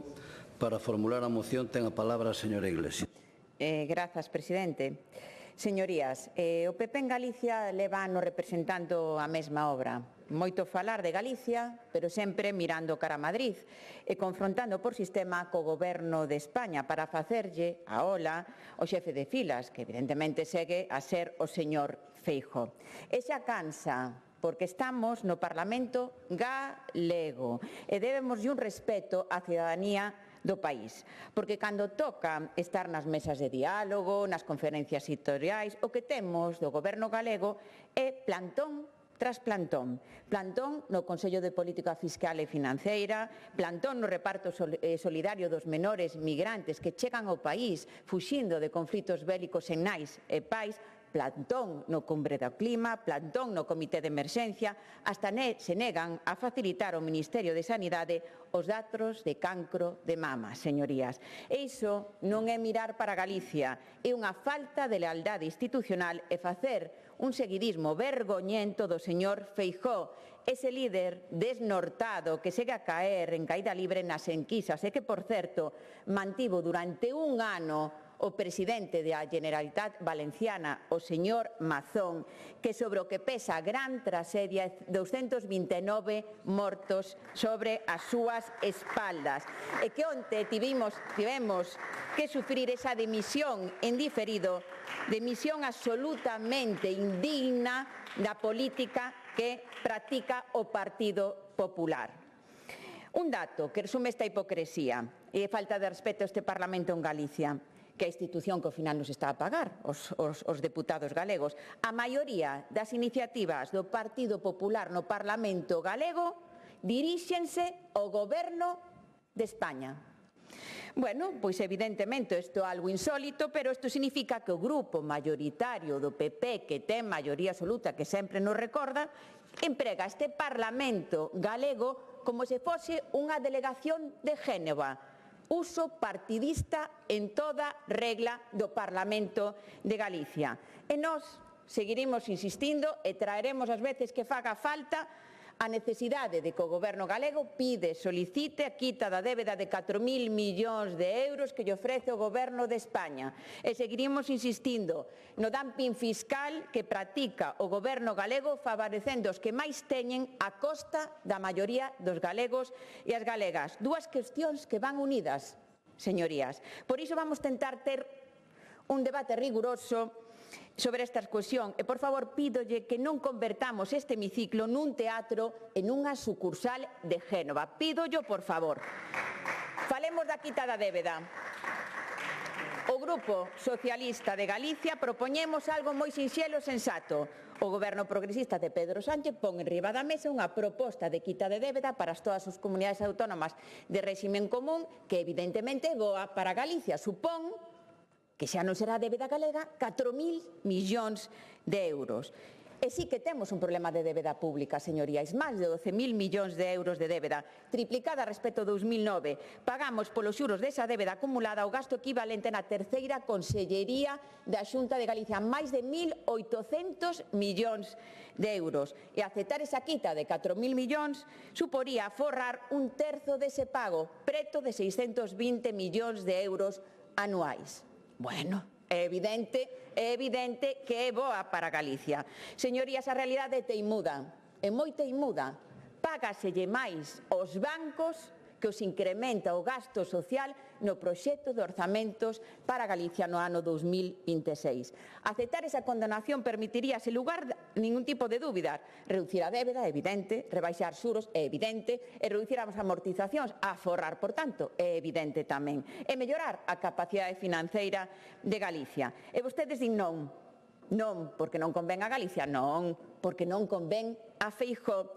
Mentras Galicia resiste esta quita, as comunidades autónomas máis favorecidas van a ser Andalucía, Murcia, Valencia, que casualidades, todas gobernadas polo PP. Isto non é un traxe a medida para Cataluña, señorías, favorece as comunidades autónomas gobernadas polo PP. Quen, con sentidiño, que esa palabra que tanto lles gusta, non aceptaría que o banco lle perdoe un terzo do que debe? Este paso, xa decía no anterior pleno, vaise beneficiar a Cataluña non polo que digan os independentistas, senón por seguir as ordes do señor Feijóo. O mundo ao revés totalmente. Ademais desta incoherencia, falemos da política fiscal irresponsable do Goberno galego, porque mentre se negan a aceptar a quita de 4.000 millóns, manteñen un modelo profundamente inxusto na política fiscal. E vamos ir aos datos. 8% máis rico acumulou 76% do patrimonio total e vostedes seguen a bonificar o imposto de patrimonio. E mentre se negan a aceptar a quita da débeda e se negan a forrar 620 millóns de euros anuais, o Goberno galego deixa de ingresar case 800 millóns de euros en 2026 por estas rebaixas fiscal. Podemos sumar todo, 620 millóns, quita da débeda de 4.000 millóns e os beneficios fiscais que representan 800 millóns de euros que di o Goberno galego. Está no aforro das familias. Rebaixas que non benefician as rendas máis baixas, senón as rendas máis altas e os grandes patrimonios. Senón, explíqueme, señora Sanz, por que se mantén a bonificación do 50% do imposto de patrimonio que beneficia a aquelas persoas que acumulan un patrimonio neto preto de 1 millón de euros? Como se explica? Como se explica? Que traducido as cousas do comer, que entende calquere galego ou galega que nos siga, ter un autogoberno fiscal responsable que o que defendemos as socialistas implicaría máis recursos para reforzar o noso estado de benestar, contratar máis profesorado de apoio para os nenos e nenas con necesidades educativas especiais que empezaron este ano absolutamente desprotegidos, abrir novas residencias públicas, centros de día nas comarcas envellecidas, reforzar a atención primaria nos Sergas ou financiar un sistema de dependencia en absoluta emerxencia social. Ademais, a IREF tamén sinalou os perigos deste dumping fiscal que practica o goberno galego, máis acusado incluso co presidente Rueda, e doulle un bo tirón de orellas ao advertir que Galicia pode incumprir a senda de estabilidade, a regra de gasto, esa que, por certo, votou o PP 3 veces en contra no Congreso dos Diputados, non polo lado dos gastos, senón polo lado dos ingresos públicos, é dicir, por recardar menos do que debería e perdoar impostos aos que máis teñen. Se de verdade queren falar de orzamentos sociais, poden empezar por facer que os que máis teñen contribúan máis. Empece, señorías, eliminando a bonificación do imposto de patrimonio e amosen que van a aceptar a nosa emenda que presentaremos para eliminar esa bonificación no proxecto de orzamentos. Así que deixen de facer numeritos que ninguén entende, deixen de facer oposición ao Goberno de España, respeten o Parlamento de Galicia e respeten a Galicia. O PSDG está aquí para facer o que é xusto, aceptar e propoñer que se acepte por parte do Goberno galego, que gobernan, a quita de 4.000 millóns de euros. Defendemos un sistema fiscal progresivo en termos de xustiza social redistributiva, é dicir, que paguen máis os que máis teñen, e un respeto institucional que devolva a Galicia o lugar que merece. Todos o demais, como dicía ao principio, é teatro, señorías, que ninguén entende cando se lle fala das cousas do comer. E o público, señorías, xa está un pouquiño canso desta función. Moitas grazas. Gracias.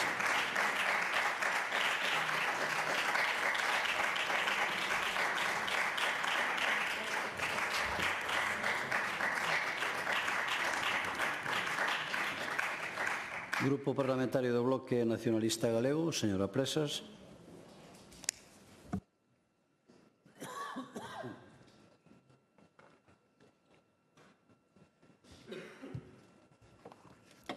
Grazas, presidente. Bo día a todas e a todos. Como cuestión xeral, avanzo que concordamos no fondo das propostas do Grupo Socialista que teñen que ver con dúas cuestións que teñen enorme importancia para o futuro deste país.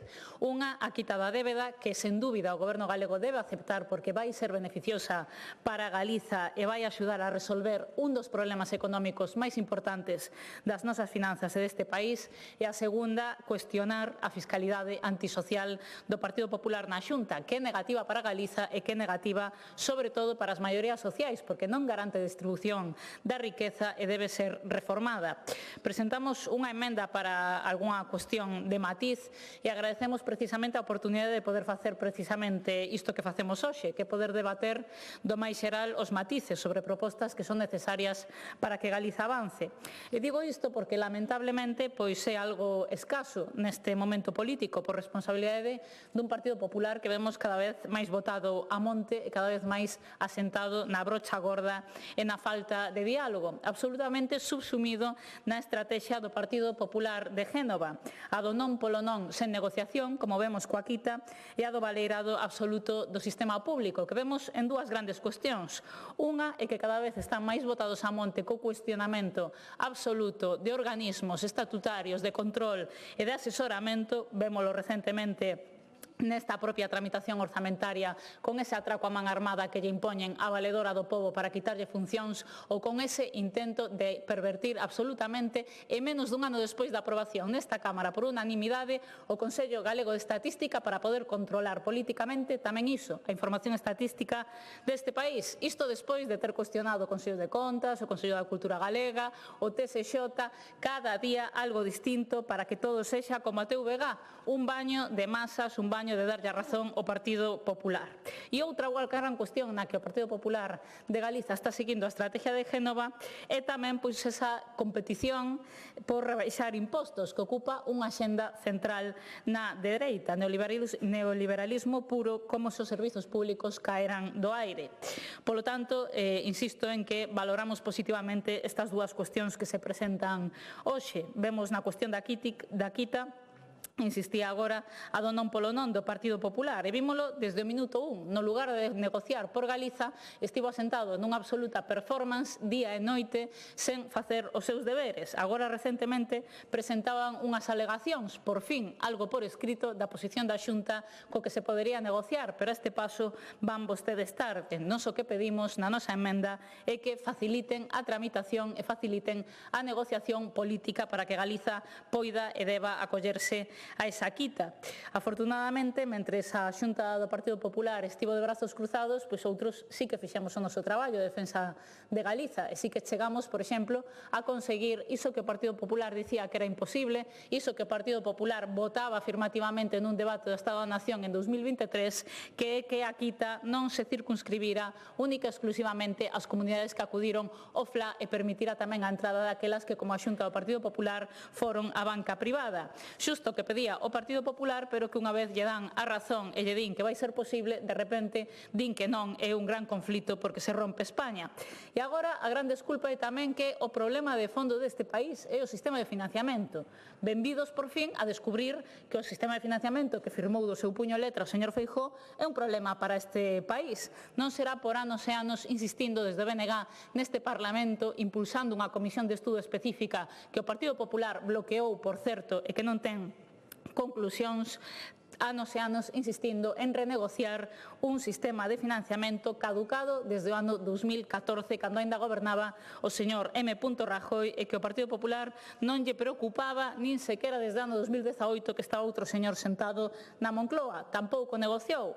Agora, benvidos á importancia deste debate, pero ninguén se cree as súas excusas de que é incompatible debater o sistema de financiamento e aceptar unha quita da débeda que, sen dúbida, aliviaría un dos problemas económicos máis importantes do noso país, porque hai que dicilo, é un problema económico fundamental, unha hipoteca de máis de 12.000 millóns de euros, máis de 14.000 se lle sumamos esas chapuzas de colaboracións público-privadas como Álvaro Cunqueiro, aínda con sombras que aclarar, e polo tanto é fundamental que se aborde esta cuestión, porque ademais a pregunta, volvemos a insistir, é que fixo o Partido Popular con esa gran débeda? Serviu iso para soster os nosos servizos públicos? Pois non, vémolo por exemplo nese recorte acumulado de máis de 1.600 millóns de euros en atención primaria, que explican por que hoxe é unha quimera ter cita no médico ou médica de familia en menos dunha semana, ou que explican, por exemplo, por que o profesorado galego foi a folga hai apenas uns días, porque aínda non recuperou sequera os dereitos laborais e as horas lectivas de antes da crise.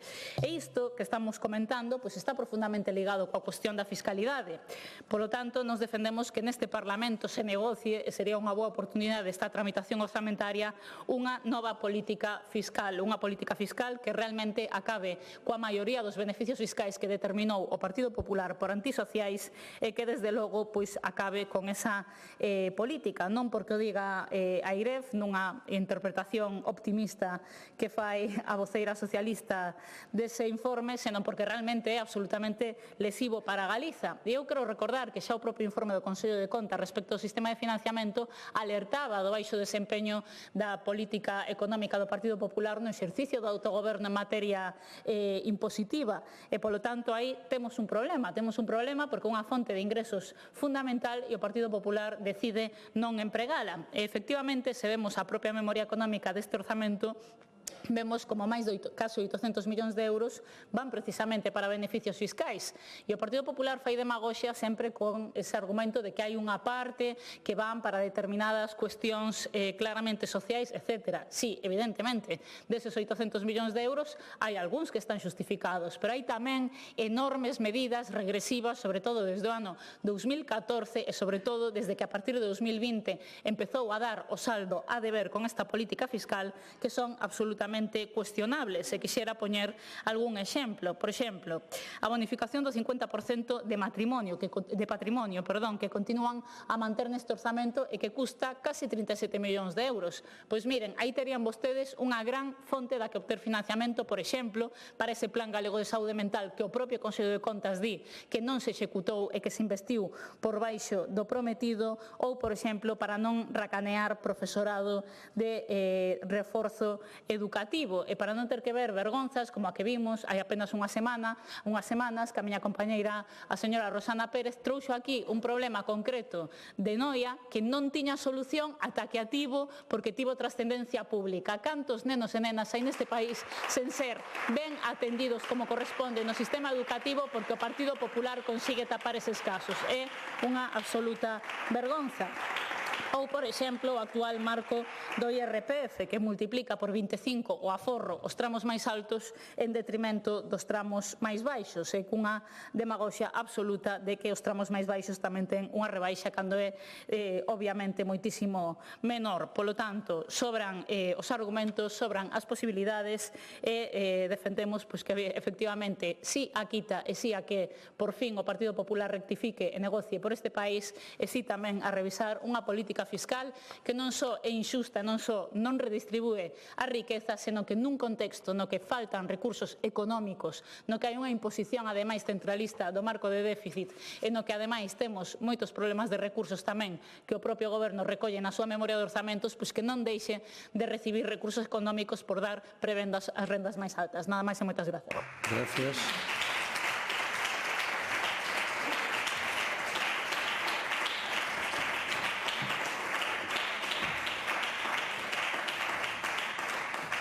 Grupo Parlamentario Mixto.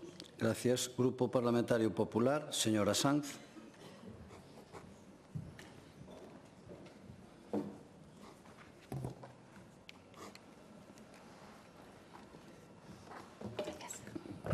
Grazas, presidente. Bo día, señorías. Señora Iglesias, celebro que traia de novo o debate da quita da débeda a este Parlamento porque nos permitirá deixar clara unha vez máis a verdade. O gran engano que socialistas e independentistas pretenden facer a costa do peto dos galegos. Levan presentado esta iniciativa 1000 veces e 1000 veces diremos o mismo. Non imos apoiar unha condonación da débeda que perxudica aos galegos. Pero hoxe introducen outro tema. Hoxe introducen os beneficios fiscais que, segundo o argumentario da esquerda, favorecen as grandes fortunas en Galicia, asunto sobre o que vostedes levan mentindo moito tempo e repiten insistentemente, especialmente nestes días de tramitación orzamentaria. Ata tal punto é así que se vostedes non traían hoxe a debate esta iniciativa, traeríamola nós, para falar con rigor, sen demagoxia e con datos que desmontarán o falso do seu relato. Señorías, vostedes poden seguir coas súas teimas e coas súas mentiras, pero a realidade é que a práctica totalidade das rebaixas fiscais benefician a todos os cidadáns galegos e de xeito especial aos colectivos vulnerables e a rendas medias e baixas, e non, como sosteñen vostedes, aos ricos. Non lles pido que me crean a mí, pero si lles exixo que vostedes, que tanto presumen de coñecementos, pois acudan ás fontes e falen con rigor. Prégolles que collan un dos documentos que forman parte do proxecto de orzamentos, que é a memoria de beneficios fiscais, porque nestas comisións temos oído falar moito de memoria, pero por ahora nunca oí que falar deste documento, dos beneficios fiscais. Parece que o esqueceron. Prégolles que o lean completo, pero senón que vayan á páxina número 67, porque na páxina 67 deste documento se recolle o resume de todos estes beneficios fiscais. Total, 793,22 millóns de euros. E que din alegremente os grupos da oposición? Pois que a Xunta de Galicia adica 800 millóns de euros, aí se suben, a beneficiar aos ricos. Diñeiro que se contratarían médicos, se construirían hospitais, carreteras, profesores, residencias, etcétera, etcétera. Vaya exercicio de demagoxia, vaya cara máis dura. Como menten aos galegos. Pero menos mal que os galegos non son parvos. Señorías, de todos os beneficios fiscais que establece a Xunta de Galicia, tan só un deles beneficia a rendas altas e a bonificación no imposto sobre patrimonio que, se ven a tabla, acada os 36,50 millóns de euros, é dicir, tan só o 4% de todos os beneficios fiscais. Seguimos, o resto, 326,8 corresponden ao imposto sobre sucesións e donacións. Parecelles mal que os galegos non paguemos por herdar os aforros de toda a vida dos nosos pais? Ou parecelles de ricos que as herdanzas inferiores a 25.000 euros, de parentes de terceiro grado non tributen? 79,5 millóns de euros de impostos sobre transmisións patrimoniais e actos xurídicos documentados.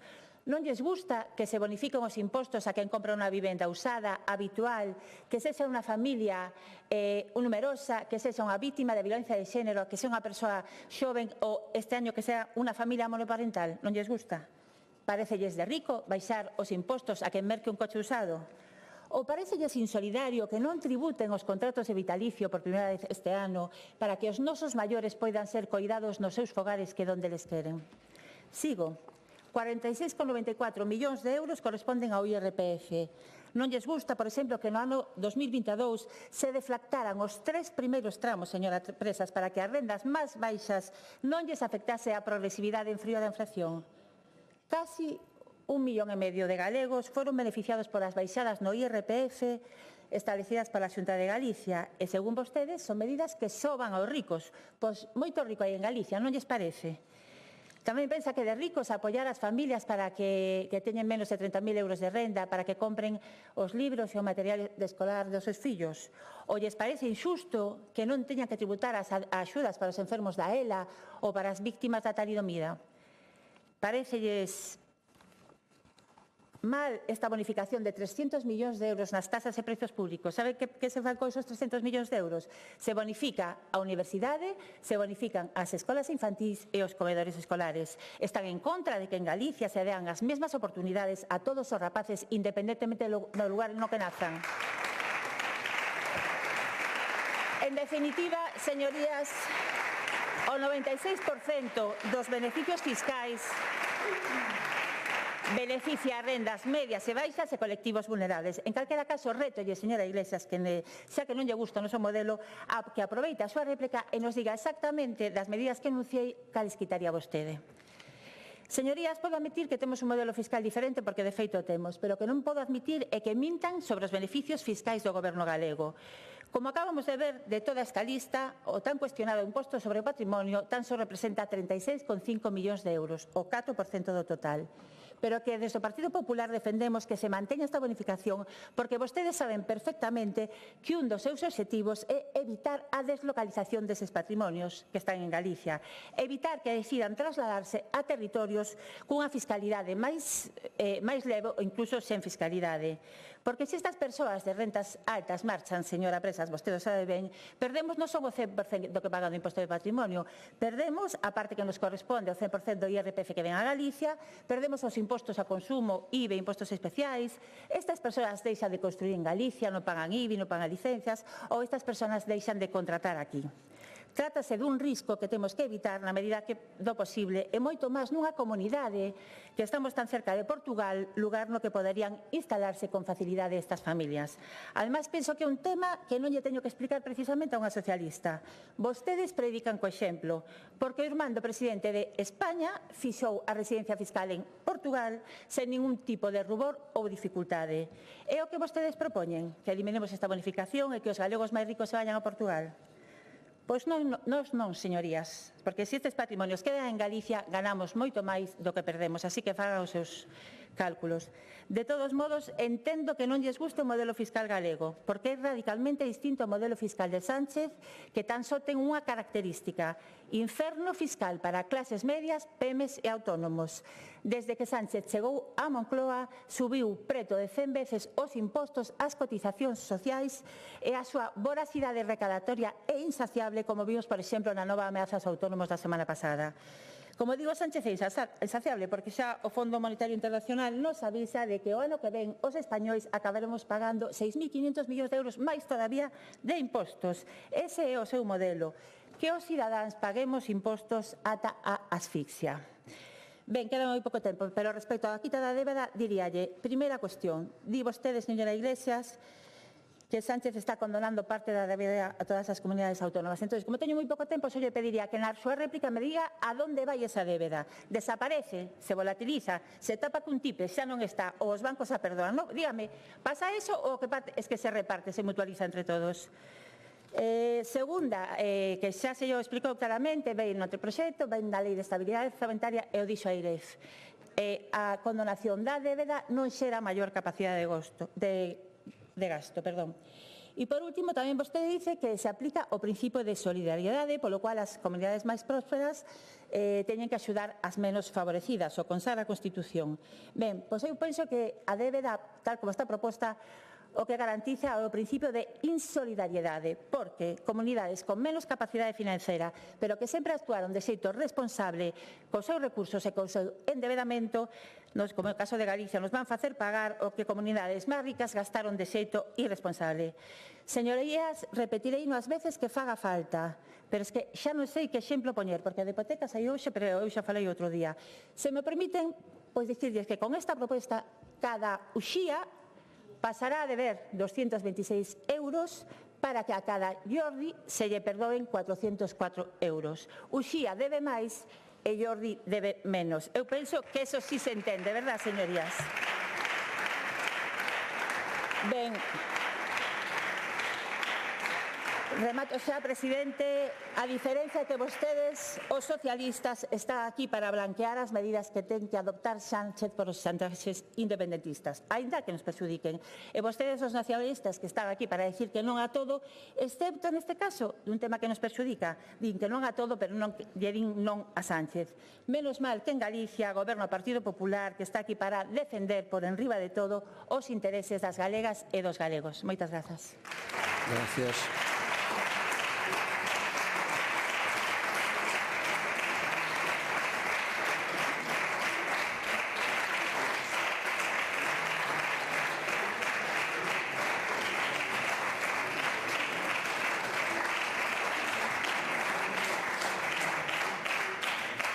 Grupo autor da moción, señora Iglesias.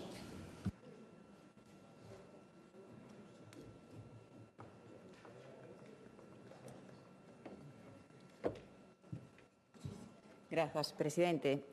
Mira, señora Sanz, mira que lle dixen que non quería que se fixera teatro, que mantivéramos un discurso riguroso e solvente sobre a quita da débeda. A cara dura está nesa bancada do PP. A cara dura está nesa bancada. E voulle dicir as preguntas que son moi sinxelas de responder para que o entendan todos os galegos e as galegas que nos están vendo. Aceptar a quite da débeda de 4.000 millóns de euros ofrecido polo Goberno de España beneficia a Galicia? Sí, sen matices de ningún tipo. E non é incompatible con negociar un sistema de financiación autonómico. A quen beneficia a política de dumping fiscal e de rebaixas fiscais de preto de 800 millóns de euros?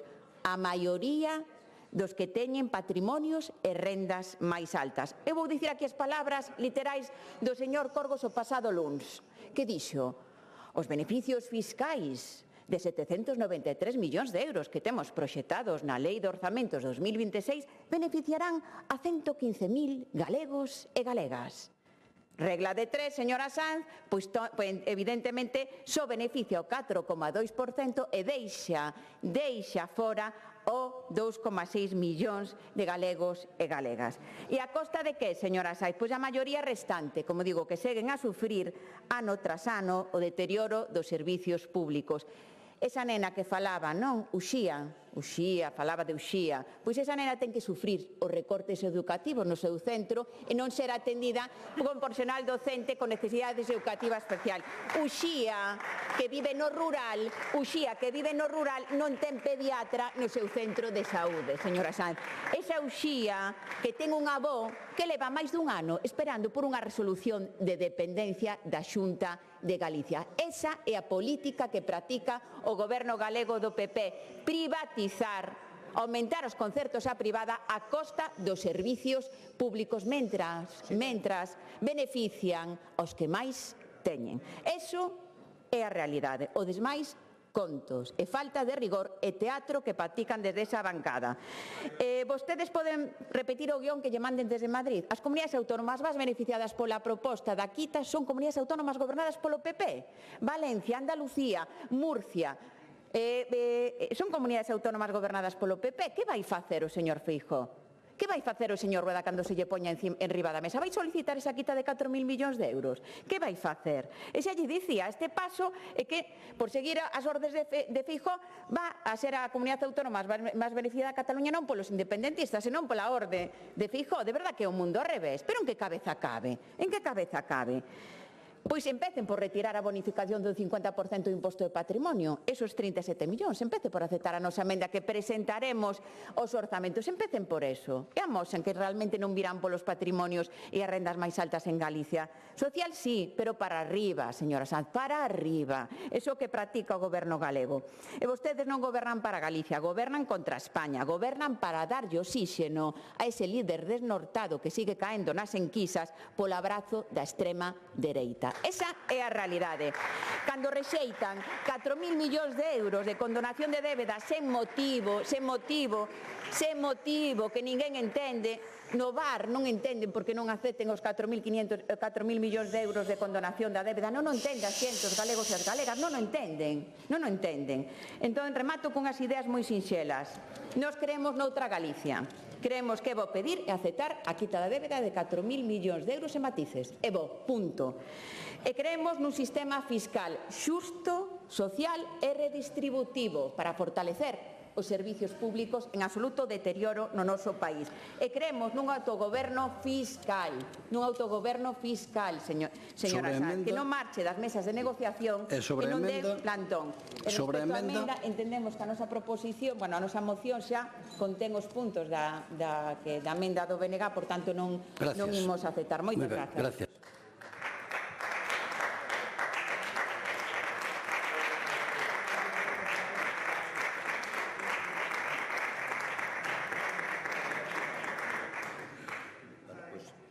Matao o debate das mocións, procedemos á votación das mesmas. Comenzamos votando do Grupo Parlamentario do Bloque Nacionalista Galego, iniciativa de don José Manuel Golpe sobre a estrategia da Xunta de Galicia para garantir o desenvolvemento das plantas de biogás. Non acepta a emenda do Grupo Parlamentario Socialista, votamos.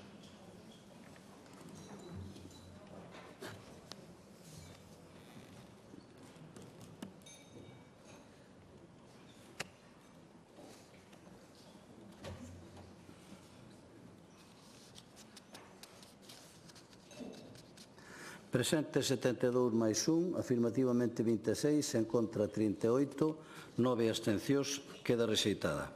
Votamos a do Grupo Parlamentario do Bloque Nacionalista Galego, iniciativa de doña Montserrat Valcárcel sobre a expansión do eucalipto e o modelo da Xunta de Galicia para a ordenación do Monte Galego. Non se acepta a emenda do Grupo Parlamentario Socialista, votamos.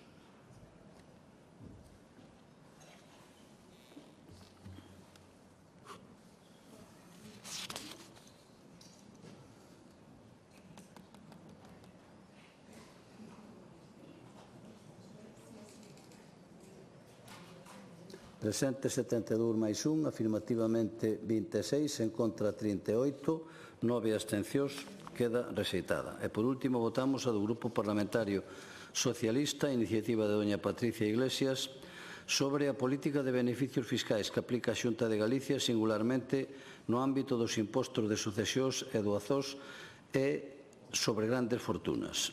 Non se acepta a emenda do Grupo Parlamentario do Bloque Nacionalista Galego, votamos.